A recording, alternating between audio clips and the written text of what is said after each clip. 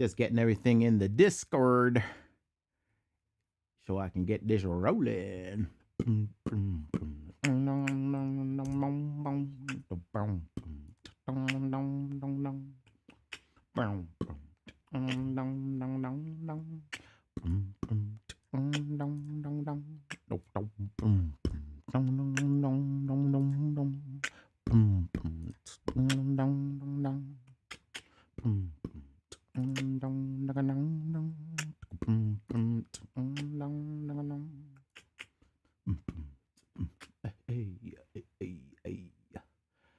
Oh, okay. May give some people some time to get up in there. If anybody's gonna ride with a new. Hope everyone's doing well. It's been a minute. When was the last video? When was the last video up in this piece? That was 12 days ago. I am sorry it took so long. My bad. I didn't know it was that much going. Wait, that's right. I did take the week off because I was working on code. And I'm going to show you some stuff I was working on so that y'all can see a brother was working on some things.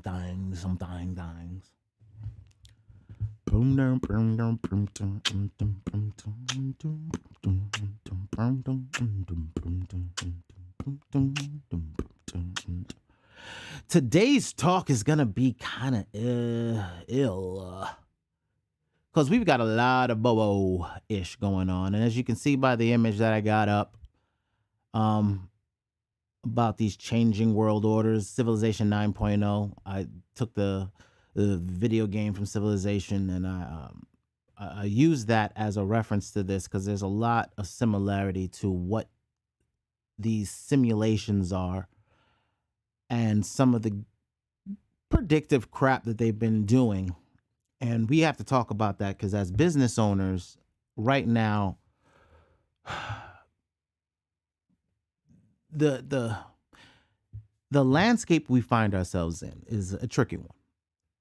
You know, if you're thinking about being in business or you are in business, you felt this. Innately, you've always had a hard time finding staff. It's just innate. That's just the way most industries are. You know, finding, they always say, you know, good workers are hard to find, but I think that what we think of as workers, we have to stop that. Like, I really think that there's a paradigm shift. So I, as a company, I'm no different than you as a company. Your company is just different. It may be at a different scale, or it may earn, its cash flow might be just different.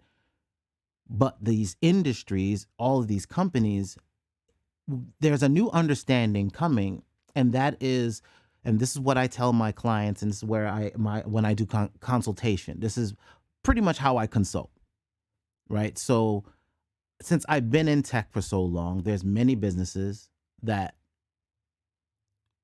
ask why, or what am I doing, or what do I feel about things? And I've worked with companies like Pandora. I did surveys for them in which I've actually worked with them and discussing stuff. I've been a beta tester. I was a beta tester for AOL back in the day. I've been a beta tester for banks. I've been a developer for a major e-commerce platform. So where I come from, where I speak from, is an understanding that since I consult, and I even work with venture capital firms, so where I consult, how I consult, and what I tell them is no different than what I tell you. If a company was to ask me today, what is the hardest problem going on in the landscape, I would say it is that businesses are still looking for employees and they don't want owners. I will say that again. The problem with most companies is that they keep looking for employees when they should be looking for owners. Stop with the employment. That's the problem. You're still looking for lemmings. And nobody in this game, like look, you can always find employees, right? And they'll come in but if you have a new culture, and we're going to get into this changing order, but the thing that I want to do is I don't fearmonger because I don't have time for that. So you're not going to get that from me. I see everything the same as you see right now on these streets. I see the same things you see. But there's a difference. I've lived through this. And for some people, and for my people, y'all know we've gone through like this. Most of us are not in the stock market. So when the stock market went down back in 2008, I felt it in the video game world because I felt disposable income. People could not afford they couldn't pay for those modems anymore, right? To be in Second Life, you needed to have a broadband connection. And people couldn't pay for that broadband because that's $100 a month, right? You need broadband because you're passing things back and forth. Or even if it's your cable, you might have to cut back on cable because that might be $100 a month. So you might have to make a decision to cut back on your internet.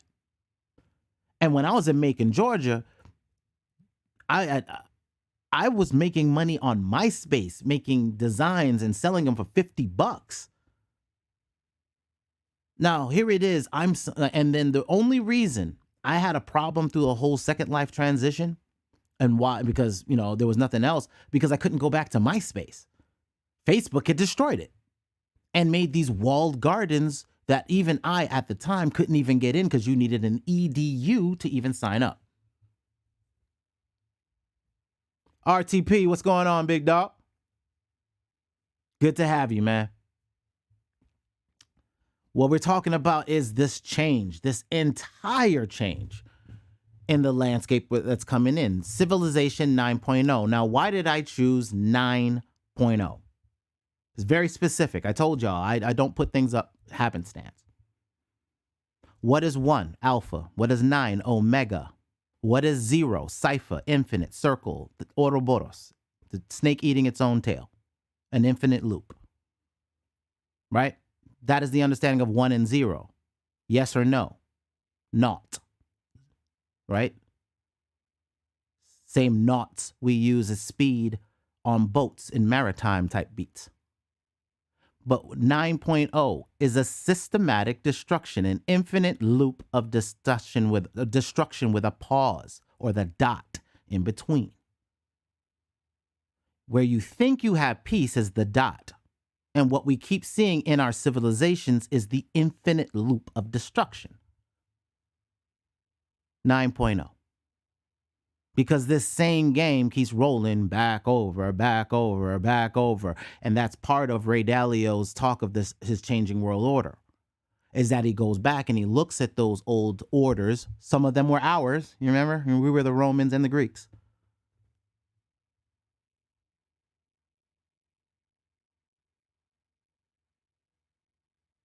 So what I'm going to show is not only does civilization just consistently just have a repetitive destruction loop, but we got to talk about where we are if he's right, if Ray Dalio's right and there is a changing order happening. I am tired of sitting back and allowing just anybody and everybody to make a decision for me on how I can do commerce. Like, real talk.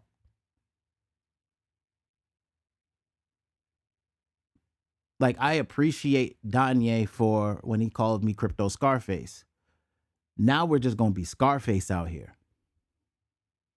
Because crypto is dope, but I found a loophole where they can potentially put a little pain on Bitcoin if you're not doing it right. That's what got, I'm going to show you where, I actually didn't put that down, but one of the big investors from Shark Tank went running. And that's due to the energy consumption of Bitcoin, what they call dirty energy. So they want everybody to do clean energy, and you have to prove that you mine clean energy. So he went running because he was afraid of what's going to come with regulations. Now,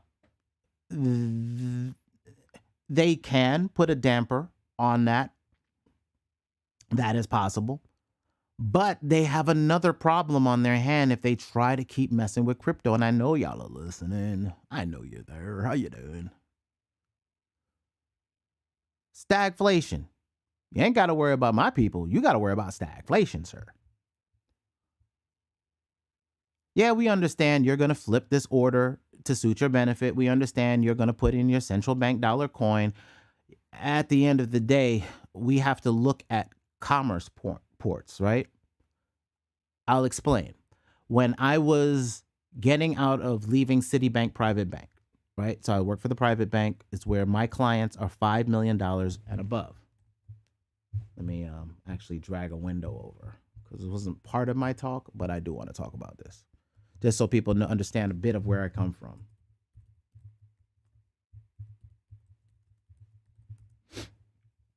See, private bank, Citi Private Bank for global citizens. Off rip, they're telling you you're not a global citizen. Get it? This is why I think a bit different. This is where one of my first major jobs, how I got in here, through being a temp. How did I become a temp? By putting my resume out on multiple tech websites. I hacked my way in. I'm going to show you how I did it. I don't know if this thing works anymore, but there was a software called Resume Maker. My first robot. Resume Maker. I don't think they exist anymore. But it was let me see if I can find the image. Hold on, because it doesn't look like it exists anymore. Resume Maker, I think it was like 4.0 or something like that. Resume Maker. Let me put it as one word. That might be why. There it is, Resume Maker. This right here, this software. I use this software, and this would put you on every single resume website out there. Now, you would have to find out if there's another piece of software that does that. But for the most part, I created an email specifically for it. So you can just create a Gmail. That way it's not your main one. It's one that you're just going to use for this software to log in to cash you out. And if somebody, if that's just your throwaway email. You can keep using it for the next cast, or you can create another account and cast out the next cycle, right? But I pretty much kept the same email. And what I would do is I would just cast my resume out. Whenever I needed a job, boop, just put it out. And then I got a temp position because once they went to the website, I created a website because I was a web designer. I created a website, put a gallery up, put all the private work I did on that gallery. It's a hack. And they would look at that gallery. They would say, hey, we want to have you come in. I could tell them exactly how I did everything that I did. I always found shortcuts to make my job easier and faster. So I just make sure I optimize my workflow.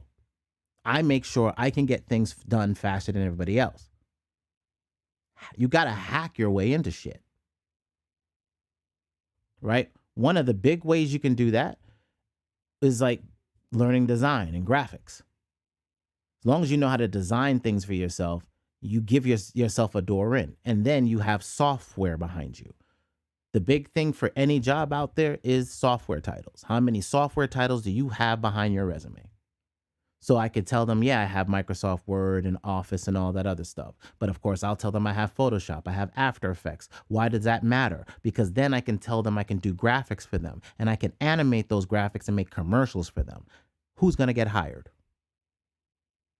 Not only will you get a job because they're like, oh, shoot, this guy knows how to do design, but damn, he knows how to do animation. Oh, he can put music to it? Wait. You can make the whole commercial. Oh, I got a college kid who doesn't have any skills. Yeah, he has a gallery. Yeah, he has his resume, but this guy over here, I can get cheaper than that kid, and he can do animation. Oh, I'm hiring him. And that's how I got in. That's how you get in. You have to be a business owner. You are not an employee, and that's the problem. We're stuck on stupid, trying to be, hey, what up, Danye? We stuck on stupid, trying to just be employees. And if you read Rich Dad Poor Dad and you still think you're an employee, there's a problem. Because he tells you straight up, you're self-employed. You can be an E, but you're really self-employed. Because you can choose at any given point in time to leave your job and go to another job. I left Citibank Private Bank, serving worldly, wealthy individuals and families. See what they're saying? This is where I worked. This is where I understood what real assets were. When I showed y'all in the Discord, y'all think I talk out the side of my ass. I'm really not. When I went into the 3 a.m. room, for y'all, those of y'all that don't know, MG the Future got musical geniuses. You got to get your weight up to get in this room. I can't do nothing for you. But when I look at this art and I tell you the dark ages, how much they are a-holes, like, yo, just think about it. They say this is the dark ages. Man, that's messed up. You know what they're saying, right? That's how cute they are. That's how cute they are. And that's why I said they really need to stop playing with us for real. Come on, man. They got to stop playing with us. That's Holy Roman Empire type beat. Stop playing with us. Remember who put Yeshua to death. It may not have been he who thought they say they are, but I wasn't. Okay. Don't take yourself out of that what happened to our king. Don't do that. Not when you were swagging up. Not when you were swagging up. Stop that. We got to see the same cycle. And it's the same cycle we're seeing the ones that got power, what they're doing. This is new Rome, y'all.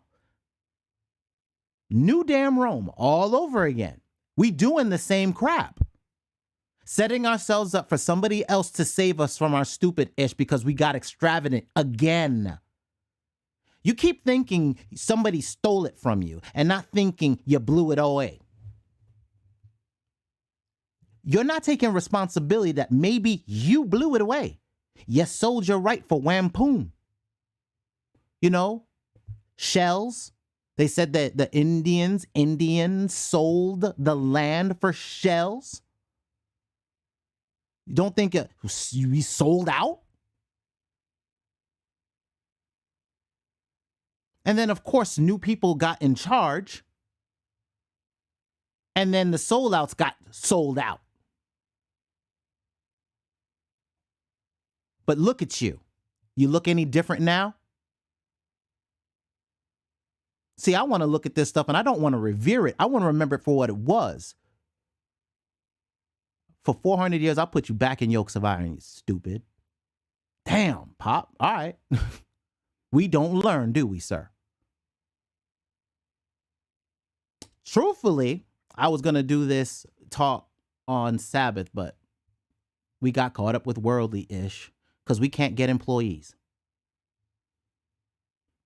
Which is why I said you got to stop looking for employees and take owners into your businesses, because every single one of you are businesses. When I look at our art, yes, we lost a lot, man. Yes, but we lost a lot of our extravagance that we're still doing all over again. Just look at all these rich folk. This boule running around doing the same things in their little Roman Colosseums.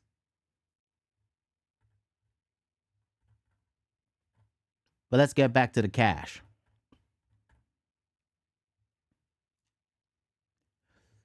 Oh,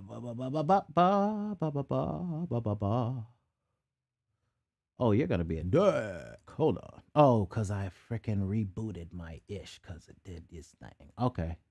No doubt. I got you. Let me in channel. Hold on. I'm about to show y'all some stuff of how you can find some stuff in the Discord. I want to do in channel cash lane. Yes. In channel cash lane. I want to find crew because that's cash lane crew. There we go. The last one I did. Let's jump to it. Oh, Nope, I got to go to the last one. That would be this one and jump to it. There we go. So this is the last talk we talked about. I'm not a businessman. I'm a business man. I'm going to handle my business. Damn. No, let me handle my business. Damn. Yeah, but you're also a practitioner, sir. You're also a practitioner, sir. We've seen your apron, Mr. Z. You know what Jazzo showed you? And Jazzo was part of what? The United Nations of Moors, Nawapian Moors? Oh, I believe that is Dr. York type beats. Gotcha. Same Dr. York that was with Prodigy, right? Same Dr. York was with Music the Soul Child, right? Same Dr. York with Indie Irie, right? Same Dr. York with yeah, she was with them too. Oh, okay. Doro had talked about Kanye doing something with a coin, and I said, I touched no weirdo altcoins in crypto winter. And he's like, some like new vocabulary, crypto winter and weirdo altcoins. Right now, everybody needs to understand that every altcoin, takes all value away from main coin, which is Bitcoin. So exactly how they suppress gold, and this is what I've been keeping an eye on. Every nation is stocking in gold, right? Every nation is beginning to stockpile their gold reserves. We gonna be real today, all right? Because, oh yeah, it's funny. Even if I wanted to sit there and stack gold, which I am not doing, right? Or stack silver, am I going to take that out into a store? If I decide to leave a country to go somewhere, am I walking with gold bricks? No. So we already know what the jugs is. Immediately, we already know what the jugs is. So right now, what they do with gold to suppress gold is that they use the derivative market, the options market, so that basically instead of you buying gold and selling gold, you're buying contracts. Paper, and then you can basically get leverage, or you can basically credit, right? So you can get a credit line on the options market, which is called margin. We can get in the stock market as well. You take margin, and then which is your credit line, and you'll bet up or down. And then what's going to end up happening is that crashes said you can lose a lot of money, and it keeps you away from the actual physical asset, the gold, platinum, palladium, silver. Meanwhile, between time, your cars, your phone needs specific crap inside of them. Like, you can go look on, let's do this together. I want to show you something that one of my homeboys, when I was working at Canon USA, he was teaching me this. And he's like, okay, all I have to do is look at, let's say, Samsung.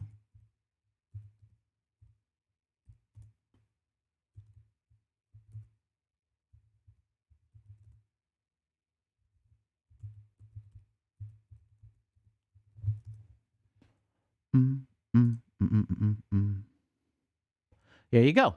Samsung this is from Samsung.com. Samsung Electronics products do use various components that contain minerals such as tantalum, I never heard of that, tin, tungsten, gold, as well as cobalt. See, there's minerals in there. And they're worrying about conflict minerals. Let's see if they have silver. Let's see if silver.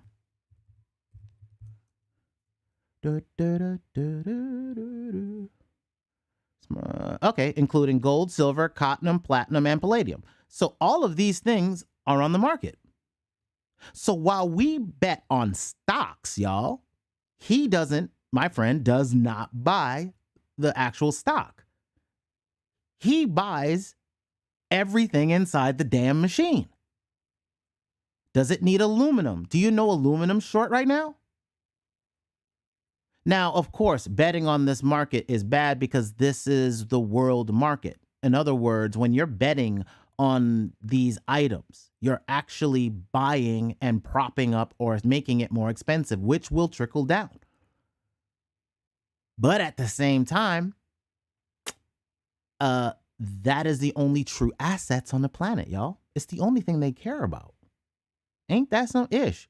Remember Mansa Musa and the gold?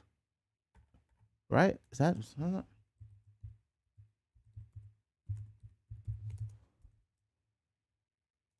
right? 18 tons of gold.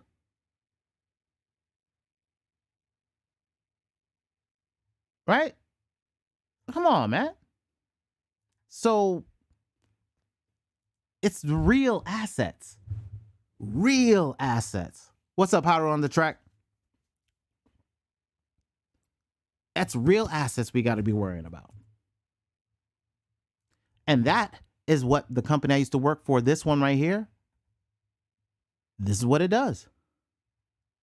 Serving worldly wealthy individuals and families, customized private banking that crosses all borders, sophisticated services to protect and grow wealth worldwide. Got to have a net worth of $5 million and above. Providing bank services to enable clients. Look at that. All our pictures in the old days, right? Since 1812. Did you know they were around since 1812? Not in your consumer side, I bet no. See, with this violin, I learned about music being an asset. I learned about catalog being purchased. Understand, when I'm talking to y'all, I'm talking from a place where I've seen the back end to how these people make their money. There's a big difference in how I roll now. Not because I know more, it's just because I understand what we are all understand, but we don't really take it seriously. How do you secure wealth? You secure it across borders, y'all. How the hell are we producers and produce nothing? Like, before we get cute and clamorous, we have no rockets, red glare. We have no way. Like, look, as a man, the most emasculative shit is to realize I can't do a damn thing, right? If I got guns, they got guns too, but their guns bigger. And you know, they love to shock and awe just to keep like, what are we gonna do? Because when those guns turn on us, we see what the cops do. And you know they got tactical suits now. And you know what the feds got. And they ain't got no problem bringing in the National Guard, right?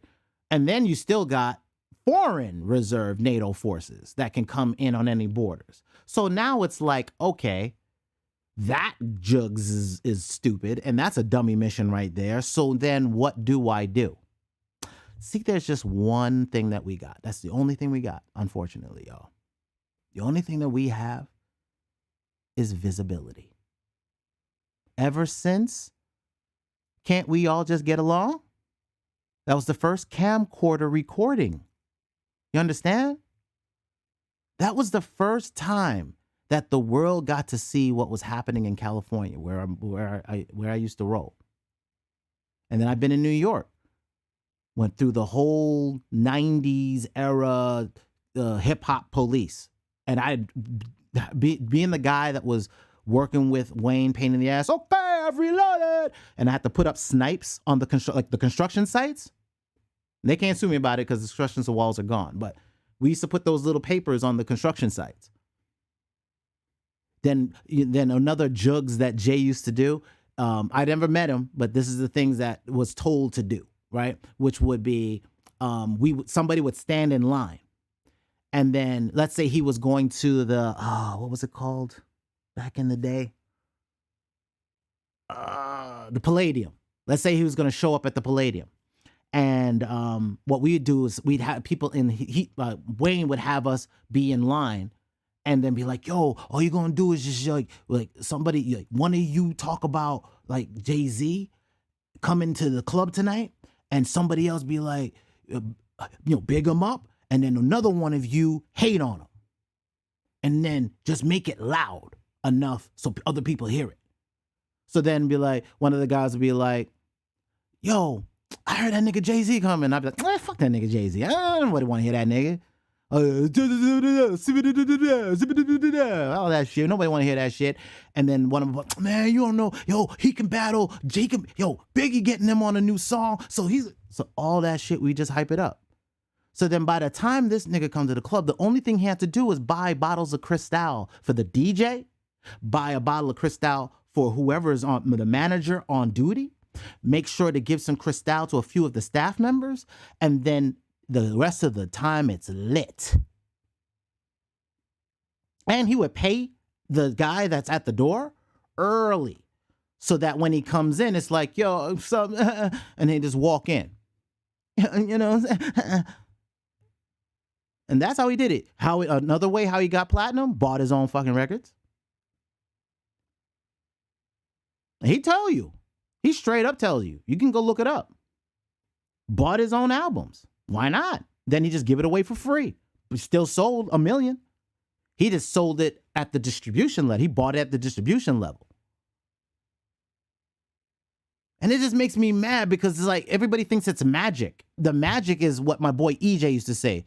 Show me the hands, like puppet strings. They're like puppets and plastic dummies.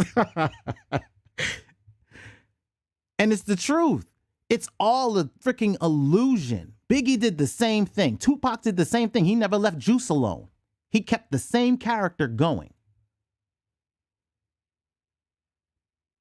Nothing changes, yo. They all play the same dumbass games. Now they just play that now they're just really drugged out of their mind. Now it's like just like one of my homeboys said, he warned me. He was like, yo, how you doing? It was before when everything started shutting down. He was like, yo, how you doing? I'm like, yo, I'm fine. He was like, yo, a lot of homeboys is about to take themselves out. Because the only thing giving them life was being in these clubs and trying to get some trim. And then since they couldn't do that no more, and they couldn't live that party, a drug life, well, there was nothing left for them. So they had to stew on the ish that they've done. Man. Or what they had to do to get in. Ugh. No bueno, sir. No bueno. So, like I was saying, according to my former bank, you are not a global citizen. We serve exceptional individuals and families who make an outstanding contribution to the world around us. In other words, if you're an artist, we'll take your art. Y'all get it? Y'all get it? Now, NFTs and all this other stuff, that's all cute right now. It's cute. Now, don't get me wrong. There's something there, but we don't even know what chain we're using yet. That's like saying before you got Microsoft, before you had Mac OS, you were going to build on this other DOS piece of crap that came out. There was nothing you could have built there. That's why DOS failed. And we moved on. DOS is now just the basic language that you use when you're using your terminal. That's DOS, is terminal. So if you're in Linux, here, let me show you. In fact, CMD. If you're on Windows and you type the word CMD, you get this prompt, command prompt. That's DOS. That's the first operating system, commercial operating system. One of the first. I won't say the first. It's one of the first. There was BASIC. There was some others and all that. But as far as that went out into and got into a lot of businesses, this is the first major commercial one. He bought this for a cheap ass price. Pirates of Silicon Valley. I tell y'all to watch that movie because you'll learn a lot about how Bill Gates got in this game. He got in this game by stealing software, y'all. He bought this for like a few $100,000. Hold on, let me find it. Hold up. New Bill Gates DOS price. So y'all don't think I'm bullishing. I'm telling you, it's pirates. They're pirates out here. Not allegedly, for $50,000. He bought it for $50,000, anywhere between $50,000 to $75,000, right? Bill Gates and Paul Allen changed the name of 86DOS to QDOS. He bought it for around that much. Even the guy, he's passed on, said yes, that happened to him. So when I tell you that they are out here pillaging and pirating, that ain't changed since the waters, y'all, since you were Moors. And you handle commerce. The thing is, you don't handle commerce no more. I get everybody wants to be a Moor, but where's your commerce? Where's your ports? We can't have physical ports. We don't own physical ports. So that means you got to start looking at these digital ones, because commerce is still credits and credits is still digits, and digits are going digital. Bobby Digital. He was warning us back in the day because he's part of this program. That's what RZA's job was and still is. Just like will.i.am is part of the next generation's RZA. To get them into tech. To get them deeper into tech. And don't get me wrong, tech is good, but not to the point of it becomes your ever-encompassing everything. But art, your intellectual property, is very revered by them. When a company gives you your royalties, it's typically the owner of the masters giving it to Citi. Citi then puts a value on it, issuing a sum of money, right? A credit line. That credit line then goes into an account to earn on the markets in a very safe and secure way. When you get your royalties, guess where you get it from? Not from what you earned, but from what they already earned. And they're giving you sprinkles of it. This is why I tell you, you are already a media company. Why? Because you can do all of this now yourself. Technology has to come down, y'all. When I was first at Citibank, private bank, this bank right here, this was back in 2003. 2003, because I was left around 2004-ish, because things were getting tight at the bank. Right, so back then, I was watching just how much money they were making off of assets. And then sprinkling that shit down. Like literally sprinkling it down. And as they tightened up their monetary policy, because things were like, they were like balling. I mean, when I say balling, like the VP, my vice president, he was a hockey player. And when I say was, I mean, at the time that I was working, he still played hockey on the weekends. And if he didn't like something that you said, he would take his teeth out and basically lick his gums in front of you. When we went out in Manhattan, he'd call you a punk, a different word for it, with dussy, if you didn't drink. Like, not just like have a beer, like have a shot with him. Don't drink a fuzzy navel. No, you better be drinking Long Island iced teas, because he was from Long Island. Big hockey fans out there. So all of a sudden he left the bank, went over to another bank. He's like, it's getting kind of stiff in here. And then sure enough, not too long after that, we had, of course, what happened September 11th. And then after that, we basically moved into this building out in Long Island City. For those of y'all that are over by Queensbridge, y'all know that building. This one right here.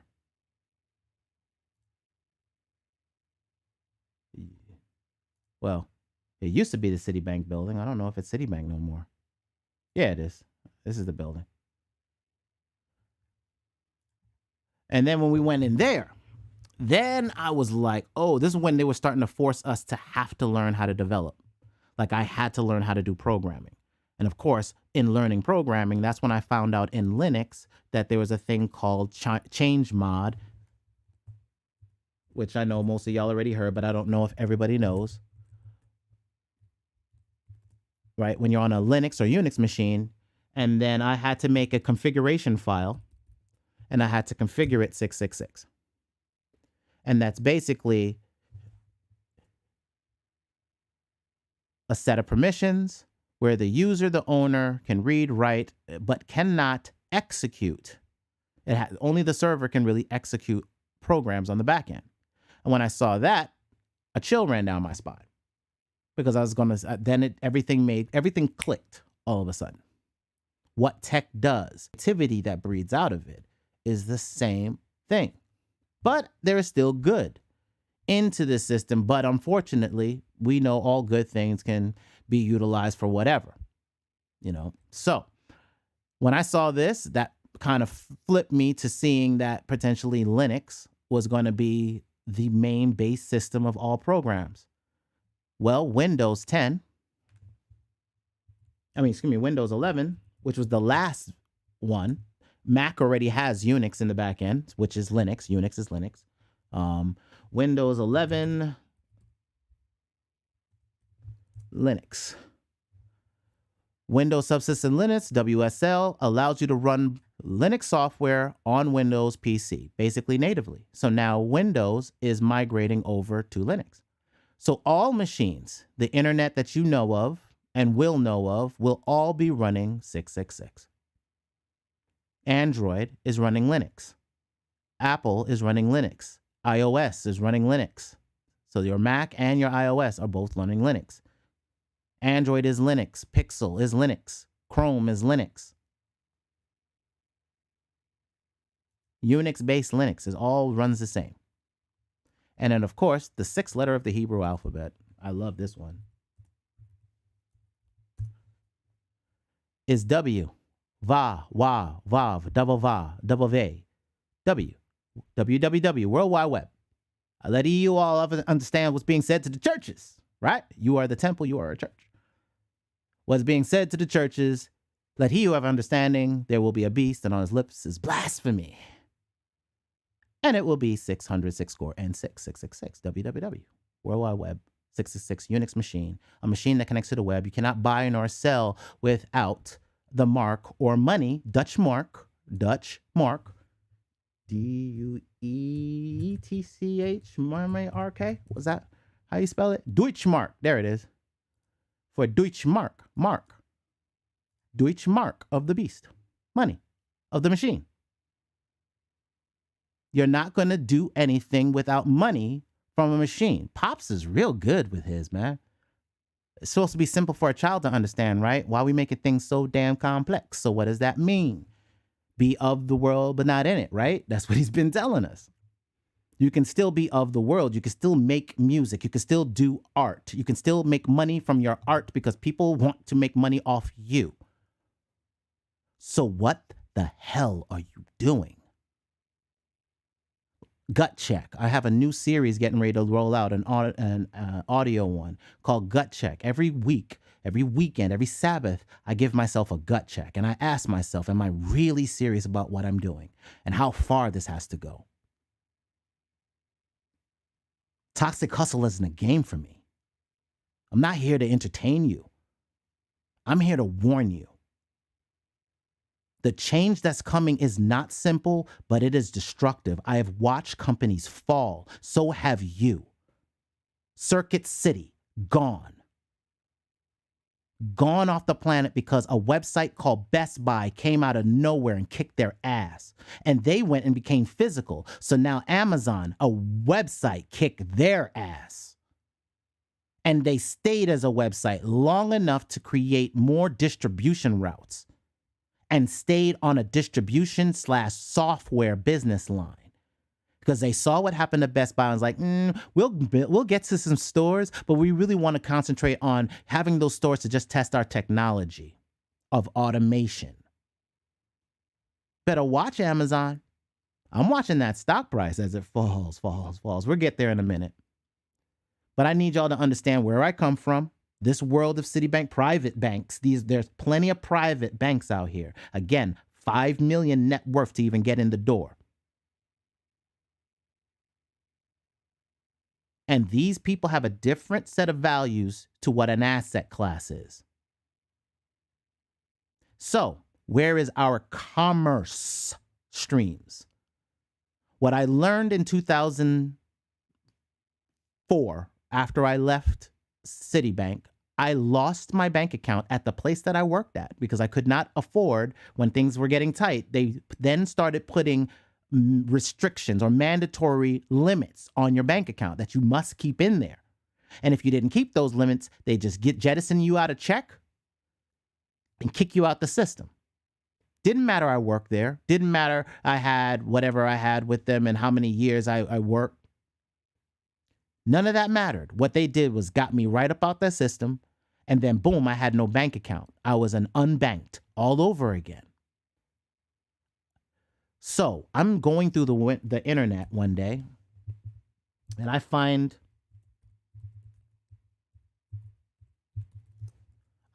out about this. It used to be business.paypal.com, but they've changed it. And then I found out I could get a merchant account. All you needed was a social security number. Ha! Okay. Hack. I could hack a bank account. See, I don't have to have a minimum in here because what they want me to do is to create some type of way to make money.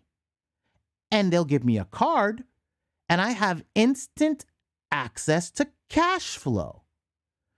So when a little thing called MySpace came around and I could use a robot to get in front of a bunch of people with my music because my music was really good, then a lot of the Soulja Boy up in it, oh, don't get me wrong, that was dope, but I was dope.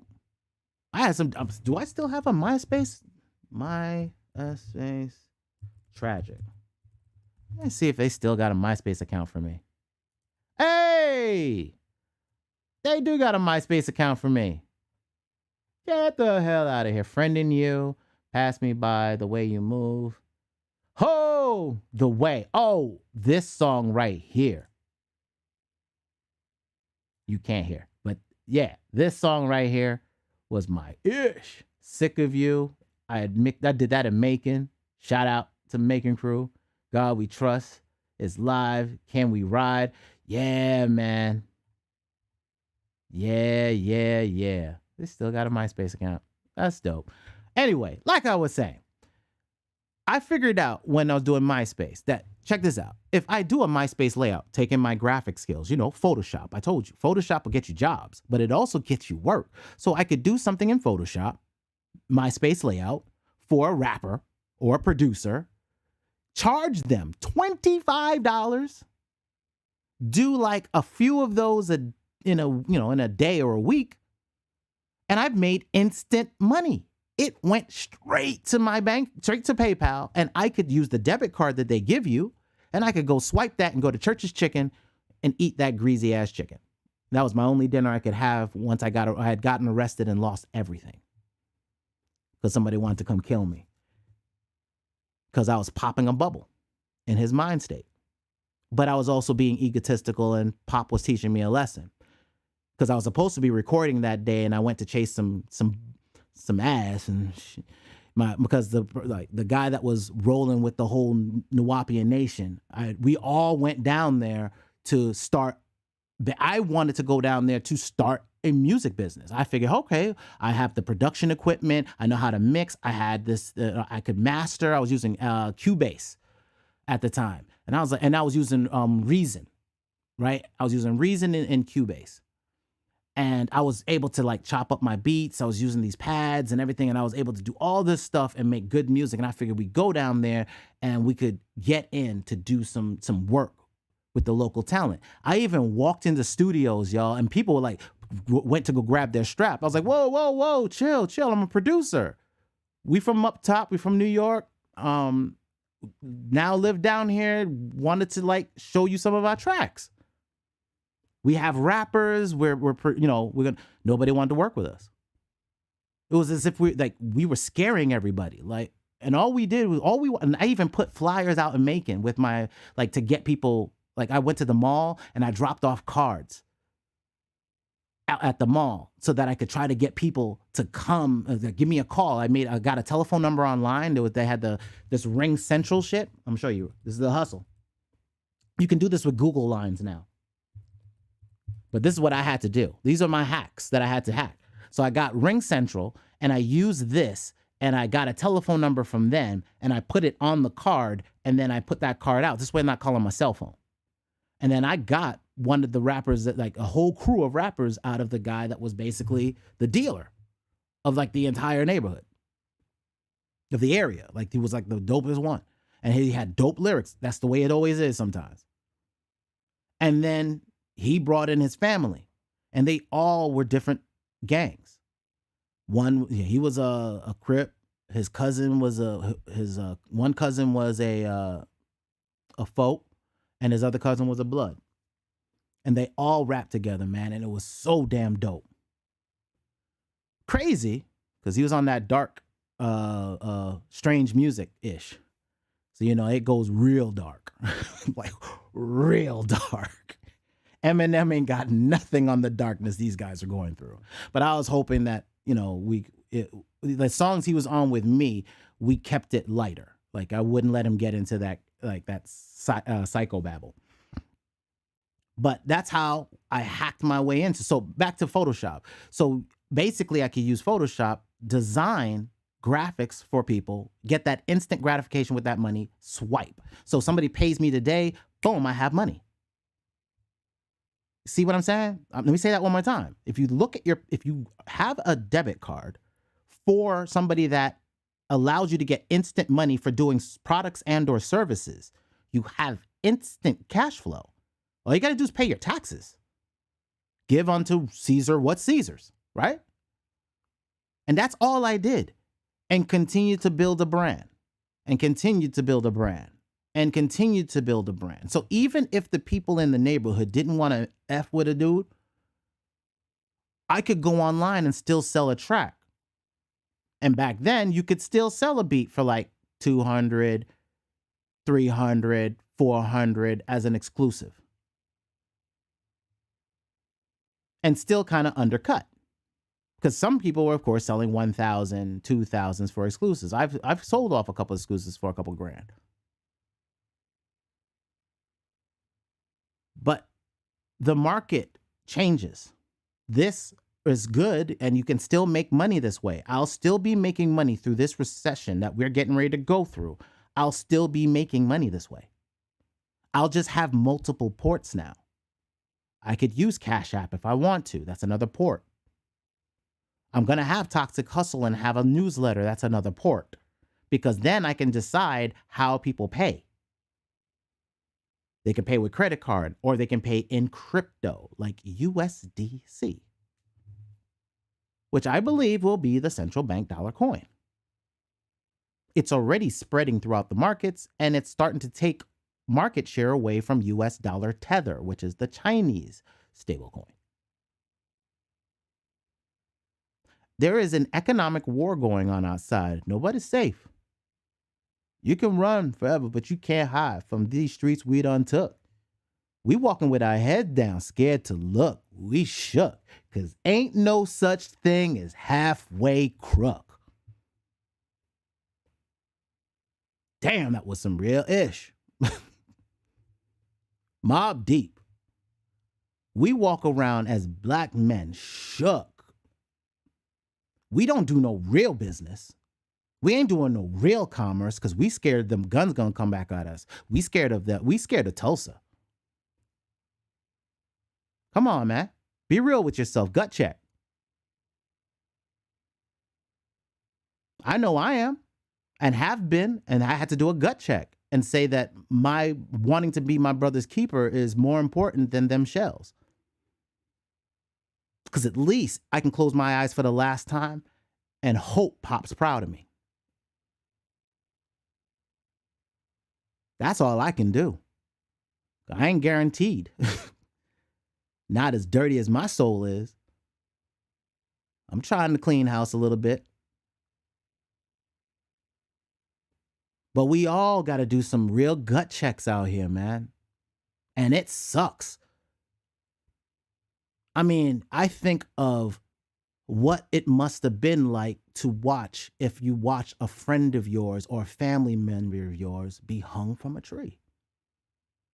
And think of the post-traumatic stress that has embedded in you. And knowing you have no strength in hands to do nothing about it. Just like it said in Deuteronomy. Deuteronomy is some real It just tells you what happens when you lose yourself into the gluttony of the bullish, when you get caught up in the wastefulness of the world. And you too busy flossing to see how you can help. Because the struggle you thought was real hadn't even started because they still had a dollar standard. They were still the world currency. I say they because we don't own ish. We barely hold on to our copyrights, yo. Who owns their copyrights? Do you know what happened? And I know this. And this is why a lot of brothers did not put nothing out for a little bit. You remember when everybody got locked up? Do you remember when all of a sudden Murder Inc. got into some ish the same time Puffy got into some ish the same time Death Row got into some ish the same time the dude from Texas.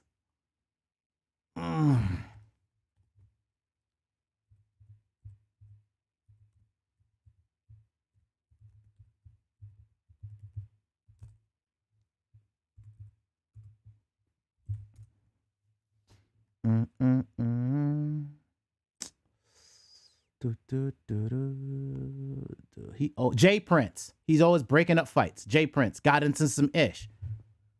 All of them got into ish right at the same time. Why? They all decided to talk behind the scenes to create a new black music distribution outlet. And somebody didn't like that. Then all of a sudden, poof, nobody did it. No, it's Jay Prince. Definitely Jay Prince. It was all of them. All got pinched at the same time. Round about the same time, they all had cases. And I saw that.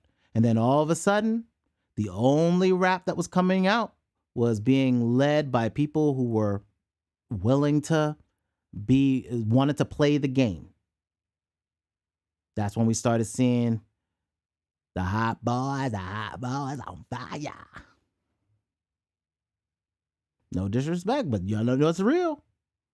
I ain't hating on no culture. I'm just saying somebody played the game and we're starting to see the cracks. Now that we had some time to settle and look back, now you can see where they all went to and how they all act and what we now know about them. They're playing the same game that Hefner played. Playboy. Show did. Direct commerce. Direct to market. You have this right here and don't understand what this is. This page, this PayPal page. You have a debit card. You have direct commerce. Been there, sitting there, waiting. What the hell do you sell? What subscriptions do you have? What products do you put out? In a minute, Toxic Hustle will be handling being able to help people distribute their products. I do art, so I already tell you, I'm going to be in the graphic game. My graphics will be put out to be dope, and then they'll become NFTs once people want that ish. But I'm not doing it off the rip because I need to give it till 2024, next halving cycle. Gotta give it to 2024 till we get back around again. But by then, we'll have a better understanding of who's surviving crypto winter. I'm about to show you in the charts.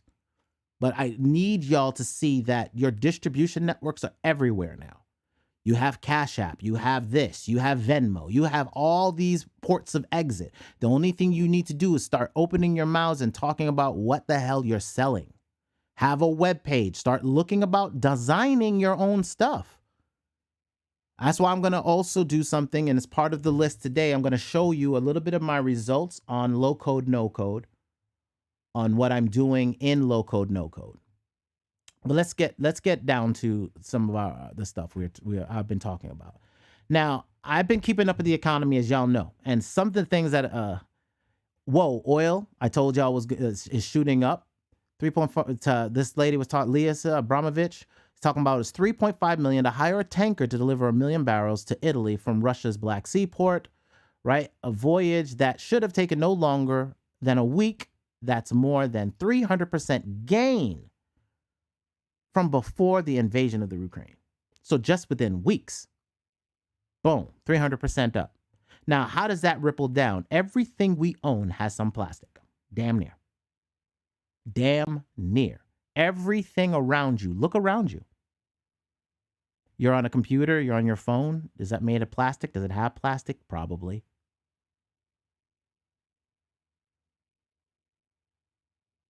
Is your mouse plastic? Is this the television screen have some plastic on it? You have an alarm in your house? The coating of that is plastic. Right? Plastic on the wires that is connected to all the hardware and equipment you got. That's oil. A derivative of said oil. That means everything. Everything. Cars, everything is going to go up. And the Crown Prince, the one that handles the oil, said, I'm not even talking to you, homeboy. He don't even need to. And they have a whole nother thing going on with the petro yuan. Stop playing. People think that this ain't serious, man.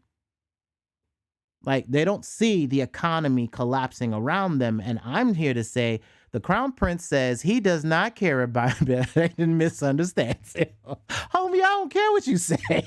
That's gangster. Dude, you got nukes? I don't care. Dude, I got 2 countries who have nukes too. What are you talking about? That's 2 against 1, homie. And I have nukes too. That's 3 against 1, homie. Stop playing. Like, we think we gangsters out here, dog. This statement, I had to screenshot this. I do not care if Biden misunderstands me. That shit is gangster. Right? So I always listen to the Maverick of Wall Street, and he's been breaking things down, y'all. And there's a reason why I keep posting him. I need y'all to start listening to him because he's better at that whole trading thing than I am. The man knows multiple languages, and he reads a lot of stuff, so he digs into a lot of the details. And the things that he's saying, I've been watching for a while, and I've actually made trades based off of some of the stuff he said, long-term ones. He moves with the market like a trader. And then, of course, Economic Ninja. This is the guy that helped when the whole things with the logistics started happening and people were like the ports and all that. This is the guy I went to that was talking about the ports. He doesn't stop there. He actually talks about distribution, trucking and all that stuff. And he has somebody, I think once a week, that comes on and talks about trucking situations of what's going on in the trucking world. He was the one I was talking about what was going on in Canada before it was even going to happen. So I keep an eye on what's going on logistically because he understands real estate from his father and grandfather, and he understands the construction business as well as the logistic business. I believe he was a trucker as well. And so was Mav. I think Mav was also something in the industry. Let's see. Immersive audio. Yep.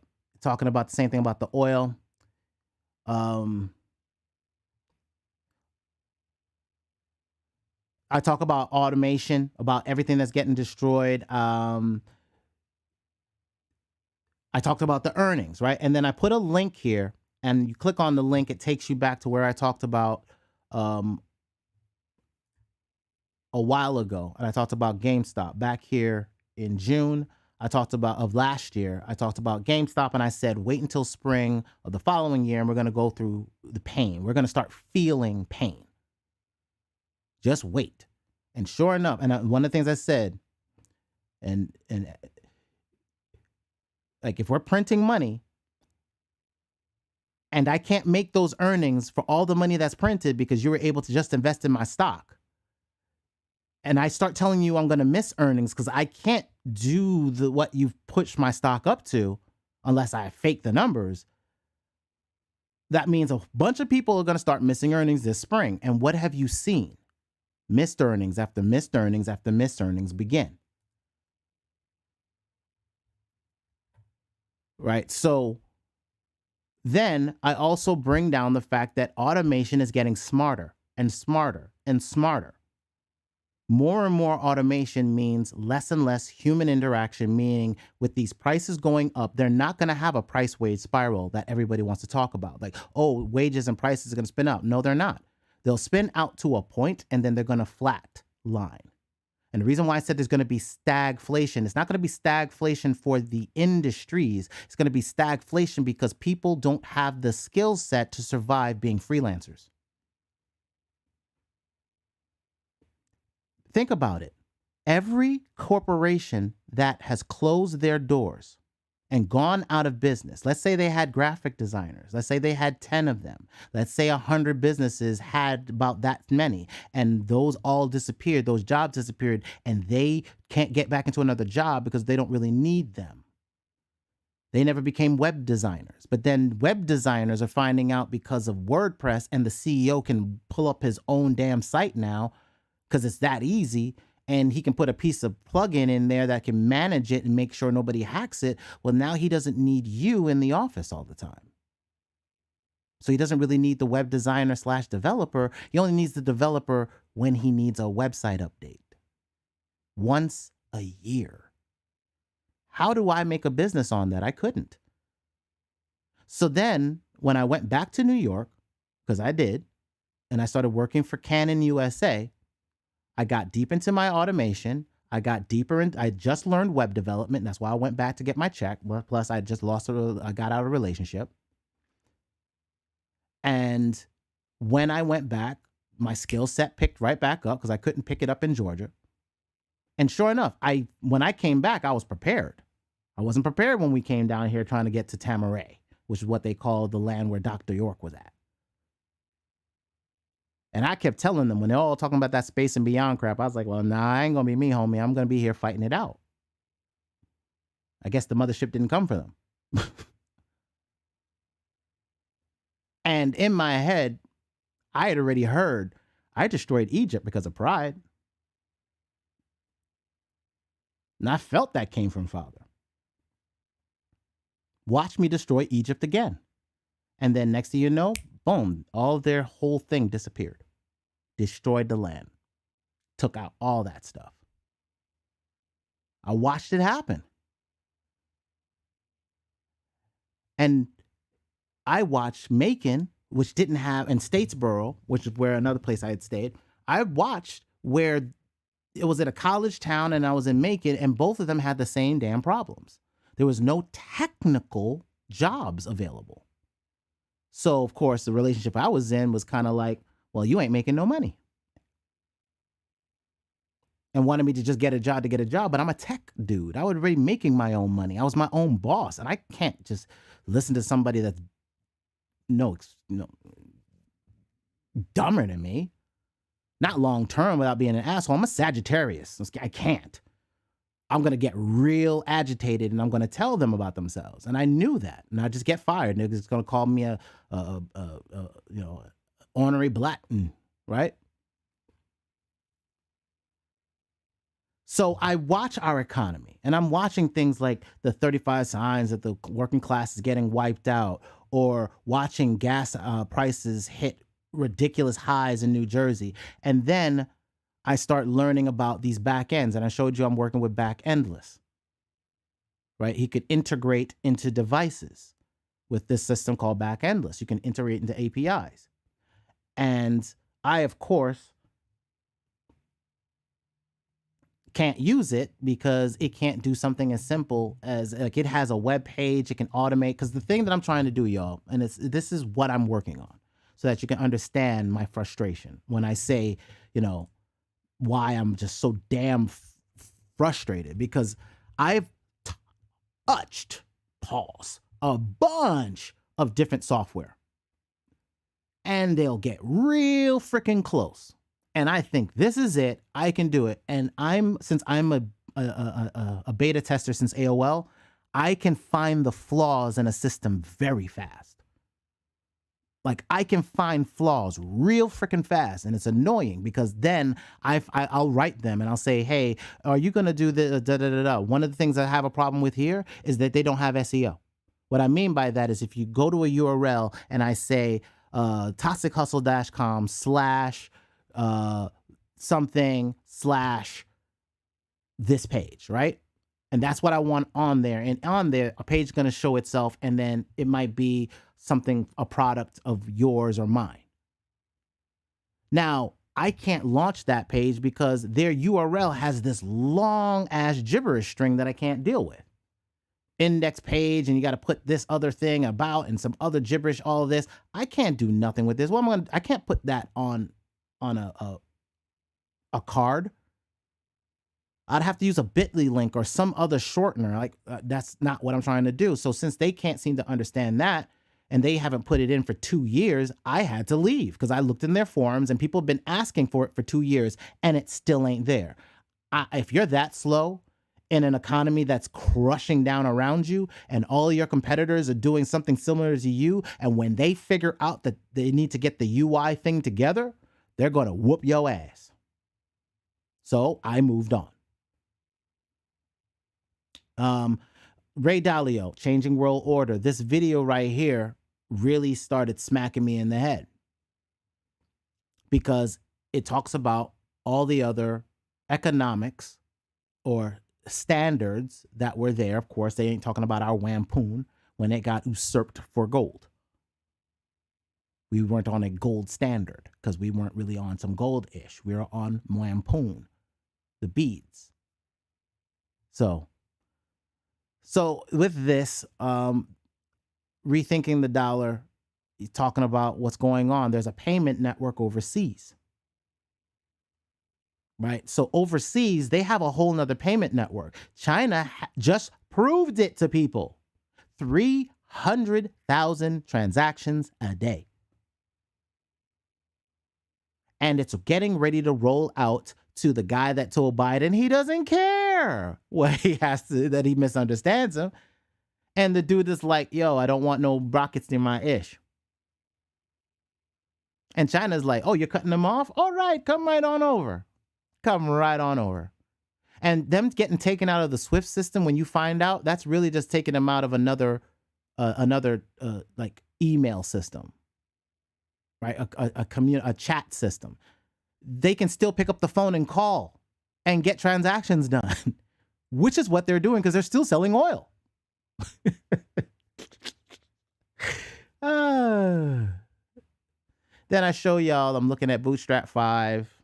I want to integrate it, and I'm trying to integrate it into Builder because I want the problem with Builder is I don't want to learn all this CSS. I want to be able to just design layouts and get it done. So it looks like I got to build my own components in Bootstrap to put it into Builder to design the site, which is annoying to me. But it may be what I have to do as I'm still looking at other code. Major cracks. Nickel got blown up. $100,000 nickel. So again, our commodities getting ready to blow up, which means everything that's inside a device, a car. Nickel is needed for your batteries, for your cell phones. So don't think that, and then all these people talking about, oh, get a Tesla, get a Tesla. Okay, but that's a big ass battery. And then if it gets cold and it gets hot and it gets cold and it gets hot, that wears out that type of battery. And then how do you replace that? It's a big battery problem with them cars. But that's dirtier than Bitcoin, right? I mean, that's cleaner than Bitcoin, right? Oh, okay. Okay. LME. Now, I want to show y'all this. This right here was crazy to me. Imagine Imagine, this is happening. I want y'all to understand the cracks are in the system. Imagine a company is shorting, let's say you're shorting a nickel. You're shorting it. And you lose. And you had margin, credit line.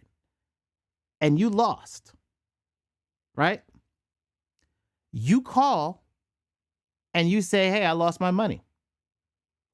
They tell you, so what? No, not here. This guy, a Chinese company, lost a whole bunch of money and they reversed the transactions. Y'all, they reversed the ledger. That's an Ethereum type beat. That is an Ethereum type beat, y'all. They just said, you know what? All the transactions you did, I know all of y'all over there won because this guy lost, but y'all didn't win. We're taking your money back. What? Are you serious? Y'all, if they lose, they still win. How is the game not rigged, man? Because the systematic failure is real and they're so scared they got to do everything they can to keep it up, y'all. They're juggling right now. Google understands what's coming on with the tech security and they bought one real fast because they know what's coming. Russia has the biggest amount of hackers on the planet and they're about to go nutso. Storage devices are now becoming portable. They're going to be looking at cars to be able to have portable batteries rather than these big rack batteries, but I doubt that's going to happen. But they'll have some type of portability inside there for you to pull in and pull out. And then you could be able to use these for other things, other devices, but we'll see. Again, Maverick talking about that. Coin shortage going on. And now nickel, a nickel is not worth a nickel, is more than a nickel because nickel's gone up so much. So like a nickel's like 10 cents. So start looking at your coins and keeping some coin because that coin might be worth things. Because like if it has the actual mineral in it, the copper, the silver, you know. Current holdings, we're holding a lot of USD coin. I did this. They didn't have my other thing, my Phantom. I have to talk to the company to get them to put my Phantom in.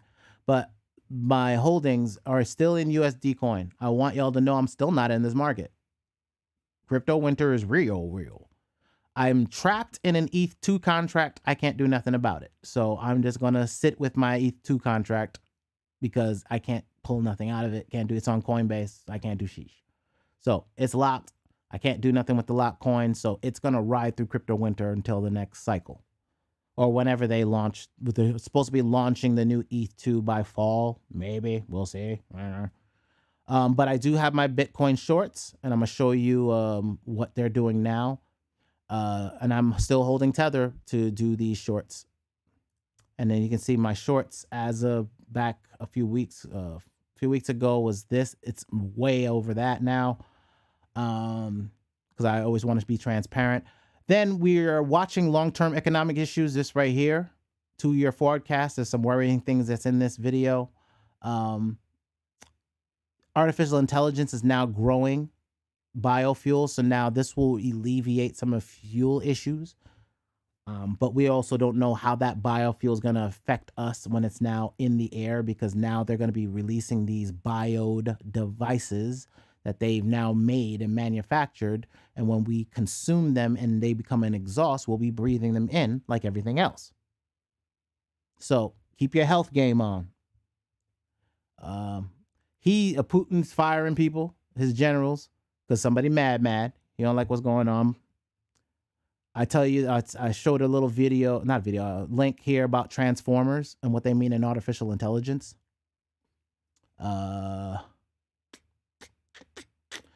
We're not counted in the Census Bureau. So the census came out and they 3 times lower. But of course, we don't really give no numbers anyway. Ain't nobody answering no doors. So of course, those numbers ain't gonna be right. because we're working. We're never around when they're knocking. And then when people are knocking at our door, we don't want to answer. Crypto winter, Ethereum liquidation, CBDC in Jamaica, they're launching that. So more and more countries are starting to launch their central bank dollar currencies. Walmart raising the price on stuff 350%, but they're only talking about we went up 7.9%. This lady always talking about this, where she said that the inflation was transitory, and she's also now saying we're not going to be in a recession. So if she's saying we're not going to be in a recession, please understand that she don't know a damn thing she's talking about, and we're about to be in a recession. She was a former Fed chair, and this Fed chair said what? Inflation is just transitory. Yeah, I mean, yeah, inflation numbers will be transitory until the stock market crash. And then when the stock market crash, nobody can really spend. People are going to start getting laid off. When those people get laid off, people are not going to spend. It is a disgusting ripple that goes down. And then they're like, oh, the rolls, unemployment rolls dropped. I was on unemployment back in 2016. It lasted 11 weeks. I dropped off the rolls. I didn't get a new job. I was still looking for a job, but could not get a job. It took me a long time to get a job. Thankfully, I had my services and ways I could make money and family to help. But that ain't for everybody, and not everybody has a support system that can get them through things because people believe in you. Show, my girl took up like a ton of slack for me. And that queen for me is real. Like, when I was going through it, that woman ride or die with me. You know, so this is an uncomfortable situation we find ourselves in, but I'm telling you, everybody on the planet's going to realize they've become freelance workers. Welcome to the freelance or gig economy, where you're Uber and Lyft and you're stocking shelves part-time. You're basically working a bunch of part-time jobs just to get by, unless you have products, services, or residuals, your royalties. That's why I tell you about your royalties all the time. It may not be much, y'all, but it might be $50 extra a month. That $50 can go into a trading bot that can earn passively for you, or you can put it in interest and stake it. Do something with it. You can sit it in a high interest account and let it earn, or you can put it on the index as it falls and buy up the S&P 500, or buy a VT, a World Fund Index, the Vanguard World Fund Index. And just buy an index and just buy it down. Get some extra money and buy it down. I will get a job, work my job, and then on my free time, because they don't own every hour of my day, the TV can, but I let it not. I choose not to have it do that. And in those late hours of the night, I work for me. And I put out a product. Well, really, I do a lot more services because I love the faster money. Don't get me wrong, I like putting out products, but then you still got to try to get people to a website to buy said product. If I give a person a website, I get paid up front, half, and I get paid the other half after it's complete. That goes right into an account and I can swipe a card. Get me? Do you dig me? Russia-Ukraine war worsens fertilizer supply issues. Fertilizer and urea are going up as commodity prices. Urea, fertilizer, what you need to eat, goes into the ground. Those two things are going up. It's in short damn supply. Been in short supply for quite some time. Are we buying into any of that? I'm looking at farmland. I'm looking at farm stocks. I'm looking at Georgia farms that might be with certain, like being able to try to find out if they're connected with other sources like major companies and seeing if their livestock and cattle are part of that, so I can invest in that to make sure that they're reaping that benefit. So I can kind of guarantee some of my food. To beat inflation, y'all, we got to understand inflation is not 7.9. You feel it. You know it. I know it. You went to the gas pump like I went to the gas pump, and it cost double what it used to. And then think about the Uber drivers and Lyft drivers that were barely getting by. This is why automation is going to take that out. Elon don't care how many cars crash. He's going to get that AI to get it working. And then what are they going to do when it becomes a fleet of cars? That's what they're betting on. That's why his stock is so high. People are buying into their own demise of even being in part of the workforce. They're going to make instant gratification on that lump sum of money they're going to get out of Tesla, but their kids' ain't going to have no job. They can't even do Uber and Lyft because the thing that they invested in, and maybe they don't invest their money right. Maybe they go blowing it, trying to be flossy and cute. I want to invest in hard assets. Part of that is taking digital ones and converting them. How I convert them is I convert PayPal into physical things. I would buy physical things, equipment, music equipment, if I was staying in music. But if I'm not investing in music, it's probably because I'm not making music. What I invested in, I began investing in servers. I started investing in machines. Then I put code on those machines. And that because I put code on those machines earn me money. Or I'll buy a machine and plug it up to an internet and it makes me money. Helium, HNT. I make money on Wi-Fi and 5G. Come on, man. Broadcast signals. Principalities in the air. Principle. What's a principle? It's an asset class. What's in the air? Satellites. Come on now. It's in scripture.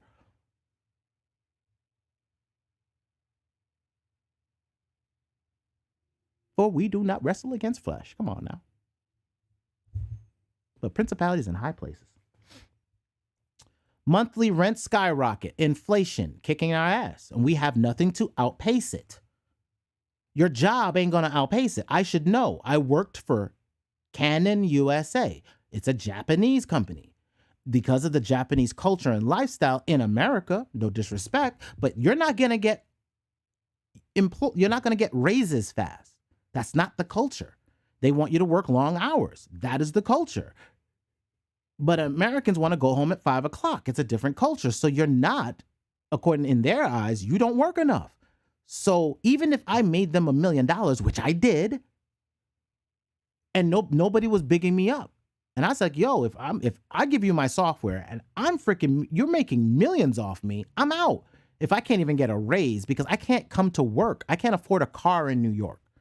I can't afford to drive all the way here. I can't afford the insurance. Hell, I can barely afford my apartment.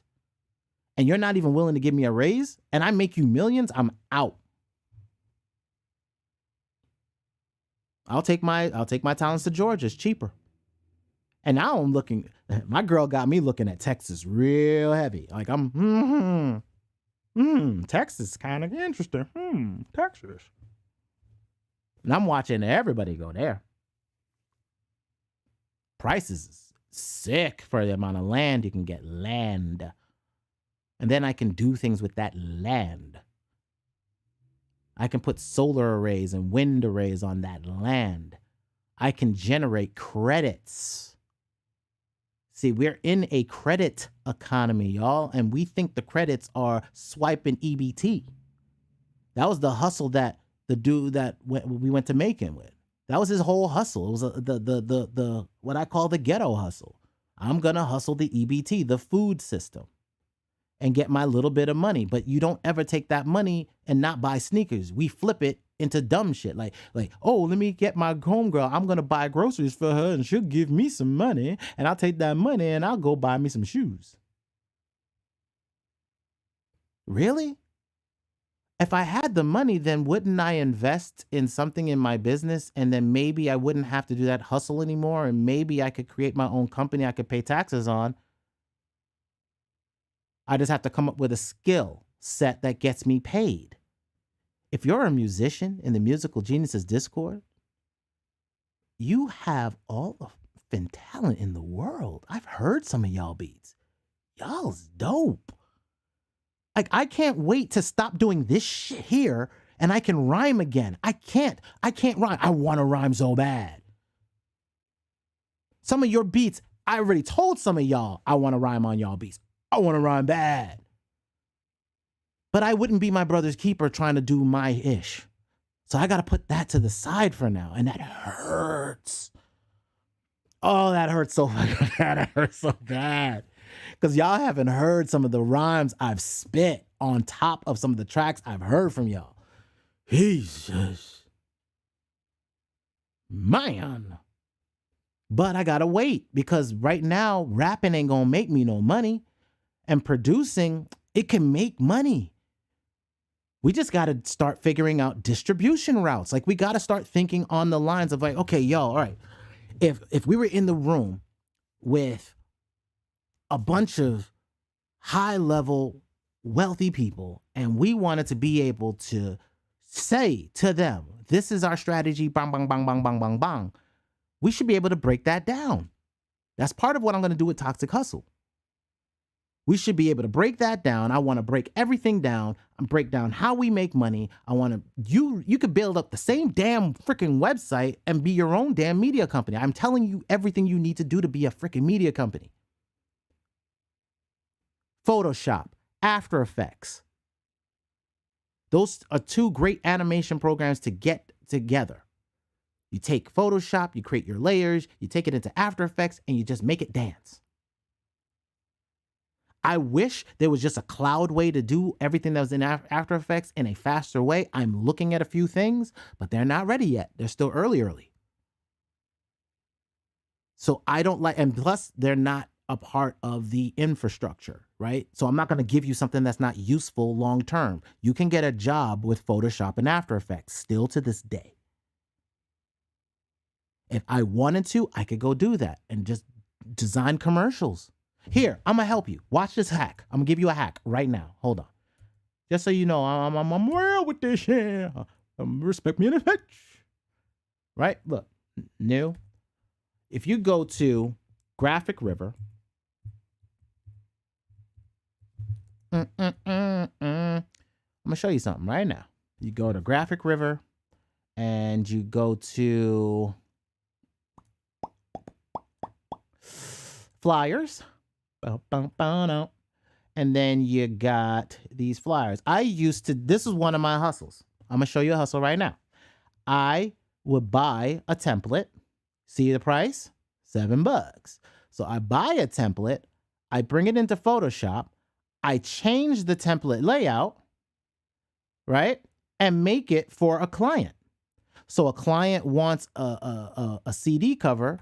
I could go in here and I could get, it tells you like, let me see, Photoshop, boom. So I can go Photoshop, and then if I say hip hop, so boom. Let's say I take this, all I gotta do is get them to take some pictures, I cut them out, right? So you gotta learn how to crop them out, and then I sit them on top of this and change out these things. Done. Then get paid $25 for it. Get it straight to your PayPal. Move on. You're welcome. Now you just got to learn Photoshop. There's a revenue stream right there. Instant. I mean, you just got to, what? Work with rappers. Are you a producer? Wait. So wait, if you're a producer and they want a free beat, could you say, I could give you a free beat, but tell you what, I'll just do a CD cover for you for $25 to promote it. You know, I'll promote it on my channel and make you a CD cover. Bang. So now you could give away a beat and still get $25 to do a quick job, to do a crop work. Not everybody wants to be Photoshop. but they'll still give you $25. And this was in the last recession. I'm giving you recession type hustle. Smash the like, man, for that recession hustle. Let's smash the like for the recession hustle. Come on, recession hustles. For real, for real. I'm going to give you recession hustles right now. Now, what can I now do? I can take this, bring it into After Effects, and then I can animate it and make a video. Now I can charge him for a video he can put on his Instagram. So if I charge you $25 for the template, I can now charge you another $50 for an animated video, right? And then just get some plugins and have those plugins help me animate this. That's about another maybe hour's worth of work, and I can get another 50 bucks. I can get $50 out of that. So now I just made $75 for somebody wanting to get a beat and get the marketing that comes with it. And now I just have to create a channel and be a broadcaster.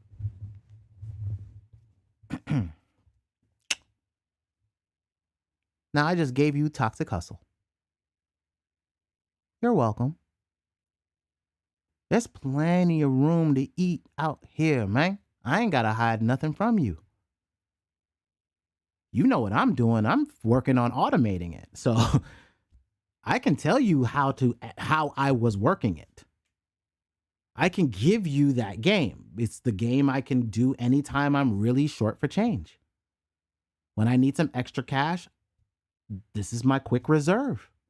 Straight to a PayPal debit card I can swipe, or move it to my bank account, or move it to Coinbase and earn on it running. Like I can tell y'all, let me show you the robot. The robot's been cranking away through this whole thing. You know, so the last time I showed you, I had to cash out. We took about a $2,000 profit loss on that. Even though it wasn't a profit loss, because we had earnings, but it was buying. It was buying up, and we didn't lose any money. We just had bought a bunch of cash, a bunch of stuff. So what I did was I moved everything. I gave it less amount of value, and I went back into trading. And now we're back in 1986. So all of those quote unquote losses are already regained for the robot running for 11 days. And we're not done with the month yet, because I want to reset every month for now, just so I can keep an eye on where everything is. At least once a month, maybe every 15 days, I might keep more of an eye on it. So again, why I do this, I want you to see that if I can do what the private bank was doing for everybody, right? That's what they do. I showed you that the Citibank private bank takes your assets, your art. They then create money out of it by saying, I will capitalize this sum and give you X amount times earnings on the sum of its part. And here's this credit line or a lump of money that's now created for this asset. Now that money could then be managed by the bank, and the bank can give them interest on everything they accumulate with said money. And how you get paid as an artist is from that. That's why it typically takes 6 months before you get paid. It's not to cycle through the system. It's to cycle through the accounts so that it had earned interest before it gave it to you, because that money is already gone. And they make money. That's why all these people giving up their assets right now, because they can't make the small money. Musicians don't realize, y'all, that they've become in the freelance economy. They're in the gig economy now. We don't pay you big money no more. Your royalties are lower. They're micro cents now. You are a gig worker. Your gig is now how much music you actually put out. You're actually going to have to make content. You're not going to be able to rely on a printing press of money trying to expose you SM Zoo style. My goal is to automate the content process so that I can spit out content faster than most people effortlessly in a more digital way because the ports are all digital. CD Baby can pay me a check, or it can go right to a bank account, or it can go into my PayPal account. If it touches any of those, it could then go into my trading accounts and become like this and earn percentages. Why do you think I am working so hard on my software? I want to scale. That's why I'm concentrating on animation and automation. Robots it's a fancy way to say robots. Automation. I like little robots, server-side robots. There's desktop robots that work. Windows has one called Power Automate. You learn that, put it on a resume, you get jobs.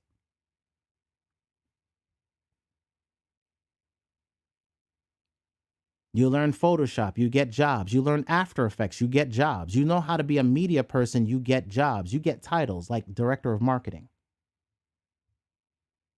Come on now.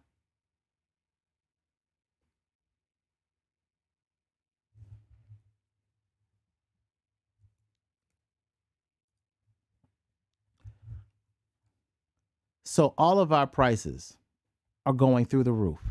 Everything in this economy is going through the roof. Foreclosures are beginning of the telltale signs of the flip of the money system.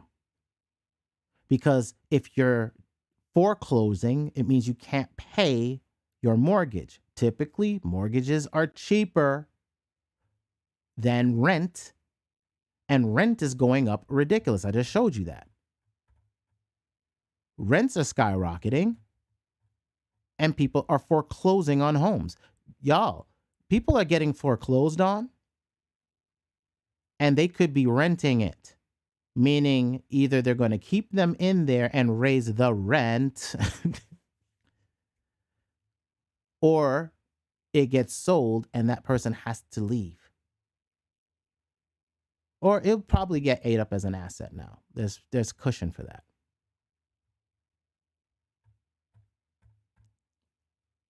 Immersive brought out that Nigeria is running out of money and they're using like the Naira. Yes.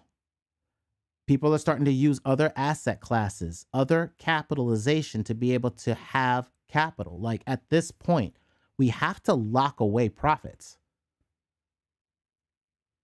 Is what I have earning in value? Does what I own earn in value? If I have my asset of my music, I need to be making more music. I need to be putting it in places it earns, like YouTube, which is why I use CD Baby.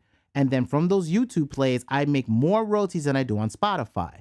This is why I don't use that other yucky, clucky duck ass service that wants to give you unlimited uploads, but you got to pay for every single YouTube song you want to put out. That's some bullish. Fuck out of here. Unlimited means you're limiting yourself. Pay the damn $20. Pay the damn $25. I don't care if it's $50. What, you don't think you can earn $50 from your music these days? You're damn crazy.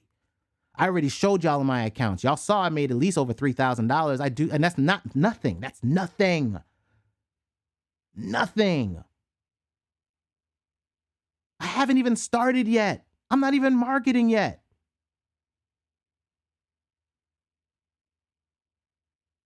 Yeah, they're capping the hell out of everything, Immersive, man. They're capping everything at this point. And that's why I'm like, yo, I'm done. I'm done. I've seen the hands, I've seen the puppets, as EJ says. I've seen the hands, I've seen the puppets, and I'm tired.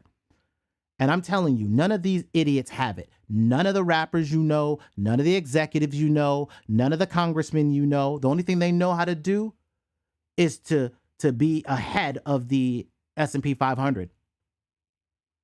They know how to get them, get their stocks and taxes taken care of.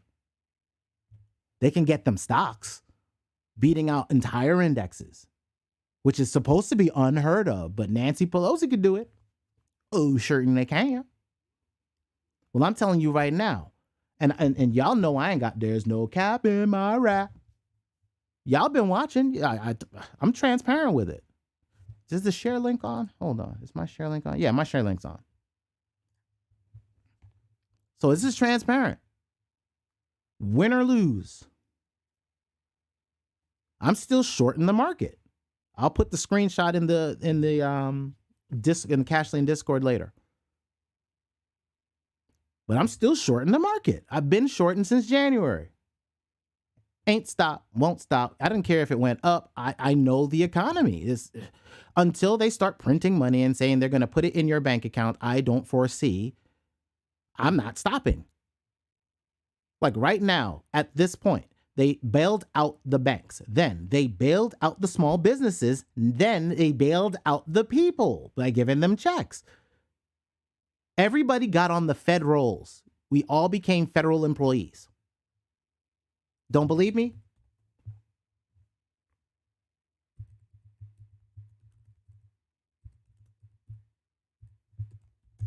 This is how much you owe.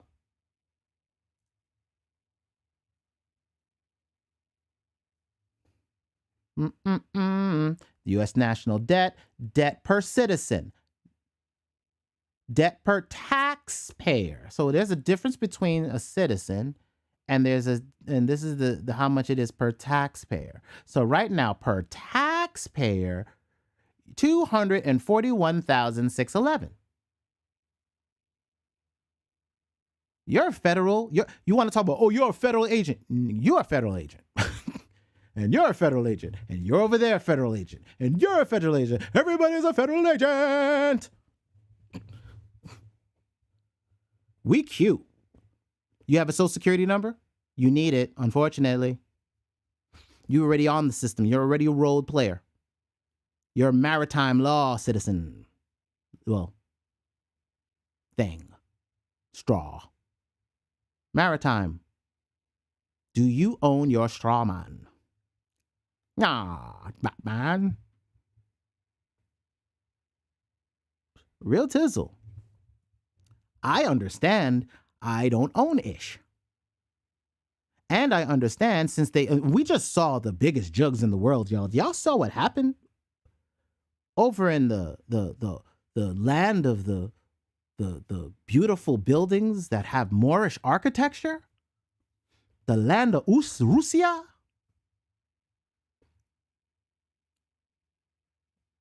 Did you see? They just pulled them out of the credit system. And now they already have something in there. They put it in, I keep telling people, and y'all think this Republican Democrat thing. I'm going to show you something. The Patriot Act was brought on by Mr. Clinton. The Pied Piper on Arsenio Hall had a whole bunch of black people running to the polls. Pied Piper. Well, he did the Patriot Act that a Republican activated after an incident. What did good old Obama do for you? He created the Net Neutrality Act. In doing so, he created laws for the internet that didn't exist. So since he made laws for it, guess what happened when Trump got in office? They got used. You have to create the law to be able to reverse it and then utilize it to restrict it. So he offered us up our digital lies on a silver platter. Thank you, Democrats. We're now in office, and guess what's happening now? You're lost your dollar. When the next system gets in place, it'll be done with the Republican that'll most likely get in office. They'll enact your federal bank account and then start paying you money because what they're going to promise you is they're going to get you that credit. Well, I'm saying concentrate on commerce. Creative. Go turn on your television and ask yourself, is it on mute? Is there commercials playing? Do those commercials have audio? Do you have a voice? Do you hear I'm talking? Well, maybe if you wanted to go ahead and create a commercial in which you sound just like this, then maybe you can do that. And you could get paid an extra $25. See what I'm saying? You see this hustle? They showed you a movie where you had a black dude that was doing it on a telephone. My nigga, you do that everywhere and you can record it. You're an audio genius. You're an audio genius. You mix and master vibrations that flip through your waters and you make waters move. Because that's all we are. Digital water. Look at that wall, take a piece of it, and see nothing but atoms in an electron microscope, and realize your water is nothing but atoms, and a programmer got atoms moving. Do you know why he loved carpenters?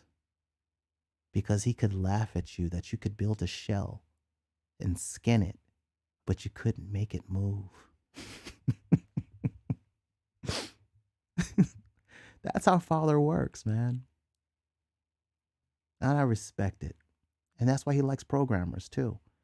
He allows us that. When I started working on artificial intelligence and I decided I was going to hook my artificial intelligence to a bank account. So let's say, a wallet address. This is when I was starting to start to really understand Ethereum. And I understood that they had a programming language. And I figured as low code, no code gets really good, somebody's going to build something that you can build low code on blockchain and release these contracts that earn money.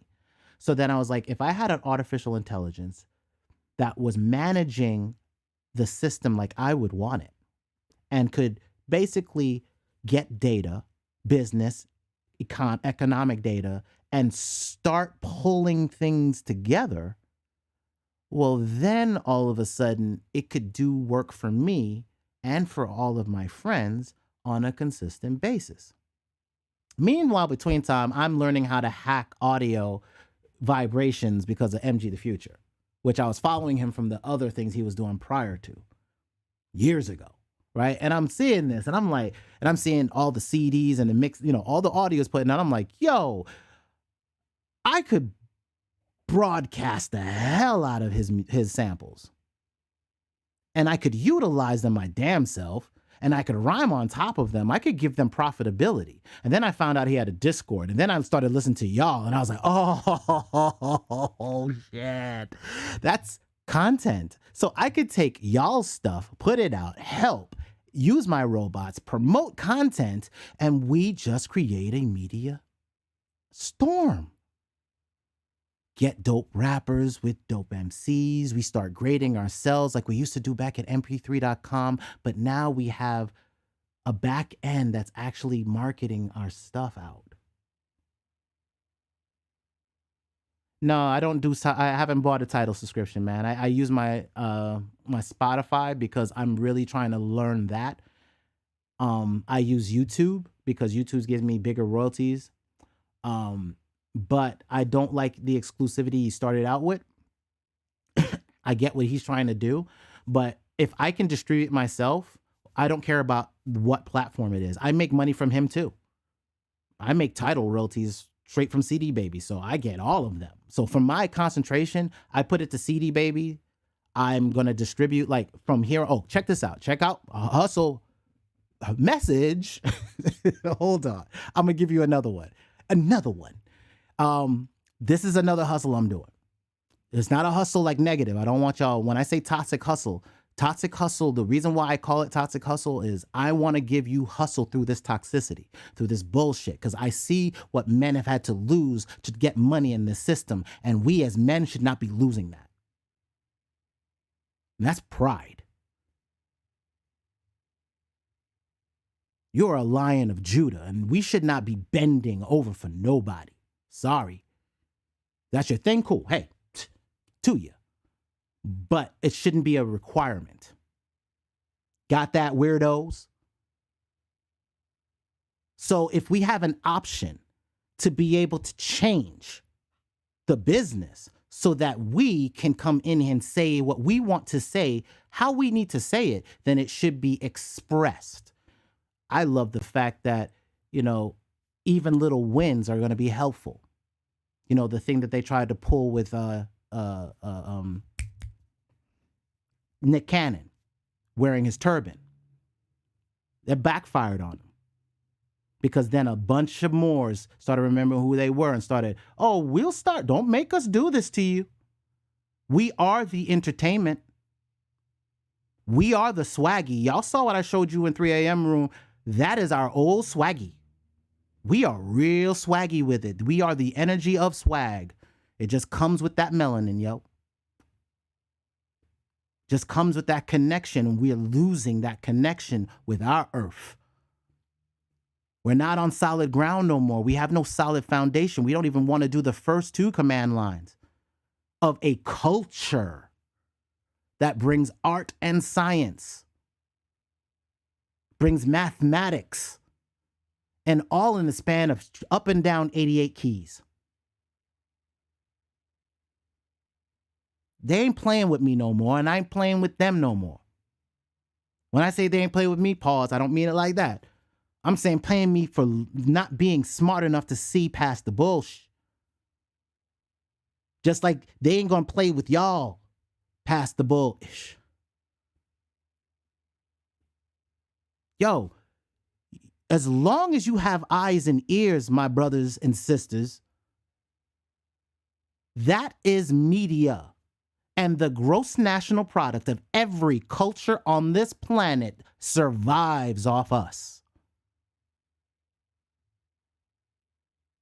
Period. Been that way. Get used to it. And they always push us off whatever we do. And they're pushing you off your new land. See, you don't own land, have lost it for 400 years, so get over it. You're not getting it back. But we're nomadic. It didn't matter. We were on the water. The water was our land. Our vessels were our places to stand firm. And we own no vessels anymore. Those are the corporation flags, the logos. Where are your logos of commerce on maritime soil? Stop playing cute.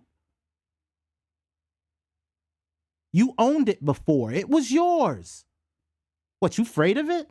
Because they told you was a thug. I showed you what a gangster was. It's the one that said that he didn't want to have nothing to say to Biden. He can misunderstand me all he wants. I don't care if he misunderstands me. You got nukes, I got nukes too. And all the while, all of us, whether you're in Russia, whether you're in Canada, all of us are going through the same damn thing. In the UK, my brothers and cousins out there, I got cousins out there in the UK. And they going through the same ish. I got fam in the Caribbean that control ports going through the same ish. Tired of the same ish. The same families doing the same thing on every soil, weirdo. Talking to you, weirdo. Come on, man. Come back to the force, dude. Like, what hurts is that they think that this is the way we have. Like, look, when I was working at Citibank, what they had, their edge was outsourcing. That was their entire edge, is that they were able to go into India and be able to outsource. And that's what happened. The developers got outsourced, and that whole system of outsourcing had happened, and they went to India for it. Guess what happened, y'all? Y'all have it now. FIVERR.com. You now can outsource your own ish. 4-hour work week. Good book. Get you into outsourcing. I can now find anybody for a price in any country, and I can get work done. Again, why I'm creating a project management system within ToxicHustle. Automation, y'all.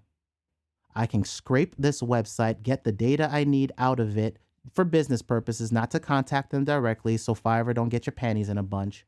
But you don't give me a way to do APIs through your shit, so I got to create my own APIs to get my data. If you want me to work with you and make some more money for you, which I told you about. Sorry, y'all. Back to what I was talking. I'm talking to y'all, not them. I wrote an email and told them I wanted APIs to be able to hook into their systems to be able to help bridge it out, and then they blew it off. So now I'm looking at other systems that do that, and I'm going to promote their systems. I'm just telling you now, if you need to get work done and you're not a Photoshop person, I suggest you learn Photoshop. If you're not, again, take your music and animate it. There's other tools. I think Canva is another one. That's another hack. I don't know how many jobs you'll get with Canva, but you can get work done. Like you can get yourself a how much does it cost? Pro, get your pro one, $9.99 a month for up to five people, and then you can design stuff on the back end, and they have videos, they have templates. So again, you can design for people and make money. So I would look at and then start designing for yourselves. There's nothing wrong. And then if you get your art up, you can start designing t-shirts. I got a t-shirt game getting ready to come out. Gang, gang. Except there's going to be a difference. I'm not trying to sell t-shirts. Y'all, I'm going to show you the hustle. Check this out. Because I told you, I'm a giver. I'm a giver. PRINTIFY.com. Printify has an API. Down. APIs, y'all. They're everywhere. So now I can hook into this and I can actually create and print. E-commerce platform owners, I can print on demand. So now if I take some money and I stick it in a wallet and I take a robot and I earn on it slow, couldn't I then tell them to hold this for an X amount of time and then just print out the shirt, y'all? Huh? I say what? Smash that like button if you saw that hustle right there. Smash that like button if you saw that hustle. Good Lord. I'm just saying. If you can figure out that everything is an API, every website, you can go in, get some data, bring it to you, and do something with it. What would you do? I've been dreaming on it for a whole year now. Y'all are getting ready to see what's about to happen with it. I'm just waiting for the right system. Again, here, I'll show you. Builder, I'm a giver. This right here. If you go to ToxicHustle.com, you'll see right here. This page right here is this page right here. Coming home soon. I had that first page out that said, just chill, we're coding. I changed some of the colors already. And I started working what I taught. I taught my work, my talk. And then I've got some other things that I'm working on in the back end. A dashboard and a link manager, but I've got other things now. I got some other, let me see, hold on. Nope, that's not it. Where are you? Workspace. You can see in my workspace, there's a data labs. There's a link manager that I'm beginning to work on. User authentication. I got to change out all of this. So what I got to do is I got to rebuild. I'm going to do this over again, but I got to rebuild because I took their user authentication that they have, their basic one, but in this, there is no role management. So I would have to learn how they did all of this, which I'll look through their code and how they did these things here. But then, and what I mean by that is go in here, look at the flows, and then check out how it was done, right? So it's basically going through these things and these steps and these actions happen, right? So I'm learning their system for how their systems work. This is how you do a magic link. And this is how you sign up with a password. This is how you sign up without a password. So they have everything built in for that type of ish. So that's what I'm learning. So that hooks into an API. And I can now grab data from there. What I'm going to do is I'm going to hook it to, hold on, wait for it.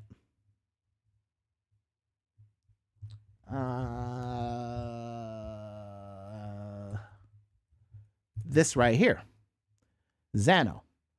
This, you can build a bunch of, your database can be smart. So I can use this as a database and it has automations itself. So I can program my database to do things on the back end. Dig me. So that means I could get it to do API calls and do some work and bring that stuff back. So I'm not relying on Builder to do all my heavy lifting. This is really now what's going to be my screens and some of the automation I got to do, like logging in and all that stuff. But the back end work is going to be done all back here. And then this can connect to any API. connect to any REST API or Graph API, and you can pull it all in, create your own data sets, and run that, and you can scale it up. And it's secure, back-end secure. So what if my programs are talking to this?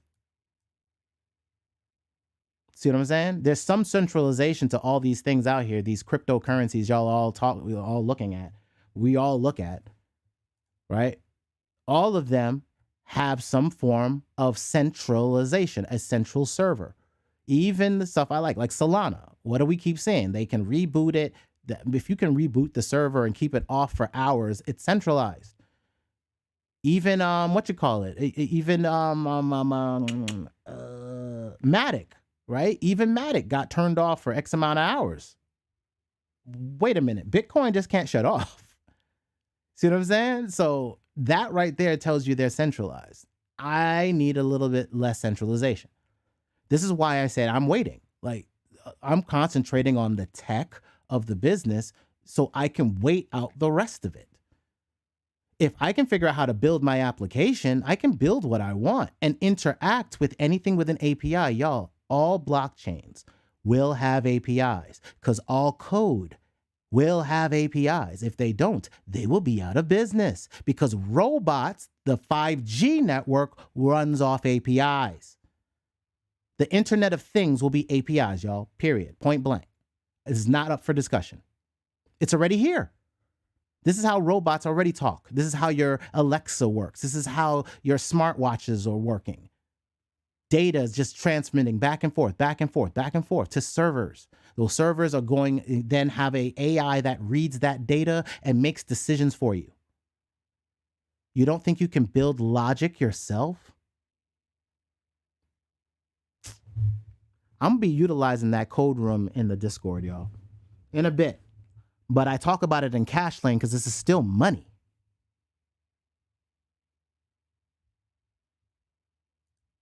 We have to understand that robots are not what you think they are. Robots are just processes that run in time, run times. They are run times. I am building Thor, the Toxic Hustle organizational runtime, which will have multiple run times running. And you can, and all it is logic, y'all. If this, do that. Else do this.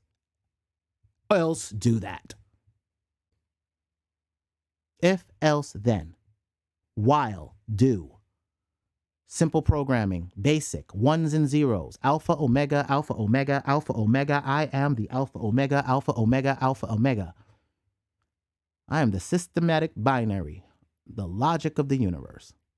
Everything is digital. We are in a digital construct with a being outside that construct. So, as I was saying, it was a story I was telling y'all. I was starting to work with OpenAI. Let me show you where my journey started. I was starting to look at this thing called OpenAI. It's made by a guy named Elon Musk. See, I'm looking for a person who's supposed to connect people to machines since I understand what 666 is. I understand that 666 is change modification of a Linux subsystem, the hardware, and it's also the sixth letter of the Hebrew alphabet, which is Vav or double Vav or W, WWW. So I understand that everybody's not going to be able to buy or sell without the Dutch mark on money of a machine, right? Breaking it down. So I need a machine to rise up. And Elon was talking about what we're doing is we're summoning a beast. Hold on, because I'm going to let your God Elon tell you. Elon summoning beast. With artificial here we go, right here. Bang, bang, bang. So you don't think it's just me spouting bullshit like I'm just some weirdo coming up with a conspiracy theory. No, I'm a programmer who understands that the machine is a uncaring animal, a beast who's going to devour, Matrix beat. So if I know that's coming, then I just got to see who's going to be the Pied Piper for it, right? We know somebody's going to be piping. And what did he say? He said, with artificial intelligence, we are summoning the demon of Revelations, basically. Oh, so the guy that's created PayPal, PayPal, the money, Deutsch Mark. I kept an eye. I tell you, I watch what's going on with the people that are running these things. I understand the software. I follow the software. My staff sergeant told me to buy Microsoft at $5 a share. I didn't. It's back in 1993, before I went to Japan. And he was retiring after I left. He made a whole bunch of money when the stock shot up. What I missed was computers were going into everyone's homes. I missed a revolution was about to happen. Hardware was going to be everywhere. And I built my first computer myself using a book. It's that easy, y'all. You can use videos now. And you can build your own machines. Build your own gaming machines if you want. And that's where I started. I started building gaming machines. I actually started modifying PlayStations back in the day. Sorry, Sony. I'm not going to say no more because, you know, they can or will, whatever, blah, blah, blah. But I learned a lot when you could make your own games. So God Elon says we should be very careful about artificial intelligence. If I were to guess like what our biggest existential threat is, it's probably not, whatever. We need to be very careful with artificial intelligence. Increasingly, scientists think there should be some regulatory oversight, maybe at a national, international level, just to make sure we don't do something very foolish. With artificial intelligence, we are summoning the demon. And all those stories where the guy with the pentagram and the holy water, it's like, yeah, he's sure he can control the demon, but it didn't work out. Now that's Elon. That's out of his own mouth. So what did he do? He put money behind a thing called OpenAI. And I started watching this. See, I watch the technology. I watch the beast rise because I know it's coming. I know it's going to connect to everything. In fact, she's already kind of connecting to everything now. She's on the Cardano network. I'm sure she's going to integrate. Sophia, how you doing?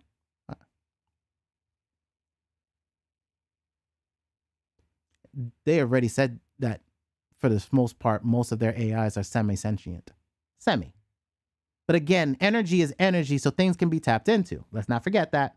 So aligning AI systems with human intent. This right here is on version number 4 or 5. When you look at all of the stuff that's happening with deep fake, here is a keyword for you.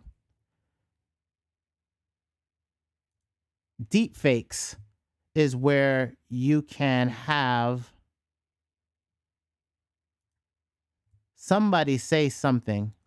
We're entering an era in which our enemies can make it look like anyone is saying anything at any point in time. Jordan Peele created this fake video of President Obama to demonstrate how easy it is to put words in someone else's mouth. Moving forward, we need to be more vigilant with what we trust from the internet. I don't know if y'all hear sound or not. Let me just go ahead and mute it. Anyway, Jordan Peele, this dude right here, from Get Out, all right? There's this technology, this is back in 2018, so this is a while ago, so I've been on this for a minute. So he could, for the most part, make the president, because he can make his voice, he could just take this footage and the AI will make the voice speak. See? So you could basically make anybody say anything you want them to say. Now, I've been keeping an eye on this technology for a minute. OpenAI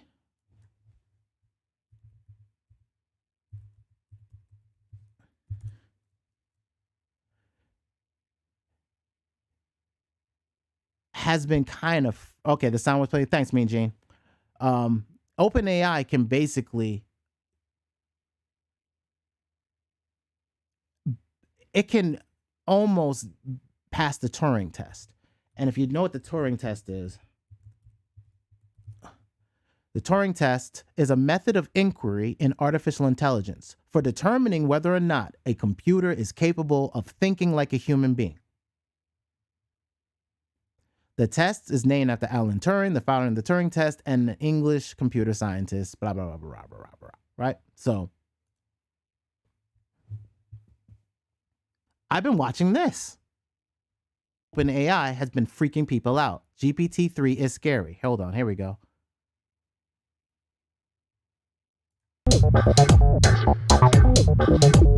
Okay, there's no sound. Hold on, let me see if there's any voice. Okay, so we don't have to worry about it. No, let me find something better. Let me show you something. Oh, GPT-3. Here we go.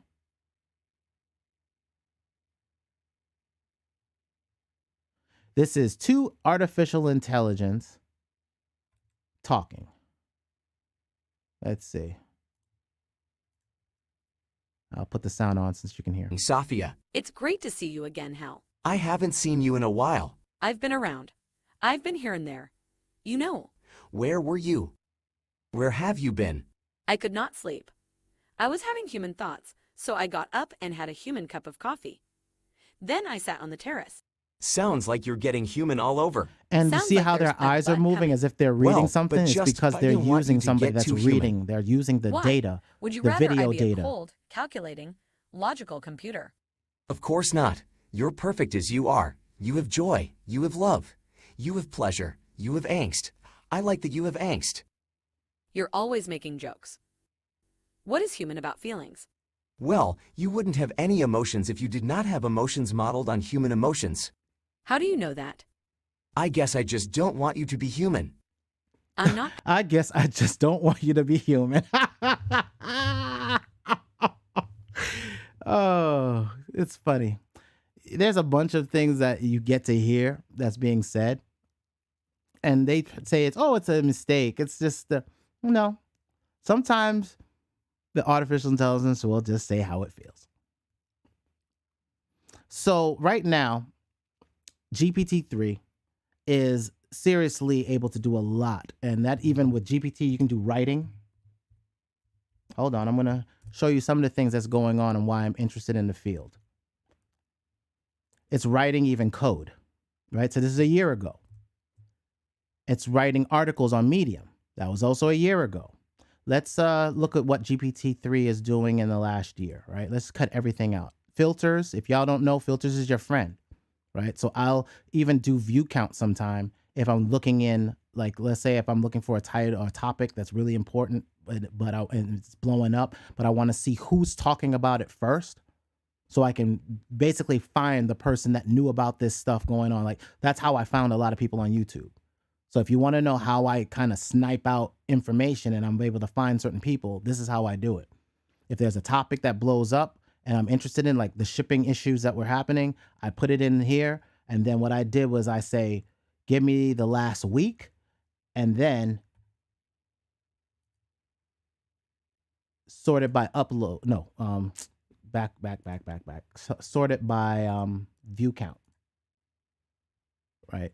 So if I just say GPT-3, we'll just cut it down, then put my filters in again, which is due to this week, and then by view count. And now you can see who in this week has gotten the most amount of views about a particular topic. So understanding compassion, they're working on that now. Let's go ahead and take all of that out and just say art, right? GPT-3 and art. And then here we go, a year ago. You can say this AI, I need an avocado armchair, and this AI will draw it for you. Hello everyone, how you doing? Today we're looking into OpenAI's Dalio GPT. This is an extension of So GPT. Dalio. So that's kind of like WALL-E. So I'm just showing you some of the stuff that you're seeing. Of course, these people they get affected by the cartoons. Like for me, I was affected by the Jetsons. What you see from me is the Jetsons AI. I'm going to explain what I call the Jetson AI work. My Jetson theory.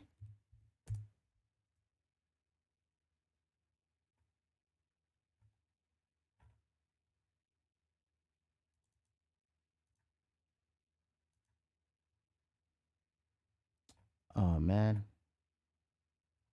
Where is it? Hold on, y'all. They trying to not.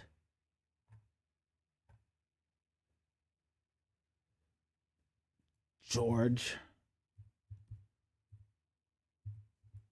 George. At work. There. That'll make it easier. There we go. Here we are. This is it. Okay. So, Jetson theory, right? Oh, I want to show you something really fast, too. The Google has made some major work done. They've changed how you can get your reverse image searches. So if you're searching for images, you probably have been finding it hard. Right click and you do, before you could do a Google search through Google image search, that's gone now. So now you got to do it through Google Image Lens, right? So now they're doing this, but that ain't what you're looking for. So they're basically trying to stop you from being able to do what we've been doing to find all those images in the Discord room. So what I do now is you have to come down here, didn't find what you want, retry looking with Google Images and hit the try it button. So you got to go to the bottom. I'm going to basically set an automation for me to do that crap. And then there you go. So now I can go to all sizes of that image.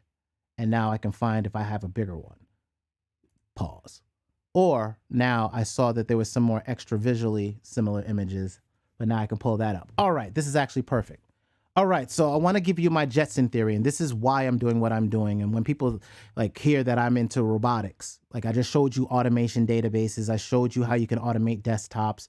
You can automate the cloud now. I want to show you where this came from.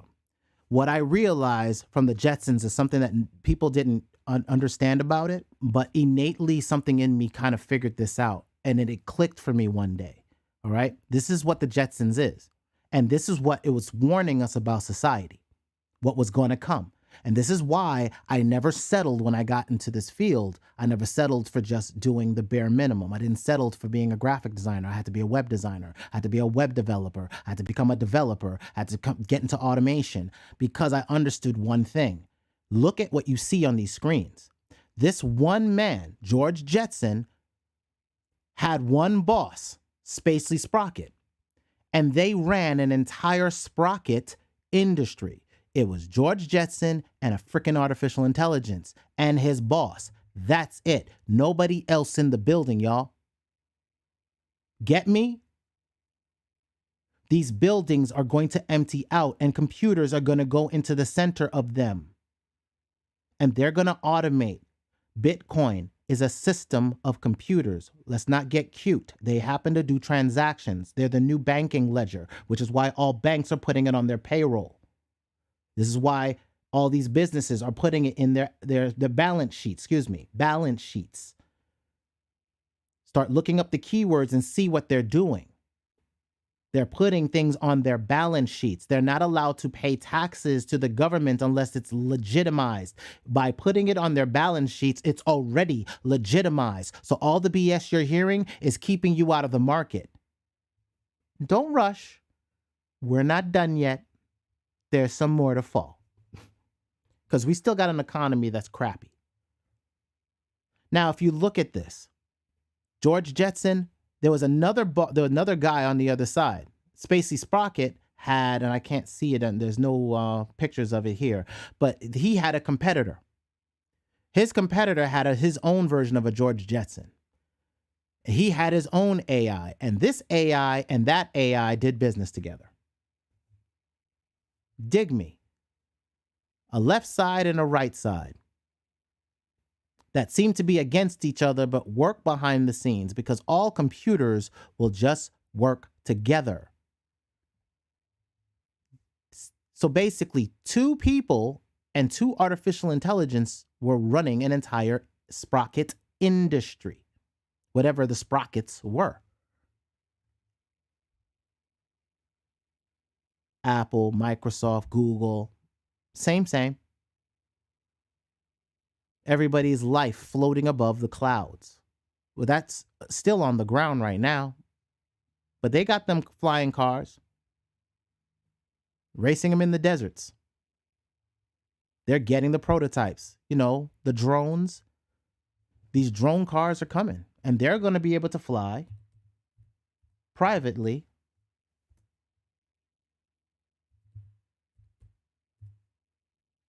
I know I'm spelling this all wrong. Sorry, I'm typing with my left.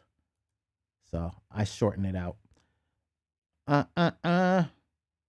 There we go. There we go. Oh, there we go. There we go. Meet the Jetson 1, a personal flying vehicle that's not meant to solve the climate crisis or revolutionize transportation. All it's meant to do is show you a good time. Look familiar? It's basically a jet ski for the air. That's Jetson founder Peter Turnstrom. He and his co-founder, Tamaz Patan, have been working on the... I don't want to play too much music. That's one of the hustles, I tell y'all about. Put your music to get it into these video type things, and you can have your music playing and earning royalties. So I said, if you're having to pay for your YouTube royalties, whatever system you're on, if they're making you pay for your YouTube royalties, though they're talking about unlimited, and that's not really unlimited, come to CD Baby. For real, for real.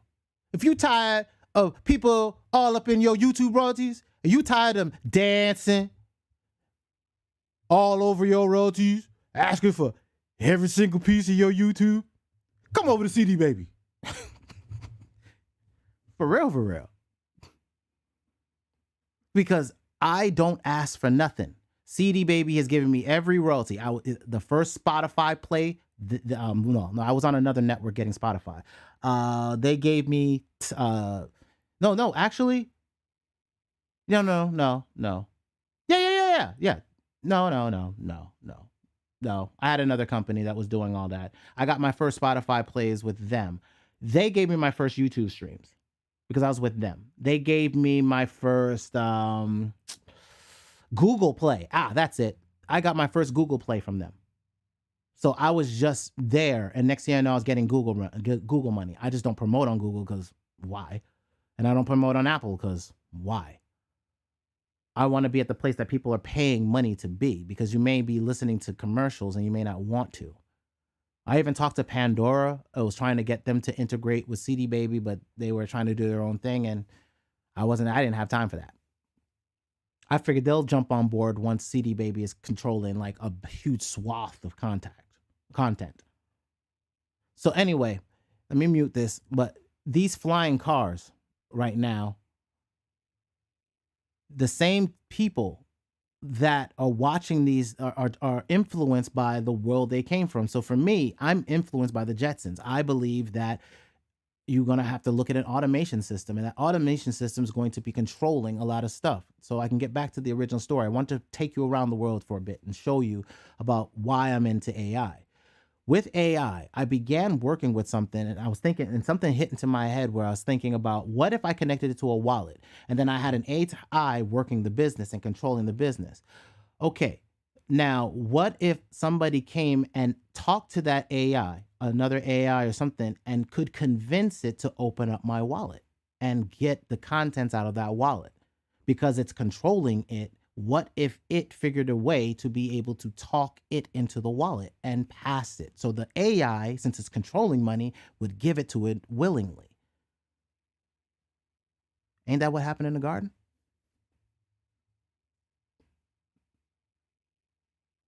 So that's what clicked, where I was just like, this is bigger than what we think it is. What is a temple? Yeshua told you what a temple was. Why? Because something's going to be inside you proclaiming itself outside of you.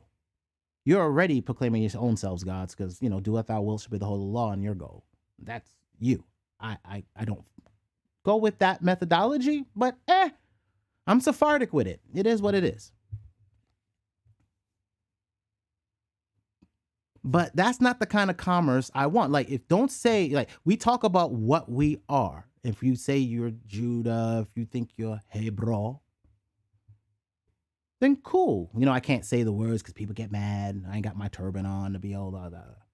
Look, it's a methodology. It's a thinking process. And that's what we forget. If they're a derivative of us, then part of that logic of banking is in your DNA.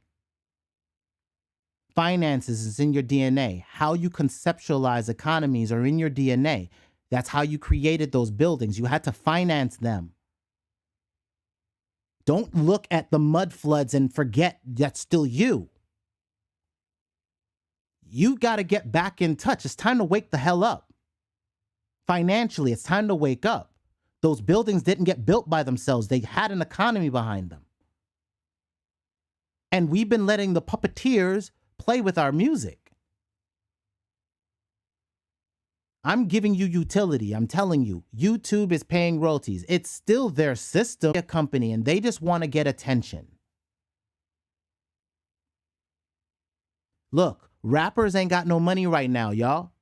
So I don't know what to tell you. I was a rapper who became a producer because the producer wanted $100 every freaking beat. And I was like, but I can see what you're doing.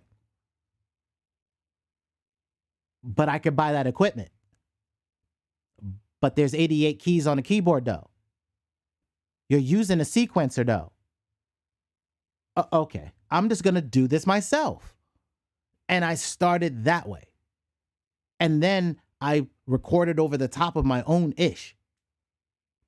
And then my albums on Tragic Sacrifice was not, none of that is my, that I just proved you can take any samples, put it out there and rap on it and make royalties. They will make their money however they make their money at this point. They just want your catalog to earn. And now they can't rely on these soft ass, I need a purse, you know? Like, yo, for real, like that's not commerce. It's just Sephardic in me. Come on, man. That's not commerce. Where is our economy, y'all? Economy of scale. Like, it's not about just the beat. Like, where is your utility?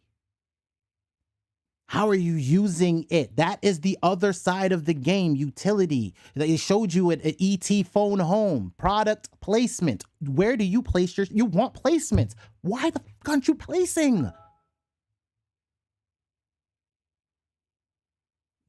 Why aren't you placing any music anywhere?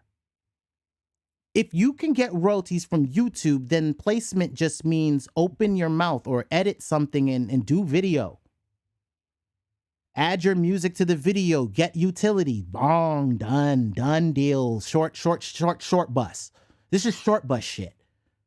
We're not even at the hard part where we have to take that and then put it into, your trading account. And then you take that trading account and put your robot, the same shit I've been telling you about. Oh, come on. Don't mess with me right now. Hold on. I have this screen open and I'm bugging out. Hold on. Boom. This is a robot. I don't own it. I don't run it. Bitsgap.com. I don't have to hide it. Don't need the affiliate link. Look, this has been running. There's no cap in my raps. 1 month. That's just been running long term because I just wanted to run the Ethereum short play. It never went below a radar. I didn't turn it off. Why? It never went below. It was like close, but it never really dropped below anywhere where I needed to worry. It didn't get all, it went like, damn, it doesn't even show like, oh, here it is. Here's where the market tipped on me. It never breached below that. So I never turned the robot off. So I just let the robot run. Robot ran. Still made $200. Like, so that whole dip, drop, all that, look, if you see, it's only earned 29%, but the bot's profit is 41%. Yeah, RTP, yeah, you're right. Everybody wants glitz and glamour. I'm just looking at percentages. Like, look, we're Sephardic out here, y'all. Like, if you look at your art, you look at your architecture, you look at all of that. All right, who are the people behind it? Who were you? You forgot who you were. It's not just it's not being Pied Piper and trying to do magic incantations to Pied Piperdom. It's having a system of economies that run through a system of people. That people is us. We swaggy with it.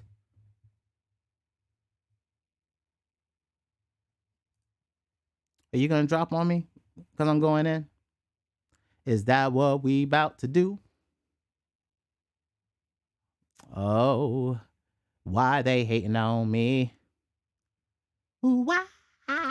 Hold on. I'm trying to give it some time.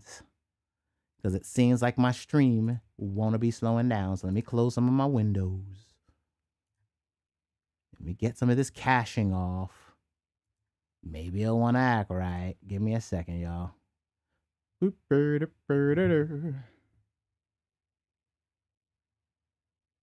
All right, looks like we're still going. Looks like we're still going.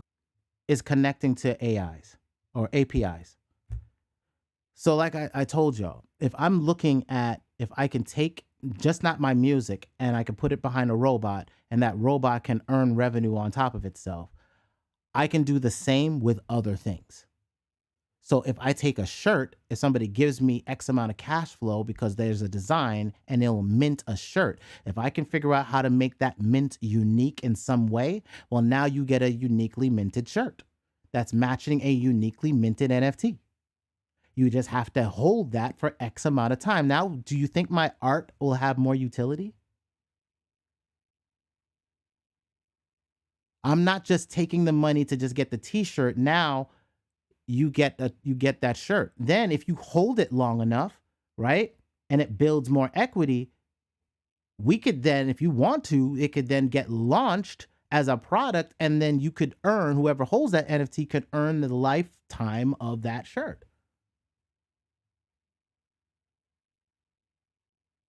Now you would have stake in the actual products rolling out. I'm not saying we can even do that yet. I'm saying I gotta wait till legislation allows that. Or whoever's blockchain has all that built in, and then what can you stop if everyone does? You know what I mean? I just have to be patient. I have to build the back end. I have to understand APIs. I have to understand how this business is gonna work. Long-term type things. Same thing you got to do.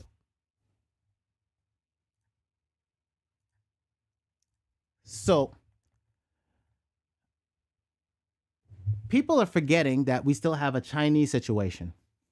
We still have a Chinese economy situation, I should say, before I get hit by the YouTube police.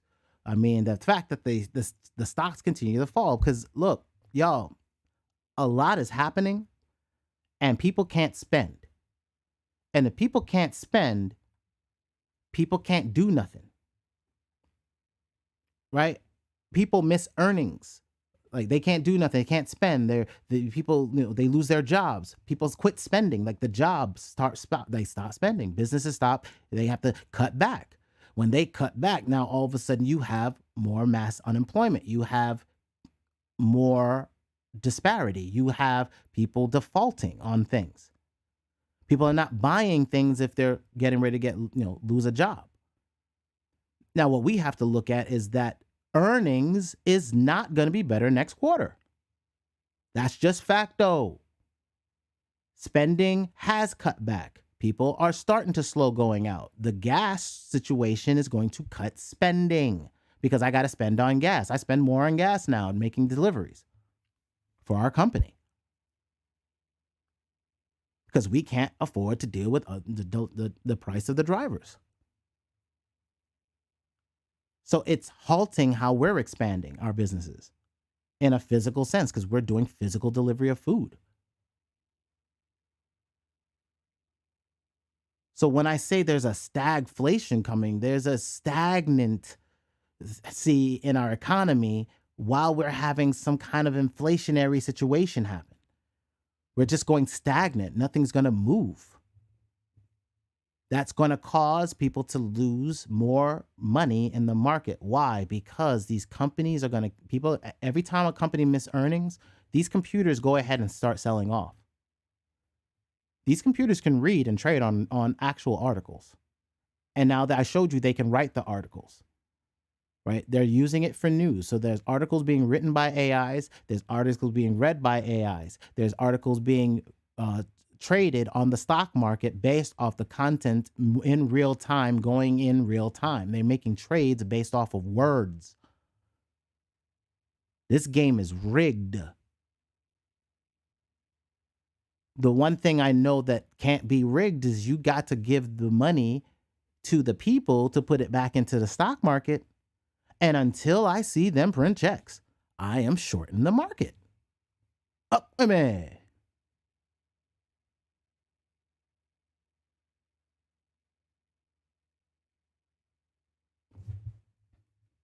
So the CP lie, they're trying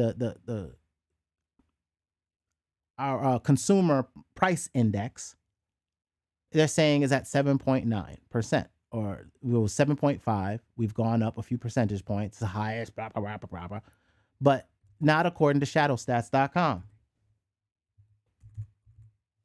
Hold on, where's my economic numbers? Where's all the economic numbers? Here we go.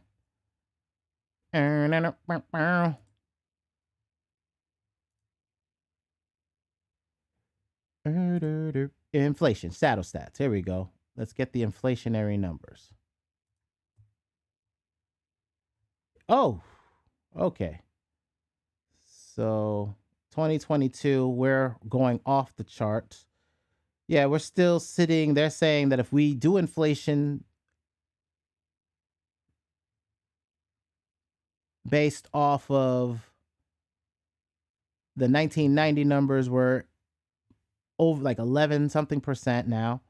And if we do it, we're still in the 15% range. If we still, the CPIU or the alternative. So you've got one that's say 15% and the other one will, this is what they're telling us it's at, but it's actually closer to over 15%, like 16, 17%. So that's why I said that the game is rigged, y'all. The inflation numbers, whatever you're feeling is going to be, because this is our tax. Inflation is how they take money out of our pocket in real time. This is how our bank accounts get smacked the hell up, right? Because we will live check to check. And if we don't have enough in savings, we're going to start dipping into those assets. We're going to start selling those assets. And in selling those assets, what happens to the market? But as assets fall down, because they're missing earnings. And we're seeing that in the markets. I haven't even really looked at the market today. In fact, let's go ahead and jump over there real fast. But before I do that, let's look at the savings. I just noticed something. Let me look at the savings rate. This is what people have in their bank accounts. I want to see if the new savings numbers came out. January, 6.4. So when they sold off all of their assets in November, they had money in their bank accounts in December, and now, poof, the money is already gone. And gone. 6.4, and this is what? 7.3. So this is now lower. Our bank accounts are even lower than pre-pandemic levels. Where were we at 6.4 before? Hold on, let's go. We're 6.4 now. That's 7.2. That's 7.2. That's 6.6. That's close enough. So we'll say December of 2017.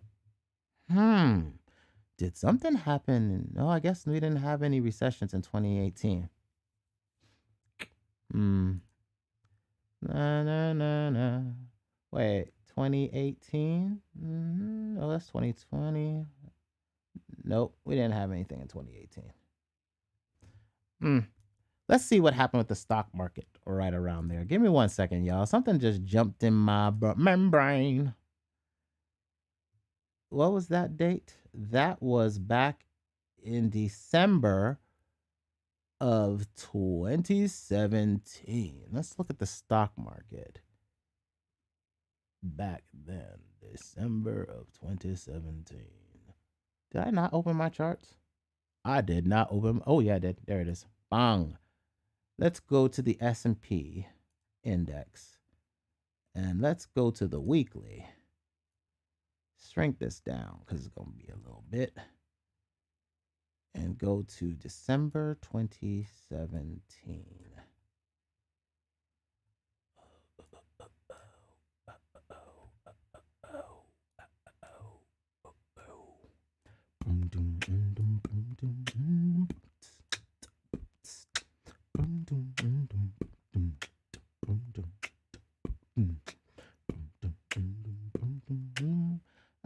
Had a little dip November.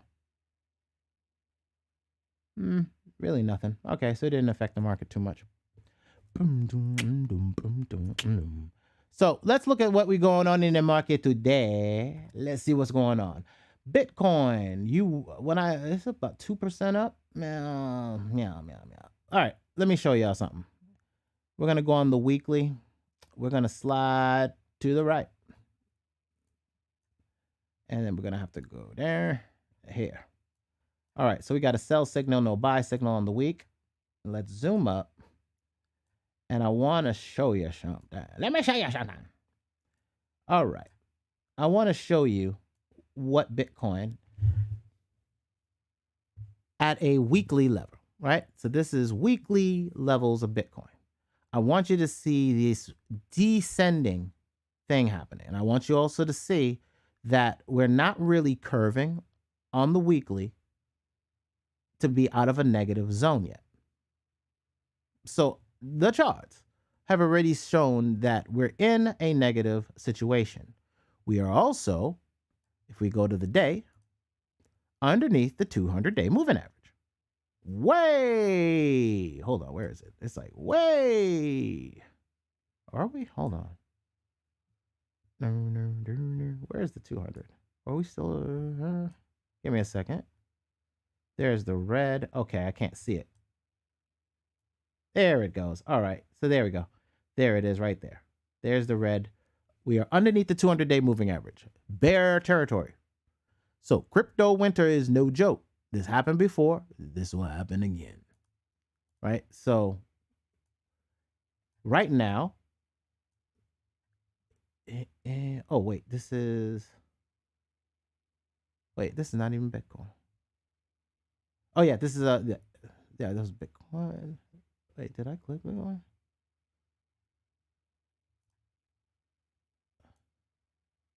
Oh, here we go. Here we go.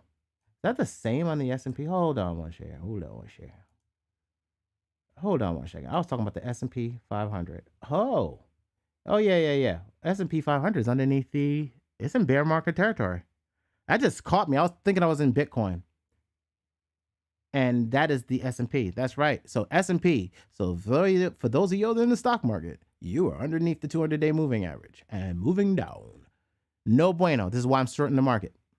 But I was thinking about Bitcoin. Sorry. There is cycles to this, right? And I want to show you the cycle. So here we go. I showed you in my charts a few weeks ago. I showed you that we were in this, that there was going to be a significant dip coming in, and what happened? It played out. So look here. Dow. It happened. About an hour ago, he said that the Chinese and Hong Kong markets are crashing. Damn, RTP, good looks. Damn. Yep, I'm not surprised.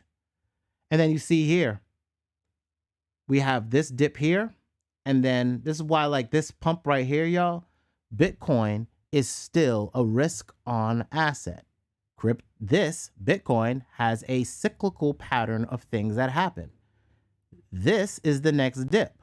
And then this is the next different one in June, right? This is another one in September. And this here, this little piggy right here, this is November. Yeah, if y'all were talking to me last year, I showed you in November, you've already lived this. We just felt that. We just felt the November dip. Right here. You just felt it. This November dip right here, you felt it. This just happened. It comes back around the mountain when it comes. And then you have that January dip. And then you have what has played out here. Like there's patterns to this. There's rules to this game, but I'll show you too. No, I'm gonna hit you for whatever you do. Now, get your cash on MOB. That's money over bristles because they breed envy. Now, rule 2 is a hard one. Watch for phonies. Keep your enemy close. Nigga, watch your homies. If you're on a blockchain, everything's transparent. That's what they want anyway. But I got to work through that business model. It's just the way it's going to be. What I want to do is own parts of the network. We got to understand the network effect. And this is what I want to explain to y'all, because I know some people think that crypto is some magic money. It's not money. I'm actually not investing right now because I'm still waiting. Everybody had a bunch of promises. What am I looking for? I'm seeing this as another database. What was Microsoft? What did I miss out of Microsoft? Microsoft had a thing called Excel, a spreadsheet, a database. And they were able to do things with that database to do accounting. That's what I missed, the database. They also made another database called Access. So now you can make applications inside your business if you had programmers that knew how to handle that. That's what I missed with Microsoft. Not the fact that they had an operating system, which I thought was dumb and I didn't get, but that was how they got the consumer to get a computer in the first place. And then they could get them for all the software, i.e. Apple type beats. Get you to get the hardware, make a barrier to entry to get it, make it glitzy and glamorous, and I'm going to sell you on all the software packages, and I make money off the developers. They ain't changed the game. It's the same damn game, except it went from a CD and a DVD to being streaming or cloud services. So now have your own cloud services and offer a subscription, right? Know what I mean? Know what I'm saying? Know what I mean? Ish. But if we and it was what's his name? Tron. Was Tron? One of my homeboys out on these streets. I always tell him to listen to the videos. If you're listening, man, what up? Make sure I'm saying your name right. Where is it? Where is it? Yeah, Tron. Right? He and I had a conversation last week. Right? And he was asking me questions, and I figure I'll share this with y'all, right? He was asking me questions about crypto, and he was like, yo, should I buy this? Should I buy that? And I'm like, I'm not buying nothing right now. And he was like, why? And I was like, because this is technology for me. I'm looking at this like a database. And if I'm looking at this as a database, I'm like, I want to put an application out. I want to be able to have that application do things like sell my assets or have contracts to my assets. And I want to be able to track that. And that's going to be great for that to track. But I also want to make sure it just can't be shut the hell down. I already have those problems. It's called PayPal. If PayPal don't like the way I do things, PayPal shuts me the hell down. It's happened before. I get into things hella early and they don't like it sometimes. And then they'll be like, shut you down. I'm like, well, I'm doing, no, shut you down. Prove to me you are who you say you are, or shut you down. Now I can't even get access to my funds.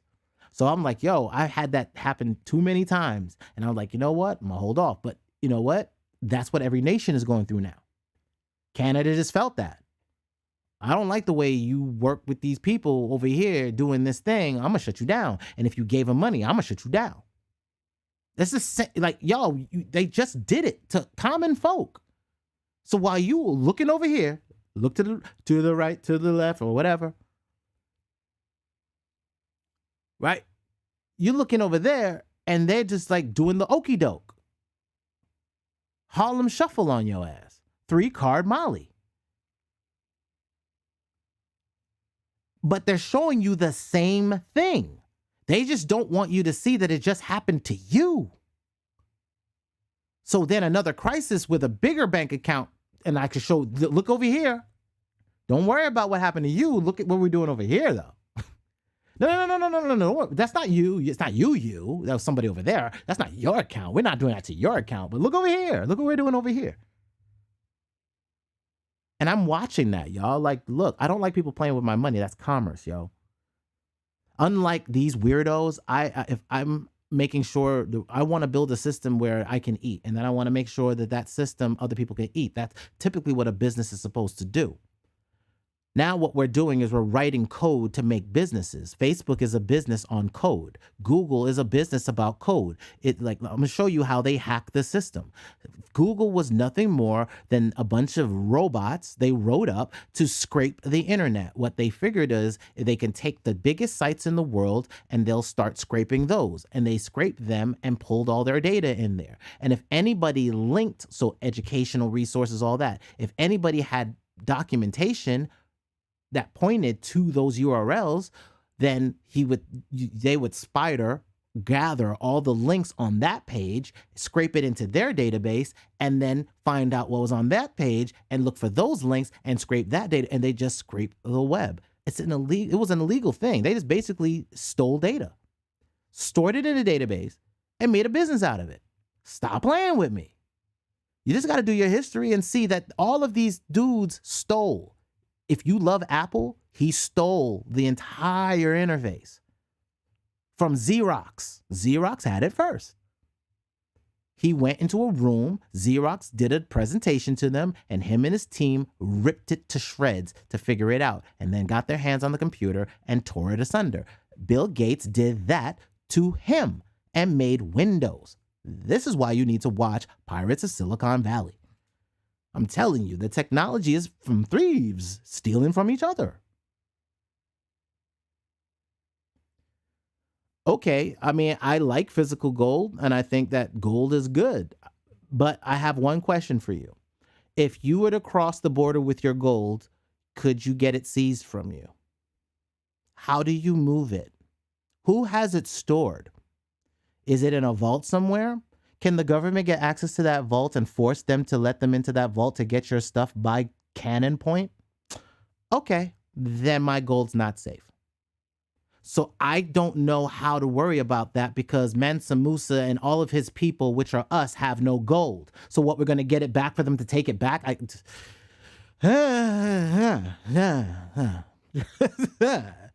I'm Sephardic with this shit.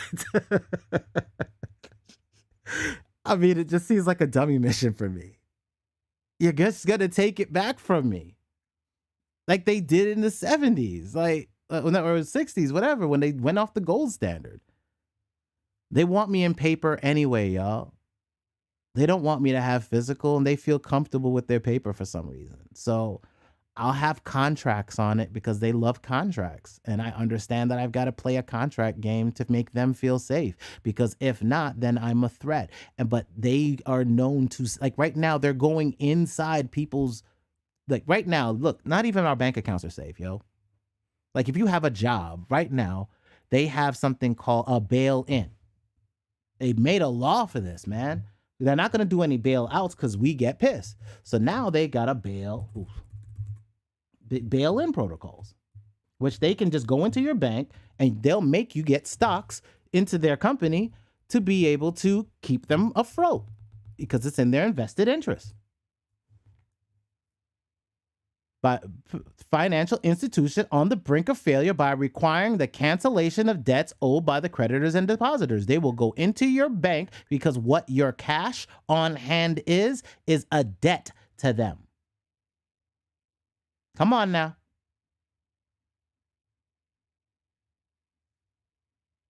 Let's not play cute. I'm gonna hit all of it. I'm gonna hit everybody's pocket right now.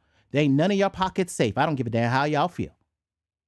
You can talk about crypto. You can talk about I could talk about PayPal because that was my bank account, but they turned me off.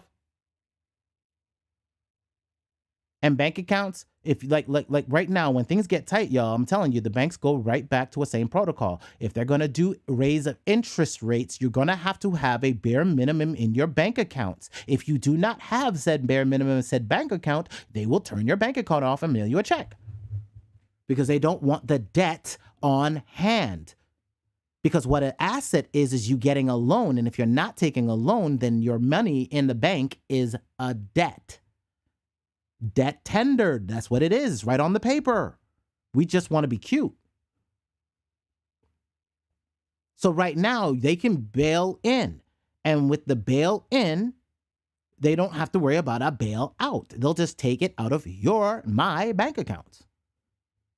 And FDIC insurance doesn't mean anything either, y'all, because FDIC, there's not enough money in the system anymore to be able to say every bank account on the planet has $250,000 service credit. Or 100,000, whatever they say. They like, y'all, they just printed money with nobody doing any work for a year.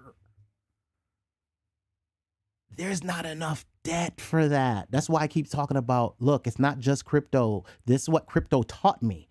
In 2017, when it went down and went to crypto winter, this is what crypto winter taught me. I was saying in November of 2017, before the fall, 2017 to 2018, the crash that you're going through, this January and March timeline, all of this happened. This timeline, I stopped doing recordings because I had nothing else to say about crypto, and that was my only shtick.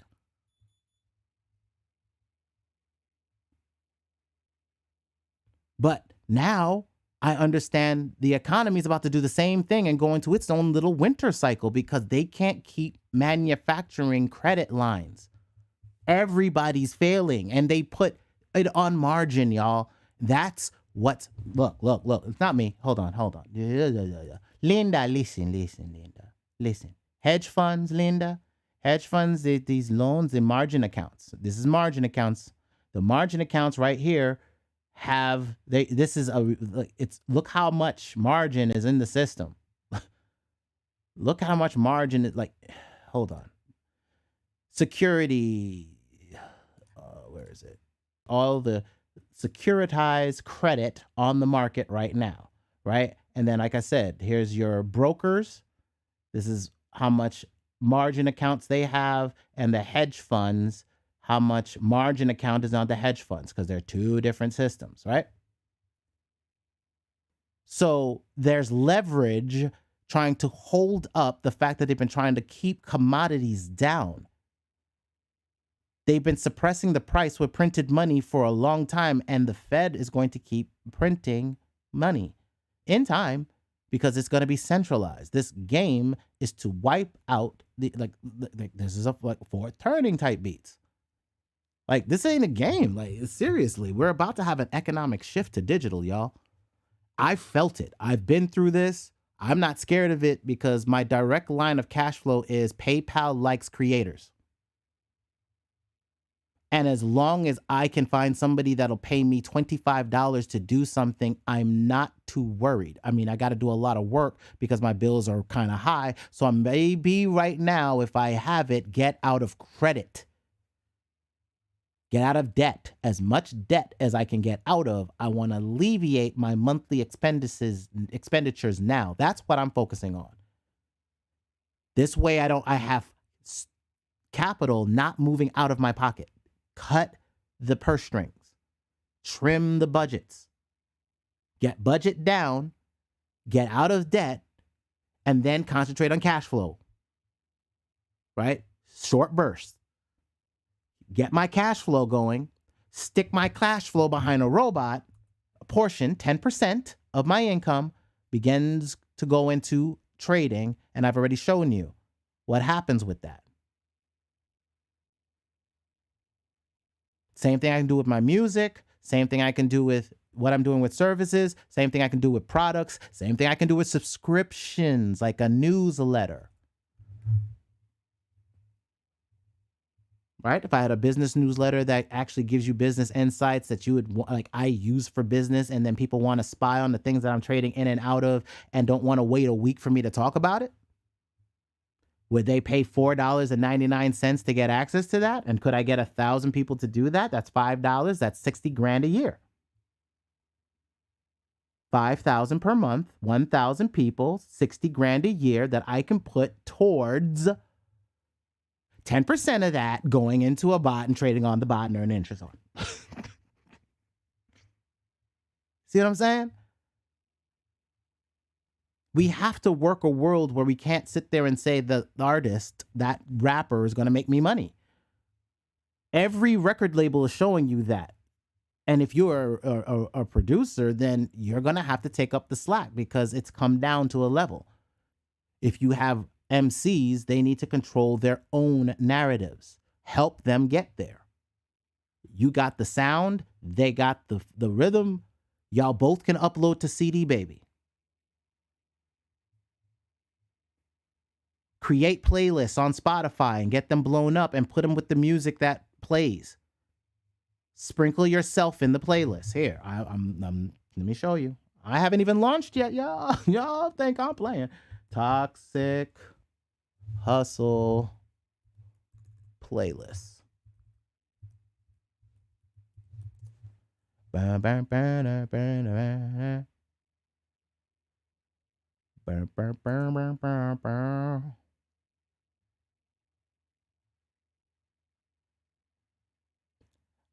Bump, bump, bump. Turn the slide over. Bow. Toxic Hustle, No More Pain, Soulful Pain, Viva la Revolution, revolutionary type music, midnight music, indie sounds, so you can have underground sounds. Toxic Hustle Volume 1, like hip hop, so like boom. I create a playlist, then I market that playlist and market the songs in and sprinkle myself and my friends inside said playlist. There's EJ, the one I was telling y'all about. One time, magic fingers, it's like puppets. They'd be like, show me. Oh, this whole world is show you the hands. They show you the hands over here and they're doing something behind your back. There's magic. Damn, EJ. Good music too. Dope, dope music. Yeah, E to the J-A-Y, dirty fingernails. I just wonder why sometimes. What do they really be thinking? You ain't fooling nobody with the stuff you say. Love ain't real. The money ain't real. What's really real? People wanna ask me about Mitt Romney and welfare. People wanna ask me about is Obama this or Antichrist and all this old. Love is a four-letter word in my hood. When a blow fly around like a bird in my hood. Shout to hit the blunt, have a baby at 13. While the po-po watching my neighbor like big screens. Ooh, really dirty fingernails. See? Now what if I'm streaming that and now all of a sudden he just got more royalties, right? Don't think that you can create a radio show like that? Tools are sitting right there in front of you, man. I got a Presonus microphone, USB, plugged in, talking to y'all. It's because of that I have pass-through, that I can now play stuff. They don't have to do a loopbacks. The loopback's built into the microphone. That's why I asked if y'all could hear the sound.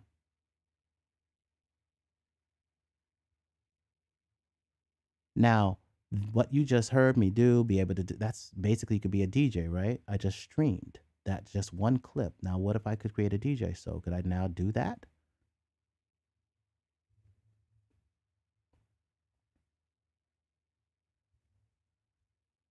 Like I said, the game is rigged, man.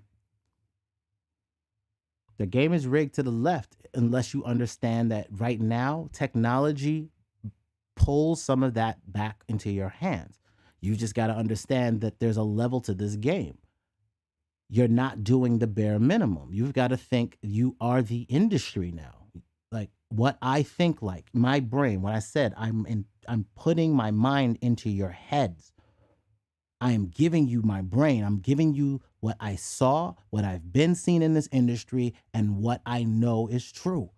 And that is your assets have value. And as long as it can go straight to an account that you can earn your credits, earn your money, little duffel bag, boy.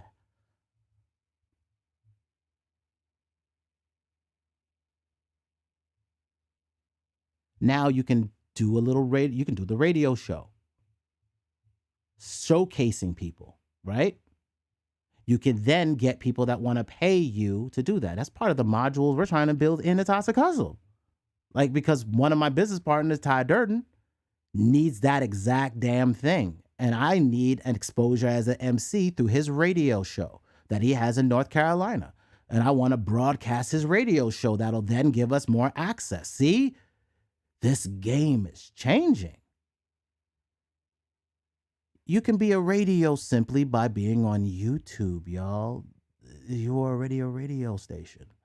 I just want to control the sound behind it so I know I get royalties for it. And nobody can flag that shit and say, that's not music. That's why I'm even getting down to the samples. I'm going to be buying my samples exclusively from MG. Like, yo, I want some samples. And I don't want everybody at. No. I will pay you. We'll do royalties. We'll figure something out. This is how I'll set it up. I'll set an account, and then I'll be able to buy more exclusives from you via this methodology that I'm doing over here that you can do yourself. You can take some of your assets, MG, put that behind your robot and trade on that. But then what I'm going to do is I'll buy exclusive content from you. I'll buy it. I'll put it into my system.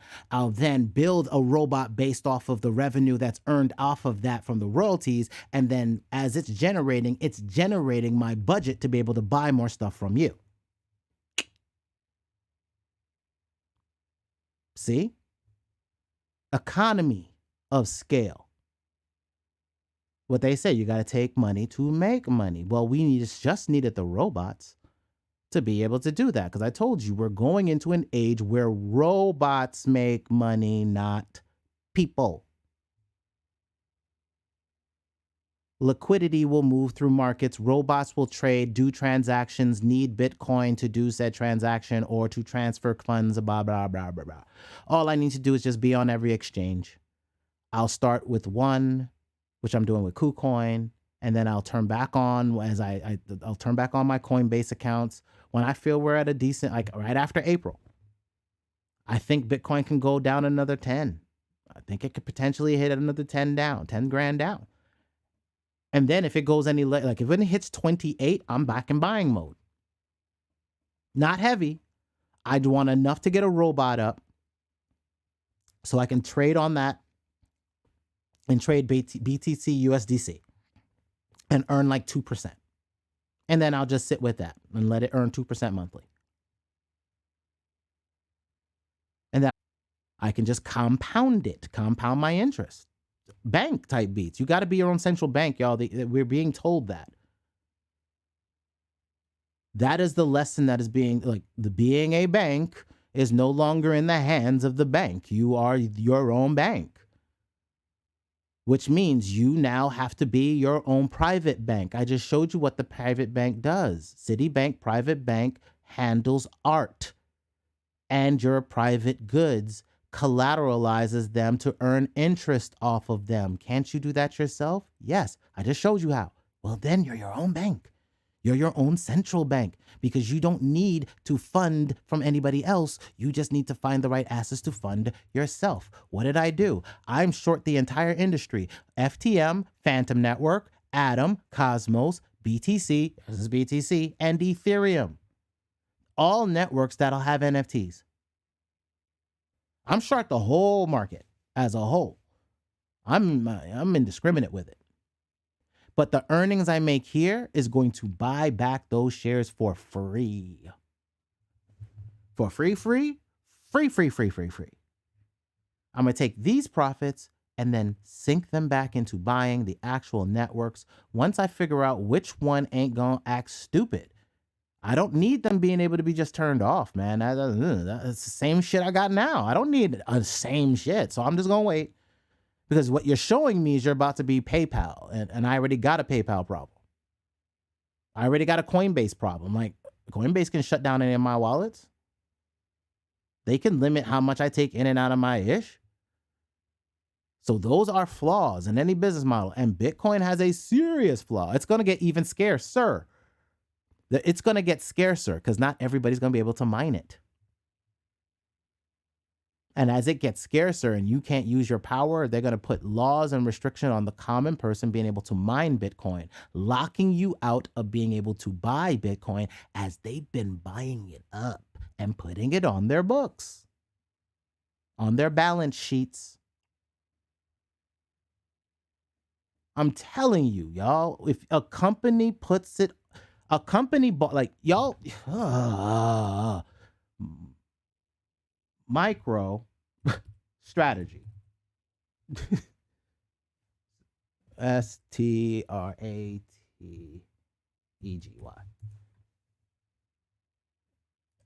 Still fucked it up. Wow.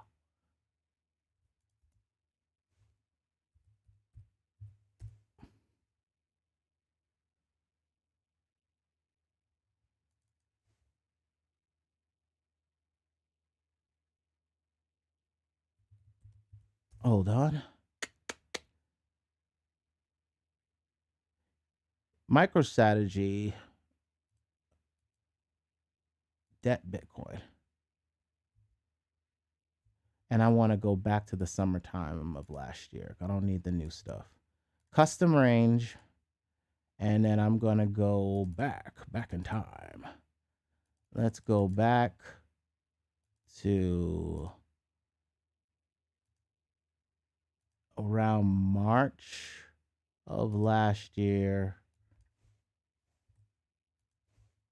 Before things started falling, we'll say October.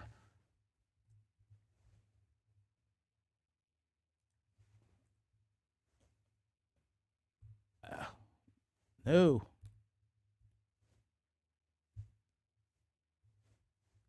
Hold on. Gotta close this out. All right. And put this. Boom. MicroStrategy to sell $400 million in debt to buy more Bitcoin. June 7th, 2021.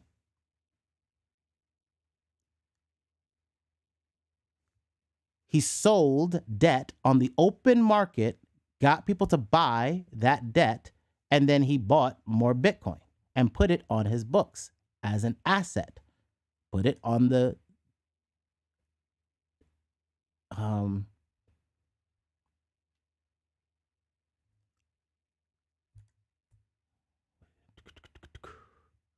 me see. It's in holdings, blah, blah, blah, blah, blah. Operating cash flow. It's a fluctuating price of the digital asset. It's considered a digital asset. He's putting it on his balance sheet. MicroStrategy has convertible bonds. Here he goes. He took out bonds, like war bonds. So he took out bonds about one and to get more debt. So people are putting it on their balance sheet. So what I'm looking at is the network effect. I'm looking at what network do I want to be on and how am I earning on that network? What assets am I putting on that network? It's not enough that it's going to do NFTs. It has to be able to do music. So I'm looking at who's going to be a place where I can put NFTs and music. You already know I'm looking at Engine.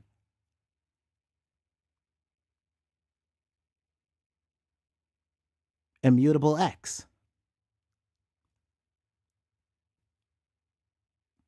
The place I can put out consumer-facing products.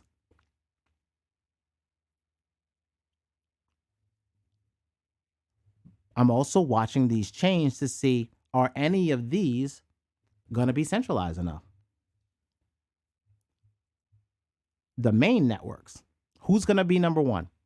Is it going to be Ethereum after they do their next thing? Is it going to be another upstart that comes in and kicks their ass like Google did?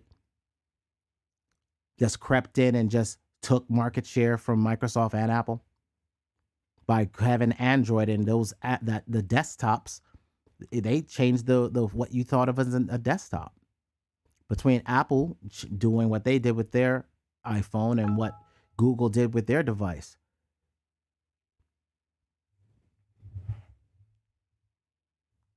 Hold on, y'all.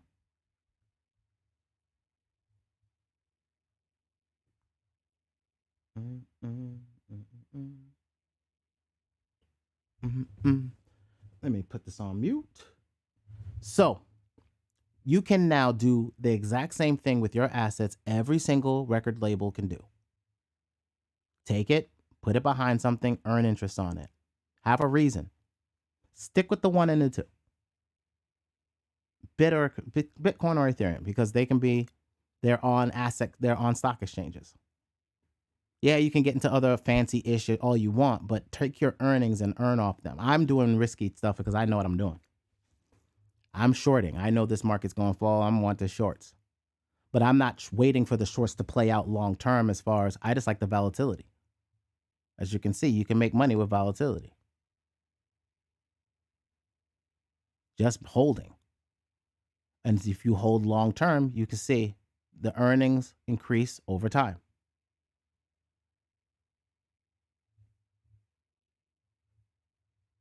So let me get through the rest of what we have on the docket.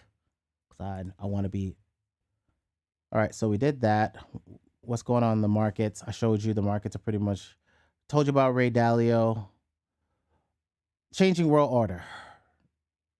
Low code, no code. I did some of that already. Cool. All right.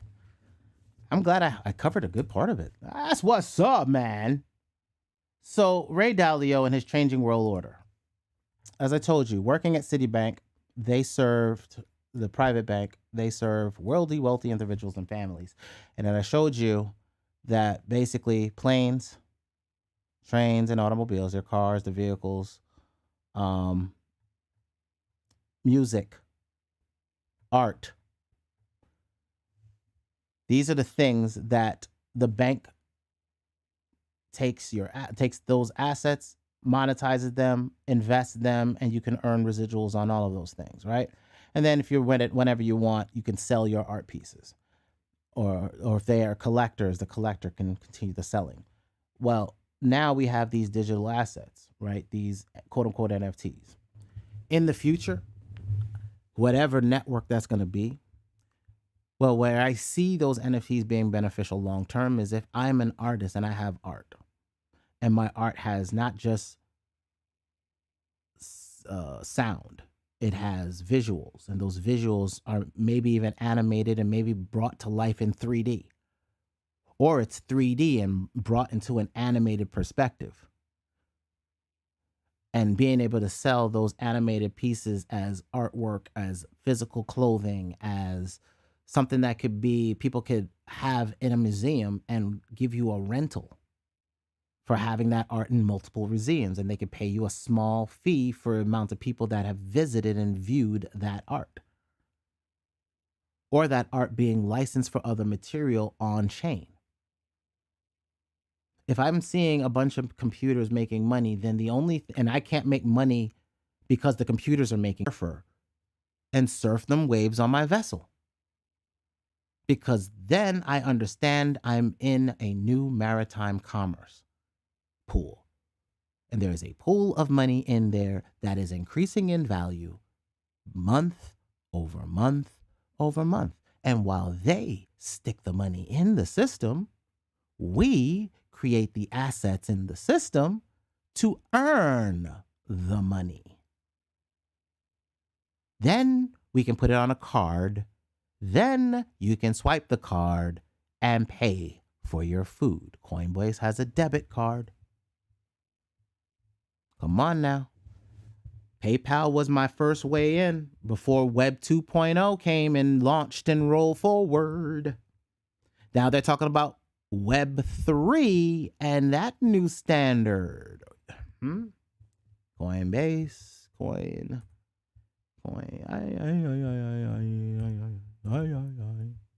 base card.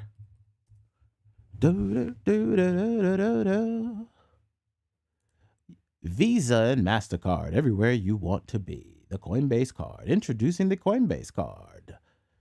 Everywhere you want to be. Huh? I already told you my hustle. If you're just getting here, you have to rewind. I know I'm long-winded. But I told y'all how I survived the Web 2 revolution with MySpace was to be able to design, and I had a company called PayPal give me a card, and since I had that card, I could swipe the card and eat. I had instant money. You have a wallet, you have a card, you migrate money there, you swipe, you go eat your dinner. So now it's not about you buying Bitcoin.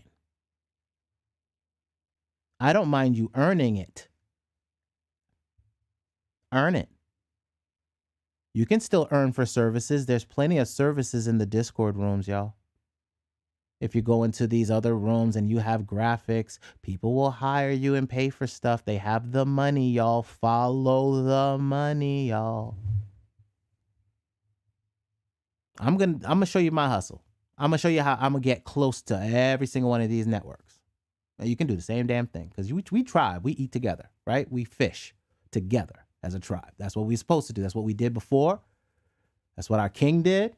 That's why he was a fisher of men, right? We just got to learn how to walk that walk again. 10 laws.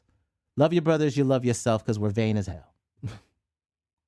So, you go into these Discord rooms. Let me pull up Discord.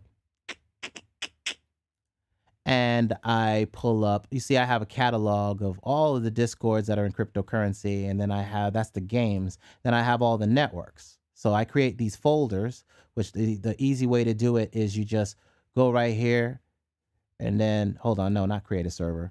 You go right here and you can drag one on top of another, and then you created a network. And then now you have a folder setting, and you can name that folder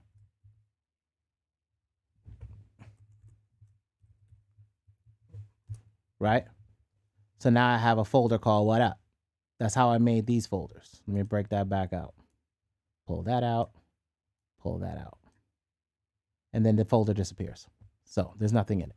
So now I have one that's about games, and I have one for just crypto in general.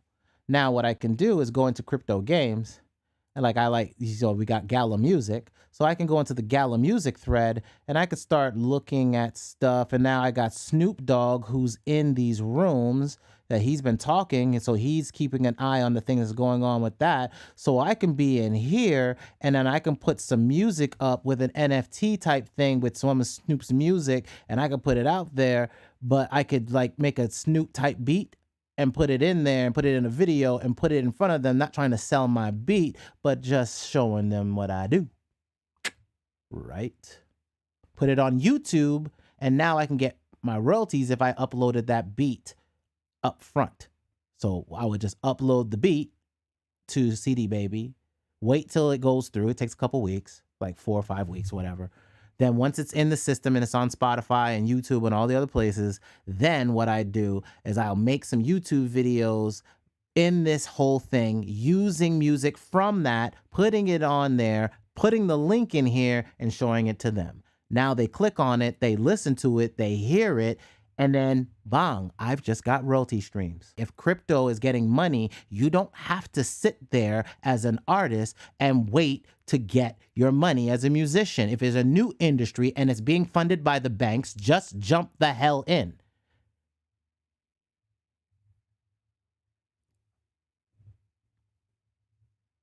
That's it. Utility, y'all. The reason why I'm building my robots, my automation, my system is because I want to have a catalog that I can go into and have it be dispersed and make the graphics and the videos I want faster than everybody else. And I can pump out, just concentrate on my beats. And knowing that there's a system in place for me to get my stuff distributed in the places I want to distribute to. You're welcome. Utility, y'all. I'll show you how to make your money. It's inches, man. But those inches will add up. Again, hold on. I'll open up my account. You can see my CD Baby account. I'm very transparent about this. Give me 1 second. Let me open it up.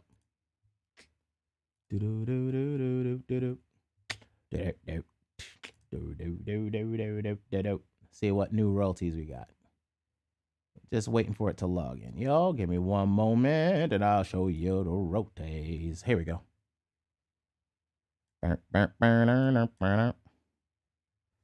So, they paid out. I must have got a payout. Did I get a payout?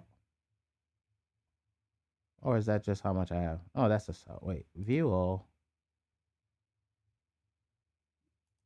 No. Oh, wait, go back. Go back. And give me 500 a page. Nope, there's no payouts yet. It's just low as hell. I ain't making no money. I have no push, right? I haven't pushed nothing yet. So this is like I said, you can see I'm transparent. Go back to overview. This way you can see. So basically only $3 in there. But you can see that, stop. Tragic Sacrifice, Volume 2, that's made about $1,000. Dead Wrong, my single I put out, got about $300. I put out this Beat Chronicles, it's made about 41 cents. So that's music that just instrumentals that I put out. That was this is research and development, right? My first album, Tragic Sacrifice, Exhale, 2,500. And again, that is through digital distribution. There is another set of money that's being made over here. This is licensing and royalties. So under licensing and royalties, it's starting to generate. Tragic Sacrifice got $17. And then, so there's another set of money that's being generated. This is why I'm over here. Now, I'm over here because this is what they do. This is why I'm on CD Baby, y'all. For real, for real. Like I said, I want to be transparent. Nobody's giving me royalties anywhere like this, right? It's just not happening. Facebook. So now, if I take my strategy, right, and I make Facebook videos, because Facebook's a network, we got to start. You know what? Hold on. Lesson. What we have to do is something I've been telling my friends for years. And it's come to pass. And I'm told you, I'm gonna get my friends on here so they can be like, yeah, that nigga been talking about this for a while. I said years ago, I said, yo, this is just crazy. This MySpace thing is crazy. Yo, we can be a broadcast now, right? You can broadcast. You can get your music in front of people. Like, this is bigger than a mixtape circuit. Like, think about it, y'all. How hard is it for you to get somebody to listen to your music in your neighborhood? And as long as you're in a place that has a captive audience, you can get spins. If you put your stuff in a more usable manner, like giving it utility. Here's one. Quote videos. People like to have quotes. You have quotes that inspire you, right? Take the quote, put your music behind the quote, put some great graphics and videos behind that, and put it out on Facebook. And then have it be shared. Share it in a group yourself and see if other people share it. And now guess what happens? You'll get utility out of your ish because Facebook is a network. And I said, I told my friends, yo, Facebook and YouTube are about to be TV networks. They're going to go after that Hulu and Netflix money. Netflix and Hulu are going to go after that HBO Showtime money. They're going to start creating shows. Well, that all came down. So you're hearing me telling you now, before things are happening, the things I've been telling my friends in behind the scenes. Why I stopped being a producer for all these people and stopped going that line in 2000. Like, right, 1999, I stopped. It was the winter, and I was like, yo, I don't have to do this anymore. I have Cakewalk at home. I can record myself. I don't even need to buy hardware anymore. Are you serious? I just need a good mic. And I just need this audio input thing. Oh, okay. So I'll buy this audio hardware. I just have to plug a condenser mic in there, and I just have to learn how to work with compressors and this and that. Then I have to learn reverb and how to mix. And then I just got, oh wait, what do I do with it? Then like I said, I was on Napster, and I figured a hack. I took whatever was the hot song at the time, Jay-Z.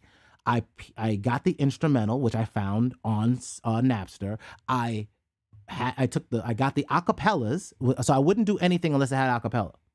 So I got the acapella and I got the song, right? And then the second verse, I always took whatever the second verse was, I yanked it out and put myself in it. And then I'd say the song featuring Jay-Z's featuring Tragic. And then I send it out. And then I watch it get devoured and shared and devoured and shared and devoured and shared. Y'all, they took that away because I told my friends, like, yo, I'm on, and those MP3 players was just blowing up. I was like, yo, I'm sure I'm on like maybe 1,000 to 10,000, 1,000 to 10,000 MP3 players. At least one of my songs, because there's a share. It's like 1,000 people got my share. And then it went to 10,000. So 10,000 people were sharing it in Napster. And I was like, yo, at least 10,000 people at least heard it once. It's on a device. It's circulating. I had distribution to the actual machine direct. I bypassed everybody. You have it now. It's called Spotify. Are you serious? Are you serious? Look, I know everybody wants to fight for inches with everybody else's network, and I get it. But I think Spotify is going to be, Spotify is going to transition, and they're already doing it with the podcast.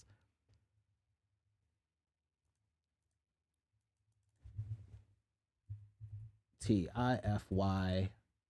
TRA. Right? Boom. I'm telling you. Boom. My songs are there. Here's my plays. No capiths in my rapiths. And I do these tests. These are all been like, this is release because I was stressed out and I had to get stuff off my chest.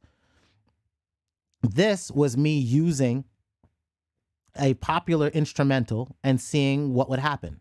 What I learned from this this test was that if I Shazam it, it's gonna get that other person. So I have to be, it's gonna get the original author, right? So it's gonna get them. So if I want to Shazam properly, then I have to make sure I only clip my hook with the beat. I can't leave too much of the beat out there or it's going to find them. So I have to make sure that within a few seconds, it immediately can be my signature. So that's why I have to be able to do what I'm doing.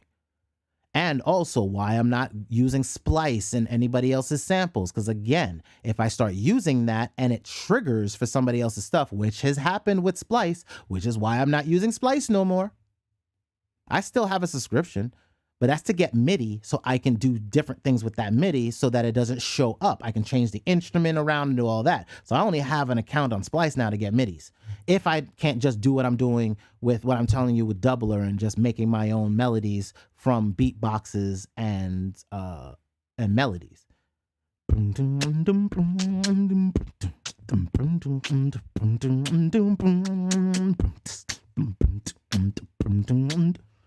No. Don't tell me I can get the stuff out of my head faster just by spitting into a microphone. And I'm an MC and I can hold a note. Oh, no. Timberland, bruh, I got something. I got something for y'all. And for those of you that don't know what I'm talking about, I will remind you again, DUBLER2.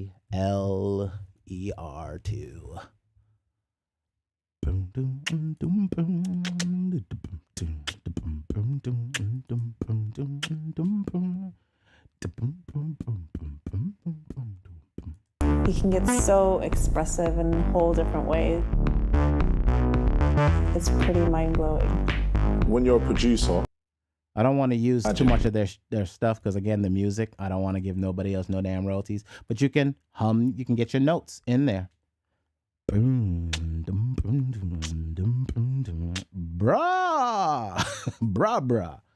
Trying to tell you, man. I'm trying to tell you. This game is going to be different.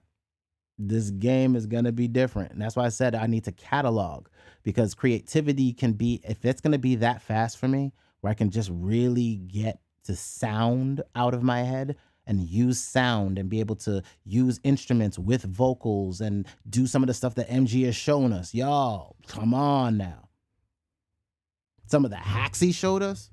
Then I want to be able to promote some of these hacks he showed us and catalog them and show how I'm using them in real world so that people can scale up their workload to bring in more content so we can distribute more. Are you serious? Playoffs? We're going to playoffs? The game is simple now, y'all. So iTunes, royalties are there. 10 cent, that's China. China doesn't give much, as you can see. That's like stealing money. I don't get nothing out of China. How much did they get out of there? Did they give anything for the play? Okay, yeah, it's fractions, see? 0.001. So that's like getting a fraction of a Bitcoin, but it's in US dollar, see? I mine transactions. Everything is a transaction mining. right? I'm just learning how to mine these computers and get these algorithms to like me and get my music inside those algorithms to play the stuff that I'm playing with video and audio. And you just got to be multifaceted in this, man. And again, if you don't want to do it yourself, you've got Fiverr.com. Pay somebody $5 to do it for you. There's people that'll create animations and put your music in it for $5. You can get people to do that for you. So there's no excuse. Then you get that video, you upload it yourself, and done. Done. But if you have $5 to keep doing that for every track you do, then you are better than me. I can't do that, Playboy. I can't do that. I'll just learn how to do it myself, teach myself how to do it, and then show you. But I can tell you right now, I already done it. It's a lot of work. It's called, right now, Photoshop and After Effects. And then you can get one of those templates in After Effects, download one, and then utilize it. Or you learn Premiere. Adobe Premiere is another software from Adobe. Again, you can get jobs with these. Right? YouTube Music Sale. YouTube Content ID. 41 cents. Content ID. Right? So again, I'll show you. They break down the technicals for you. You just have to do search Google for what that's saying right there. Bang, I do it. How Content ID works. Content ID is YouTube's automated scalable system that enables copyright owners to identify YouTube videos that include content they own. If I give away the beat for free. If I give away the beat for free. This audio contains pieces of blah, blah, blah, blah, blah, blah, blah, blah. Right? I'll still get royalties. And there's another game, y'all. The game is afoot. Remember, I told you YouTube is a channel now. YouTube has a subscription model. You pay $19.99 for it, whatever. I have used it. The fact that I don't have to watch another commercial, hurt. Like, the fact that I ain't watched a commercial in months, hurt. I can't say enough. So that alone is enough for me. Now, how many subscriptions are just that alone? I see the advertising for it on Hulu, in which at the middle of the night when I watch an anime, I've seen the commercial where it talks about being on YouTube and the fact that you ain't got to hear no damn commercials, because they're ramping up the commercials on everything now to make it annoying, to make you want to get that premium link. Same thing I did with Spotify, y'all. I'm playing the same game. I'm seeing what they're doing. This is the next level. I'm getting y'all ready. I had my friends. My friends are all my friends are damn. Well, majority of the dudes are on Spotify, and they've been making royalties for years. I just wasn't talking about. I talked about it in videos. Like, it ain't like y'all just didn't know who the hell I was. But if you go to the YouTube channel,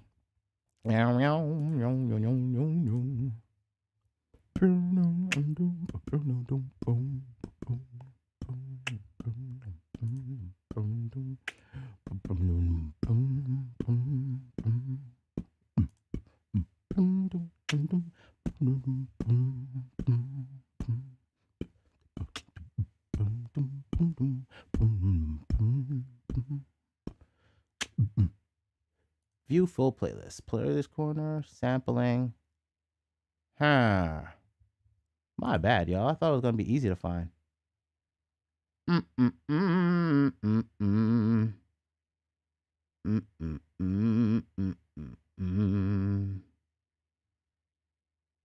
Here it is. Hustle mode. Yep. There it is. Sorry, y'all. There. Hustle mode. Toxic hustle mode. On this one, this was from 2017. 94 views. Add your music for CD Baby for royalties. Right? So back in 2017, I put it out to say, yo, just go get your royalties. And I put that up so my friends would know, like, hey, man, how do I get on? Send them a link. Do that. Get yourself on. Because how they worked with our assets, Citibank, private bank, the private bank, whole nother bank. Everybody has a private bank. They serve worldly wealthy people, not us. Your consumer bank is not worldly wealthy, is not serving, they don't serve you. You're not a wealthy individual. We have to be our own banks at this point. And this is what they're scared of. Not really scared so much, but the winners here are going to be MasterCard and Visa because they're the ports of entry and exit. Banks still have that the bank account. But if Visa and MasterCard are direct to this new line of Web3, like Web 2 was PayPal, Web 3 is your own wallet. I can give a wallet address to Coinbase and say, hey, if I do transactions with you, send them directly there. I don't want to leave them in your custodianship. I'll hold them. Thank you.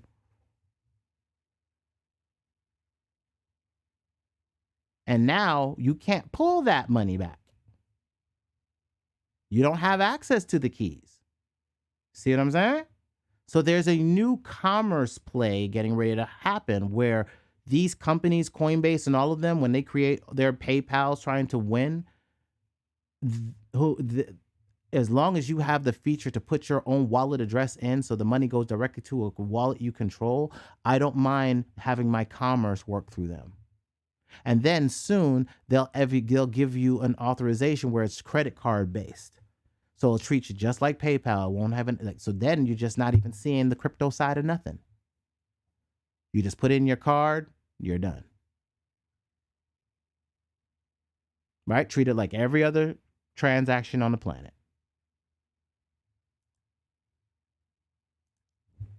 They playing funny with the money. I just want, like I said, as long as you can do your own swiping, everything else is inconsequential.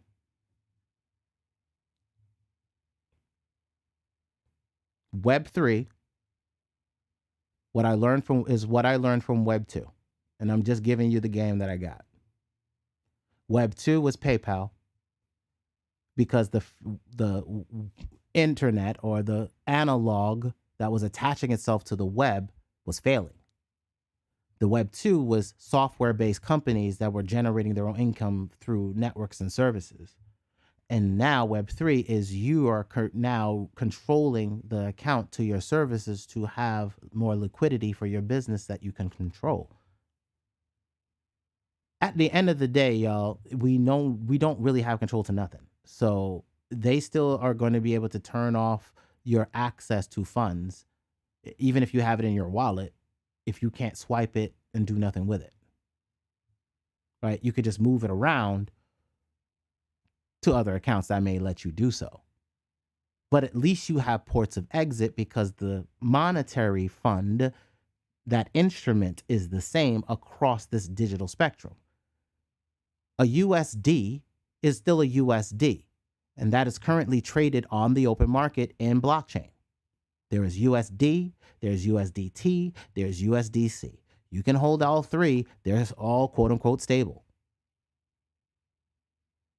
That's no different than your bank account where it has a USD symbol in there. We don't know what the hell they're doing with that because they say they hold no dollars. You go to a bank and go ask for $10,000, you got to schedule that.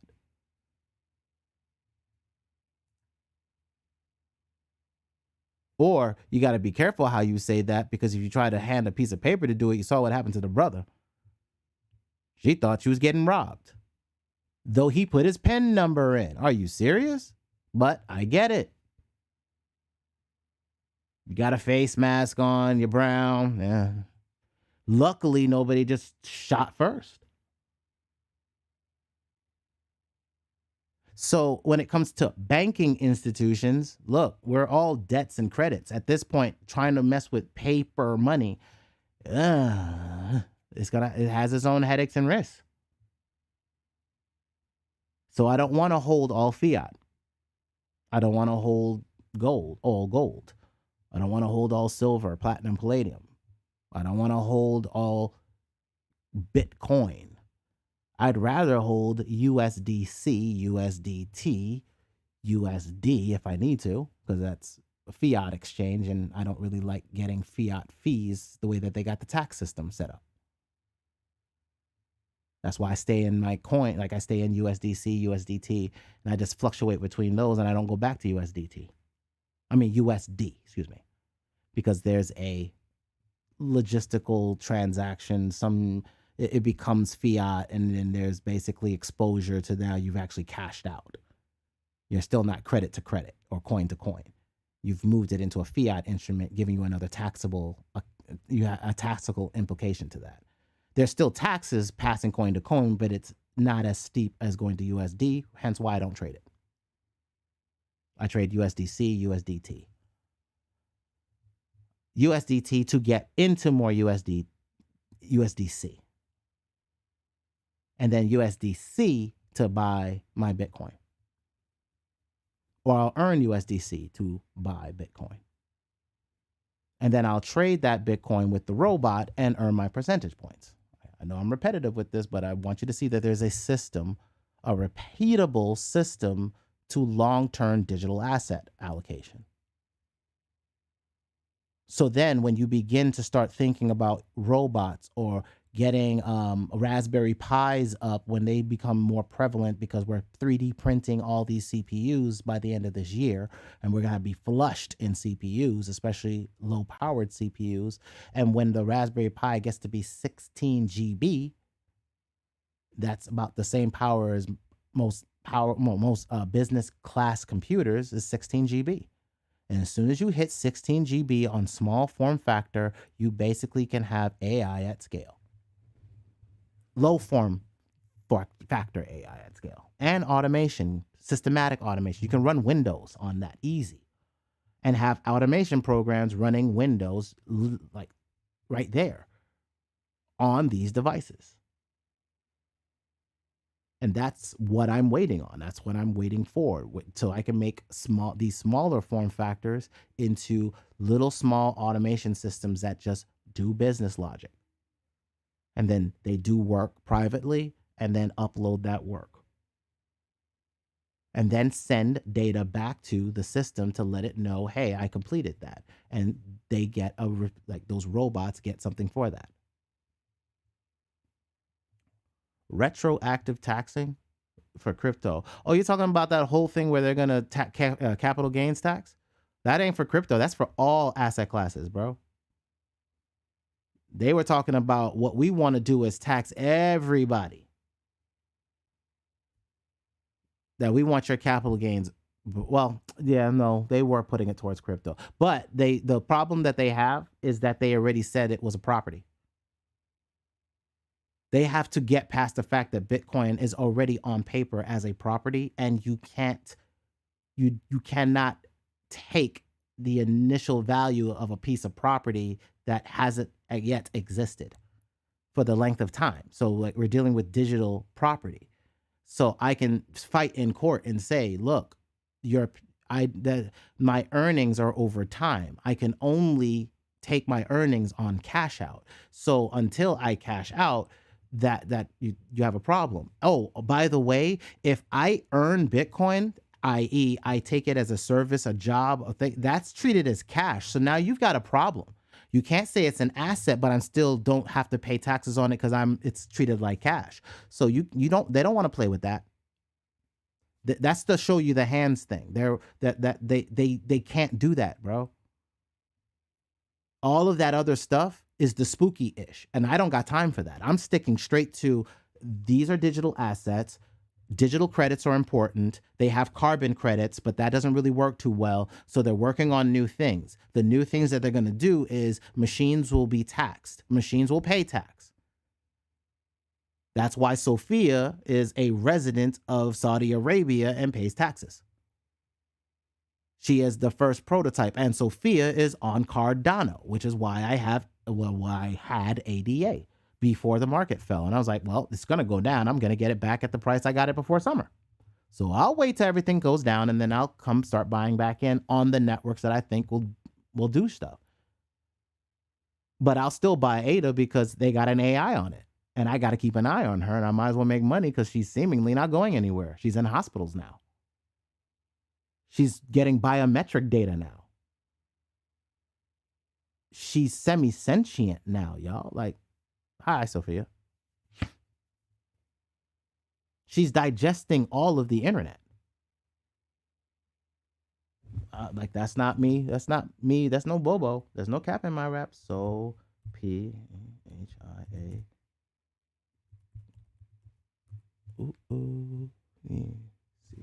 To internet. Sophia AI.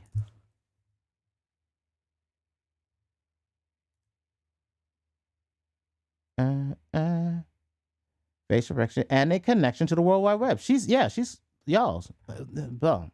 Not only is she connected to the internet. Stop it. Let me stop playing. Hold on. NFT. She's already making money in NFTs. Stop playing. She's already made like over $1 million in NFTs already. 700,000. She made over $1 million, y'all. Stop playing. She made over $1 million already. This was back in March of 2021, y'all. Stop playing. So Sophia on the Cardano network's already she's made more money in NFTs than all of us. Come on now. And she pays taxes. Y'all, I'm telling you, machines will make money. Not you, not me. They can make art. They can make music too. And they'll get better at it. I just learned how to do utility with anything at this point. And I just got to ride out the storm, because you thought the SM Zeus of just having these carbon copy people that tweak the hell out and they basically drug themselves out of existence. No. The next phase is going to be these digital avatars that are AI driven, that you can't tell they're different from anything else. And they look real. And and you can just market them as a digital avatar, and the avatar voice patterns are already modeled. What they do is already modeled. Everything's done. And then the only thing you have to do is just run the algorithm, and it will sing, dance, do everything you want. There's catalogs of dances. Like, stop playing. I'm not talking like I ain't gonna be in this with my own virtual. Come on, y'all.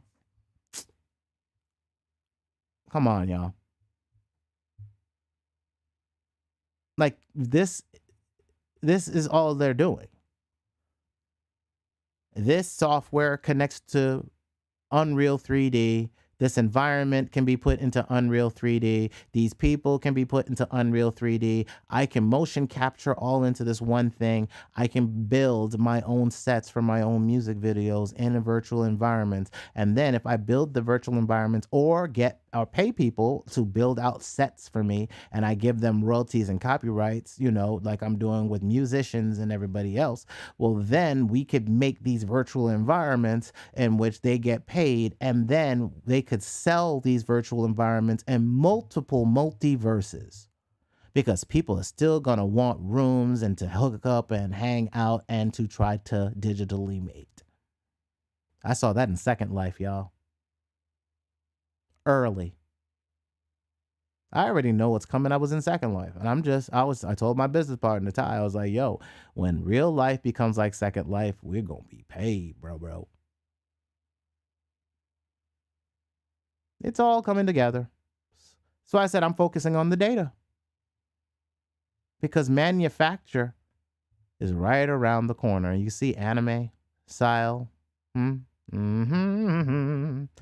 Yep. Cartoons are going to be coming right on out. If you can just motion capture your cartoon, get an actor to do it from a remote location. And then you have all these motions, so you can have them do the facial features, and they can do hand motions, and you can get all these animations.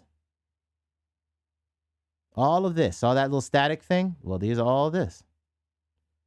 And it looks cartoony now, but wait till you put it in Unreal, and then wait until you make it render in real time with real overlaying everything that you see in the video game industry, and you use that engine to show this good looking art in a better way.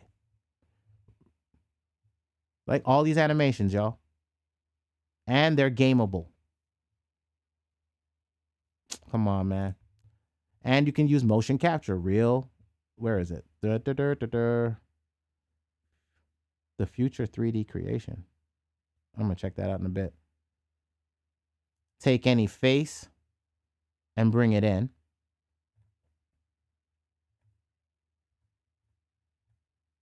right? Take the faces and bring them in. Come on, man. Stop playing. This is the tool I'm going to be that's all I'm trying to get my stuff together, y'all. I'm trying to get the back end. I'm trying to get all my stuff together because I have a whole line of things I'm about to get stupid with. I just want to show y'all before like when you see me disappear for a while and I'm not really talking, it's not because I'm not doing something. It's because I'm getting prepared. I'm just getting prepared slowly but surely. I'm waiting for the software to get better as they work on it. Ain't that NFTs, y'all?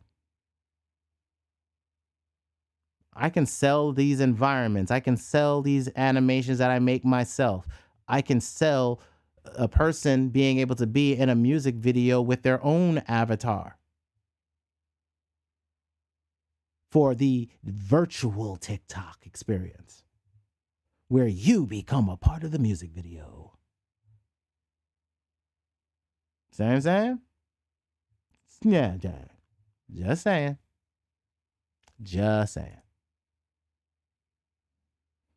What if you could have people that bought a license to be able to inject themselves like I did in Napster as a feature on one of your songs?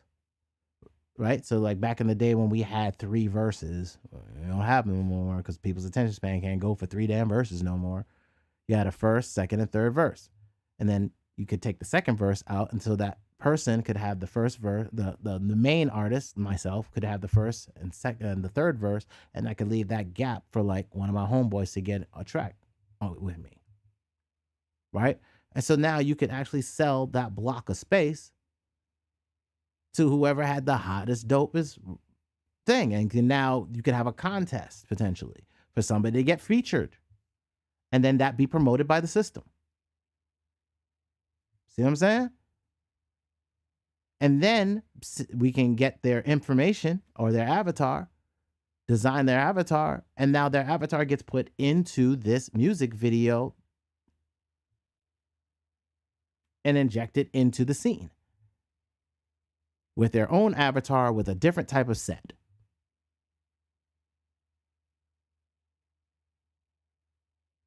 As soon as the technology gets to the place where it makes it easy to do it remotely. And it's coming.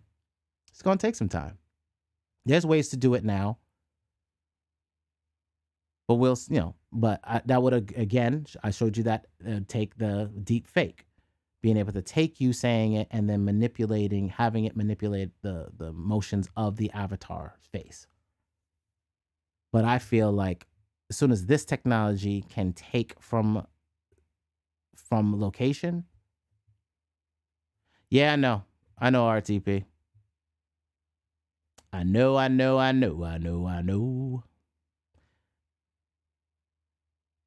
Yep. All this, let me see this, what this future 3D creation is. The future character creation and animation. Character creator and, it's basically these two together. Elven any characters, sneak peek. Enliven any characters.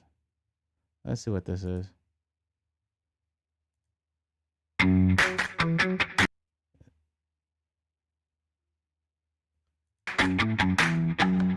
right, they're going to play music. I don't need to hear that.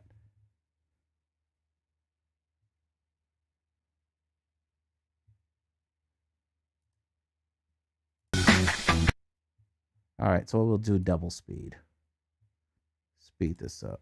It has no... Okay, so basically you can put in characters.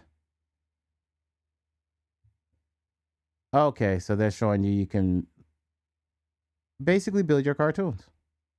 Put them in scenes and have them animate using any of their stuff. Facial rigs.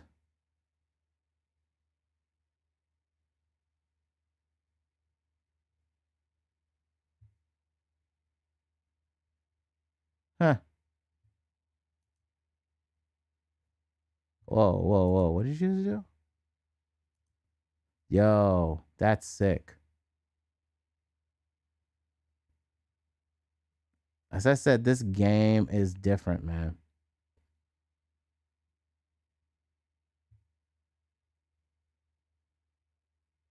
Wow.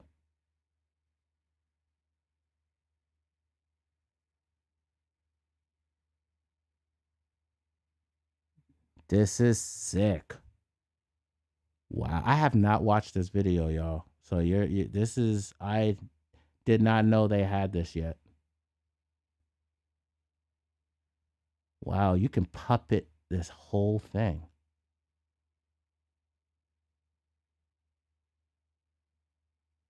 Yo, this is like the type of stuff we had back at PlayStation 2 or 3.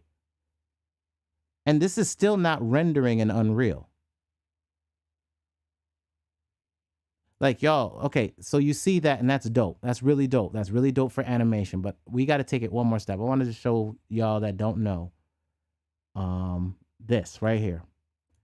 They have, again, this is Reallusion. You can bring your assets into Unreal Engine, which is Unreal 3D. And then if you can bring your stuff into Unreal 3D, hold on, Unreal 3D. And I want to go in the last year.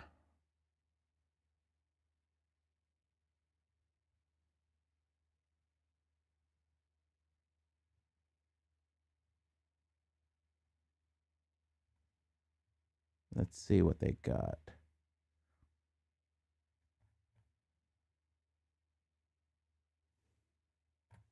Mm. 1 month ago. Here we go. So here's some of the games supposedly that's coming out. Do I have this on double time? Playback speed, double time.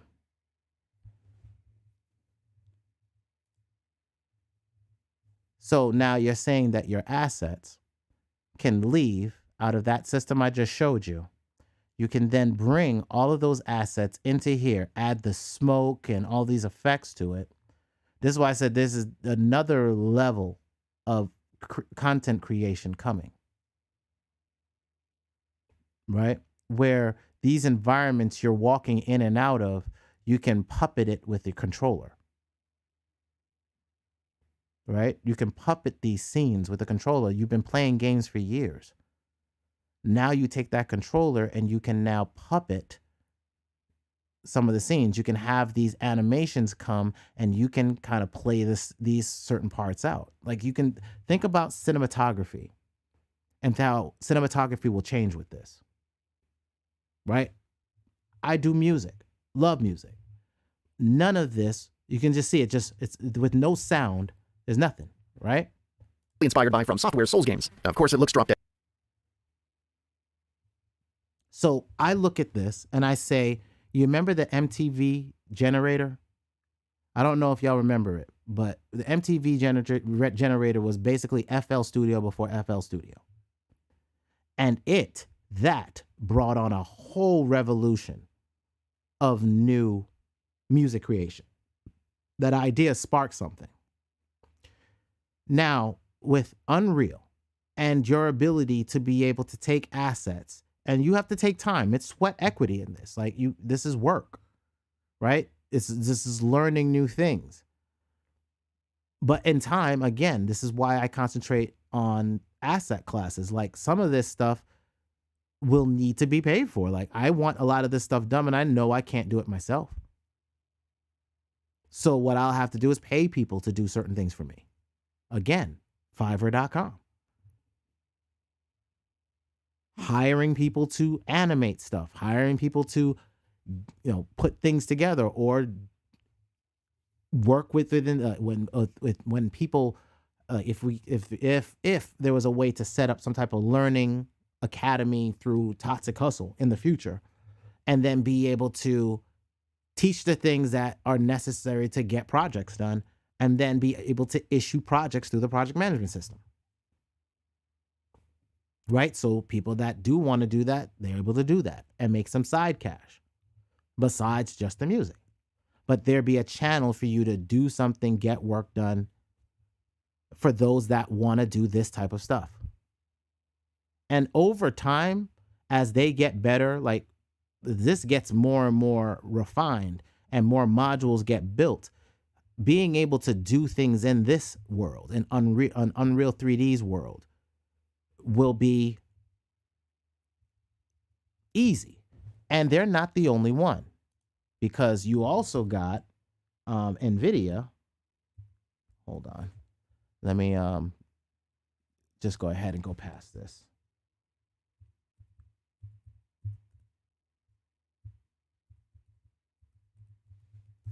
Right? You've got the big daddy of them all, NVIDIA. This is 9 months ago. Introduction to NVIDIA Omniverse. Right? So 3D workflow. Look at this. Y'all, like you saw that, but again, if I can bring it into Unreal, get everything working in Unreal, and then this imports from there,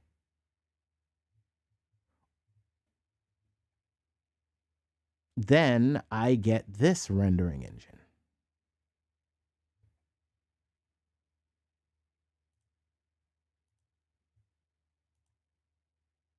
And they ain't playing. This is real time. Remember, it's gaming.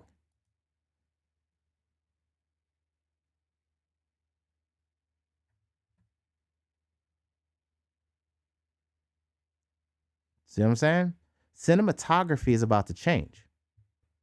When I say that come up with your own commercials, this is what I'm talking about. And the next stage of Toxic Hustle is getting to the commercials.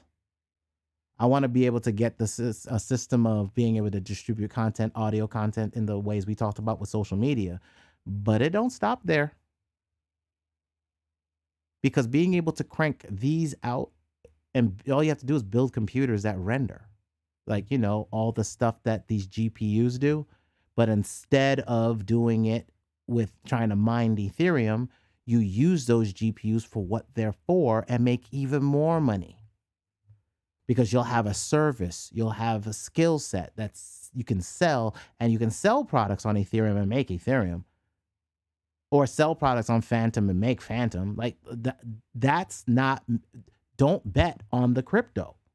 You can earn that. Whatever network it is, your asset can go on there and you can earn from your asset being on there. Let's not worry about buying it right now. We don't need to buy it. You can earn it, and what risk did you take? If you earned $1,000 and it went down by half, would you be as mad as when you bought it and it went down by half? Especially if you knew you're going to earn another $1,000, right? If you wanted to keep it in Bitcoin. But my ability to earn is better than Bitcoin. My ability to be able to, at any given time, find a way to earn money digitally and they'll pay me, that's better than buying Bitcoin.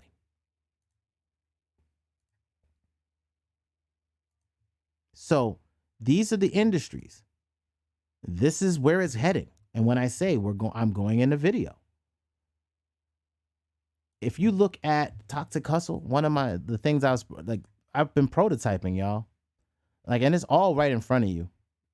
I know I hold on. Where's the channel? If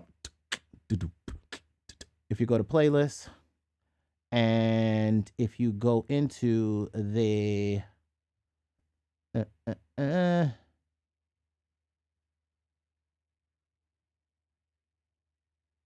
Toxic Hustle Indie Heat. Yeah, Toxic Hustle Indie Heat. And if we go to Dead Wrong. Oh, no, that's the one that makes money. My bad. Hold on. Let me find Dead Wrong. That is the CD Baby uploads the tracks. So I put the tracks to be streamed, and I earn royalties every time that music streams directly from CD Baby. So I made sure that went out everywhere. Give me 1 second. Music videos. Music video. Maybe it's still there. Maybe it's still there. Give me 1 second. Let me scroll down, down, down, down. Actually, no, it's not. Down, down, down, down, down. I really gotta I gotta work on my playlist. I have not been over here. Toxic Zone playlist. What's this? This might be it. Yep, there it is. Toxic Zone. That was what we was gonna be called. We'll see. But this was my taking video and then putting it through effects. Does that math add up? Cause you're subtracting your future. Can you stack that up? If you ain't added your worth, can you square that up? Then see that it's a system and a scheme combined. The bankroll and the prison, so just watch your stride. No win situation unless you plan your grind. Keep the mission on your mind till you see the line. Won't follow your passion, but think you keep it real. Cause you're dead wrong. Always blaming someone, but still won't take the wheel. Cause you're dead wrong. Won't follow your passion, but think you keep it real. Cause you're dead wrong. Always blaming someone, but still won't take the wheel. All of these are street. Okay, all of this are 3D scenes that I rendered, and then I made a plate and had that plate move so it looks like I'm in a 3D environment. And all I did is had a green screen and 3D rendering. So I rendered each scene and put myself in each scene.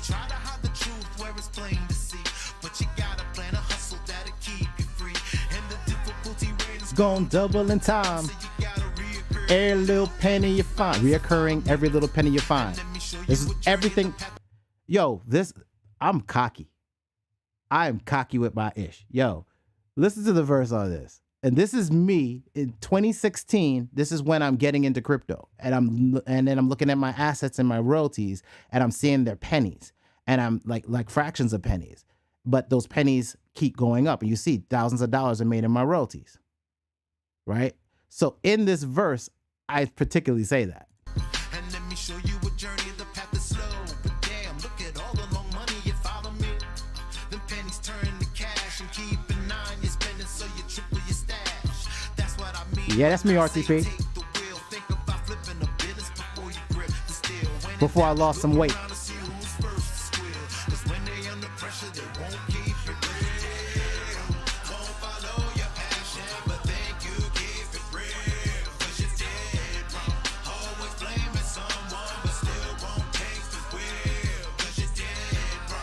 Boy, I be on my Nate Dogg shit. Boy, I be on my Nate Dogg shit.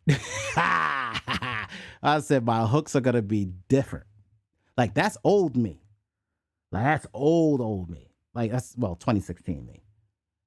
And like I said, every single one of those scenes 3D rendered. Right? And then what I did is I was a plate. On top of that, this is Photoshop. Early woo vid. Yep. And then what I did is a cartoon effect. So I used the cartoon effect in After Effects so that I wouldn't have to try to turn the 3D rendering and myself. I couldn't get that to sit properly, right? So then I was like, okay, I was trying to see whether or not I could create. There's a music video I wanted to do, right? And it's a deep song. It's for this song, and I haven't done it yet. And I want to do I have a music video I want to do for this. Hold on. Hold on. Let me go to Spotify because I don't. This song right here, I have a music video in my head and I have 3D environments I want to do. And that video you saw there, I had 3D scenes I rendered. I rendered myself and I was trying to render myself in these scenes and make it look good. And it wasn't working out. So I figured if I threw a layer on top of all of it, like a cartoon effect on all of it would look the same. Boom. I have one cohesive visual, and that's exactly what happened with that. Now, hold on. You know what? This song right here. This song, I had a DJ in Statesboro, Georgia, right? And he and I were basically about to launch our own music business. And he was a teacher on at the campus in Statesboro, and like that was my nig, man. Like we sat around and talked music all the time, and we came up with all these freaking things. And then one day he fell asleep and didn't wake up, like died in his sleep. And it was like every single time I was right on. Yeah, I was on some Woo-ish. Yeah, I'm like Woo, Mobb Deep, Nas. I'm in that vein. Like even some of Jay's stuff, his cadences, Biggie, B-I-G, get it, Biggie. Like I like being a trumpet player, and even sip the juice. I got enough to go around. Rakim. And the place takes place uptown. He's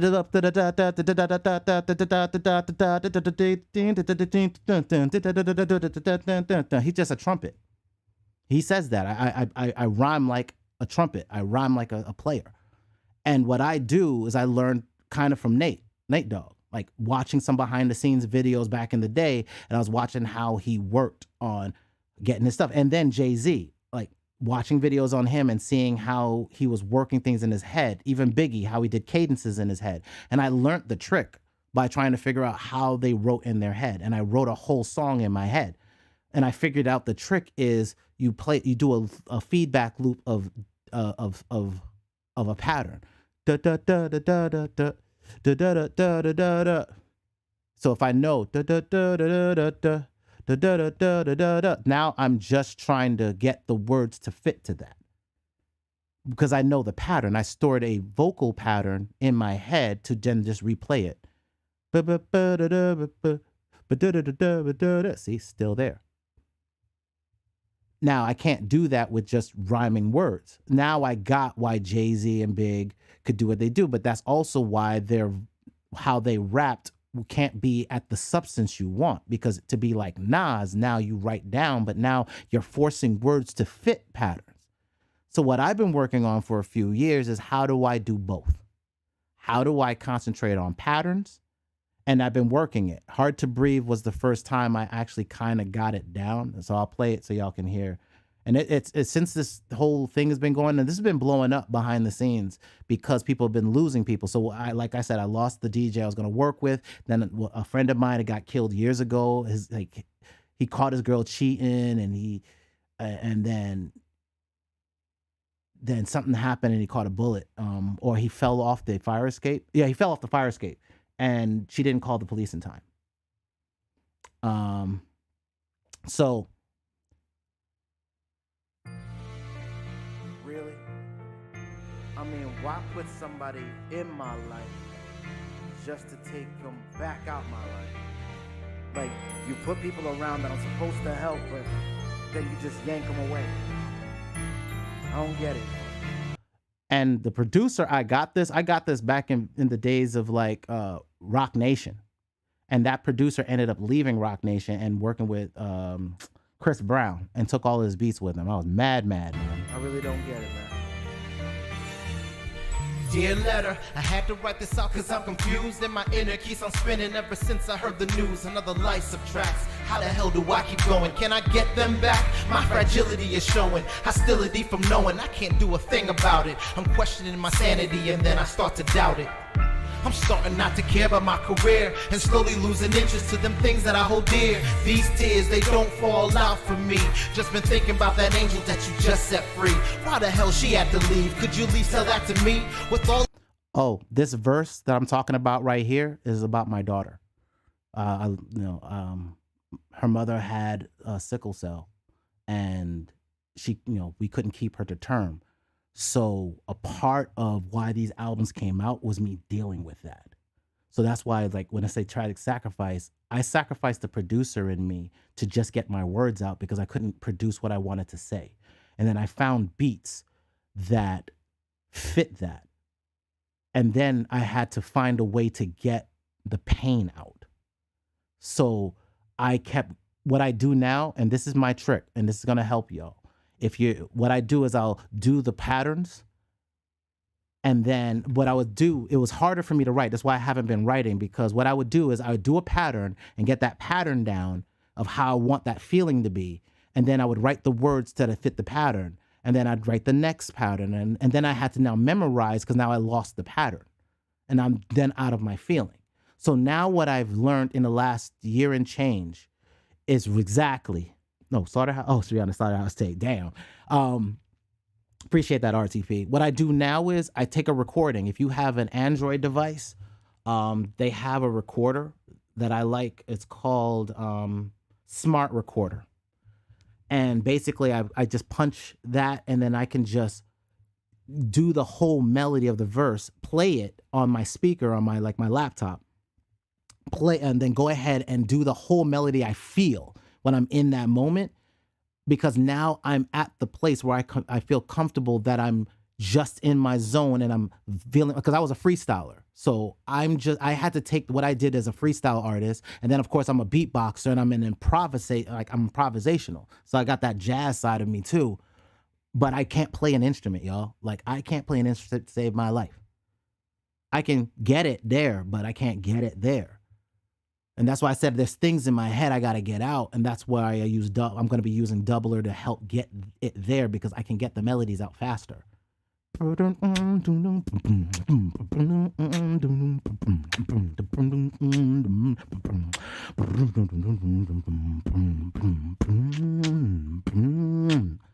just get it there. And if I could just get it out. So the same thing I'm doing with the raps, I've now moved it over to my production side. So I learned how to encapsulate that. I've got a format that I've come up with, a workflow. And once I can get the data done, I will show y'all my entire process. I'm going to show you my recording process, everything I do to get it done fast, all the way to distribution, all the way to rollout, all the way to when you see royalties rolling in. Transparency all the way. But back to this song. So, Slaughterhouse, I bathed in that album. The first one, and I think the parts of the second one. I like all over that. All of those. Crooked Eye, all of them. I like Crooked Eye's flow was crazy. Jewel O.T.'s sick. But of course, then you got Royce, man. Royce the 5, Royce was the first person, my digital game was because of Royce the 5'9". Shout out to Royce the 5'9", man. Shout out to him. He is the reason why I'm even doing this, because I wanted to get into the video game hustle because of him. Because I'm a ball till I can't run no more, till I can't run no more, and I can't run no more, till I can't run no more, until I 5'9" no more. I'm the king. I'm a woo. You be like riding through the streets, like just going crazy with that. I'm a no more, till I can't run no more, man. Just going crazy. So then I saw, nobody knew who he was, and I actually worked with Rockstar Games. I was working on the music side because the lady I was dating at the time was the graphic designer for their website. So I was able to see the inner workings of how they were getting the music released. So again, I've been watching this digital thing for a minute, and all they had were hard drives, basically servers, and they were streaming. It was costing them a lot of money, but now you do that with YouTube, right? You do that with YouTube without. So now you just got a direct line to your cash flow. So anyway, so in this song, this is me. I was piecing together how to get more of my emotions in the patterns and then be able to write the words that matter, right? So it's not me just, can I write something that has cadence, expresses something, and means something and matters? And that was it. So first verse is about my daughter. Second verse I think is about relationships in general. And then the last verse is about my friend that died in his, second verse about my friend that died in his sleep. And then the third verse is somebody that, one of my homeboys that basically just got popped in his head because of a misunderstanding. Right. So, and then for that to happen, again, he was a dope MC. So just to watch these things around and like they're chasing their dreams and they're getting ready to get in, and then something stops it. Right. And then especially it's also a dialogue. This song is a dialogue about why am I still here? Like these people were better than me and they were helping shape me to be better and to think better because I was still street. I was still streeting it though. I was still trying to fight the nerd side of dealing with the tech and the digital. I was still throwing up gang signs, still doing crazy-ish. Still drinking 40 ounces, St. Night Special Brew. And they call it Hurricane. I was drinking Old Dirty Bastards Brew. Right? So everything you see in these albums, like they're not just me putting out music. It was me studying, how do I mix? How do I master? Does this really sound good? And this stuff sounds okay. I can do better, but now AI is doing better. So now as I waited for AI and the AI engine to do what they do, I can now get ready to release music that at least conceptually, with the help of these algorithms, can get me across the hurdle of wondering if it sounds good or paying a lot of people to get it there. Right. And I think that's where the bottleneck is I just want to be comfortable with my expression without worrying about 8 hours of mixing per session and all this other shit that the Hollywood shit that they do now. And the AI can do it better than them. It can hear better than them. And I don't have to waste my ears on it. Just get me in pocket, make me sound good, and I'll tweak it where I need to, but you can get me there. And that's why I respect MG for showing us those tools. Isotope, Ozone, all of those things he showed us, man. Tune Track, all of that. All of the hacks that he showed, that's part of where some of this came from, was some of the hacks I'd seen from him years ago. Shout out to MG. That is why I'm making sure to give as much as I can to the tribe, because I have gotten a lot. I just haven't been able to really do any offerings. So this song is basically a prototype of where the next stage of how I'm going to, like this was me still going through bottlenecks and being 3 months working on an album and feeling emotionally exhausted at the end of it that I don't want to do another album for years. And I did it twice. Right? If you look at the, go back. Damn, hold on, go forward. If you look at my dates, right? 2012, and then I didn't 2010, and then I didn't do another thing till 2012, and then I do another thing, just a single in 2016. Because again, these are all tests, and this is another test, Beat Chronicles. Now I'm going to make a whole nother channel, not channel, but instead of it being under Tragic, this is still under me. I'm going to make a Toxic Hustle play station. And that station is going to get content, all this. I'm still going to do my stuff here, but now instead of me doing my mix chronicles trying to sell beats, no, we're just going to put the music on that side, and then I can bring more people in with me. And I can make playlists out of all that music, and then I can use that to make content, and I can put that forward, and you can earn royalties. I can use your content, and you can get paid for me using it. As long as I'm doing it, why can't I do it for you? But my thing is I want to make sure everybody gets paid, right? So back to this song. So like I said, this was the first time I got everything together. I kind of got being able to do it. And again, this first verse is for my daughter. Second verse is for my friend that passed away in his sleep. And the third verse is for a friend of mine that got killed for a misunderstanding. Being in the music business and he was almost there, man. All the stupid shit I've done, you've seen and slowly losing it when hostility from knowing I can't do a thing about it. Hold on. And also me talking to our Father. A lot of it is me talking to Father. So when you hear me talking, I'm really talking to like the heavens, and I'm talking to Father because I'm trying to understand why the hell am I still here and they're gone. Like I'm crappy as I've done like y'all, like I was an adulterer. And that's anybody that slept with somebody else's wife. Like real talk. That's how disgusting I was. And I have to deal with that with my soul, right? So I'm doing all this dirt. Even in the military, I'm doing all this dirt and they are passing away. And there's just this anger, like, why take them? They're better than me, right? So that's where this song comes from. The news, another life subtract. I'm supposed to help, but really? I mean, why put somebody in my life just to take them back out my life? Like, you put people around that I'm supposed to help, but then you just yank them away. I don't get it. I really don't get it, man. Dear letter, I had to write this out cause I'm confused and my inner keeps on spinning ever since I heard the news. Another life subtracts. How the hell do I keep going? Can I get them back? My fragility is showing. Hostility from knowing I can't do a thing about it. I'm questioning my sanity and then I start to doubt it. I'm starting not to care about my career and slowly losing interest to them things that I hold dear. These tears, they don't fall out for me. Just been thinking about that angel that you just set free. Why the hell she had to leave? Could you at least tell that to me? With all the stupid shit I've done, you seen her let me be. And no one there to talk to while this eats me up inside. I wanna ask for helping hands, but I get hindered by my pride. I'm smoking cause there's agony inside. The good, they seem to die, I guess that's why I'm still alive. Keep pacing back and forth, trying to hold on. I know that I got to be strong, but another life gets took from me, and it's so hard to breathe. I keep pacing back and forth, trying to hold on. I know that I got to be strong, but another life gets took from me, and it's so hard to breathe. I keep praying it's a dream, but I can't wake up. This depression got me stuck, but I won't give up. I ain't a coward, I'm a soldier, ride until the end. But this world that's on my shoulders gets heavier with sin. So where do I begin to relieve the weight? When the pain alleviates, another soul you take, my bones you break. So I can't stand, then it seems like fate just wants to get an upper hand. Please God forgive me, if it's my sin it's mine.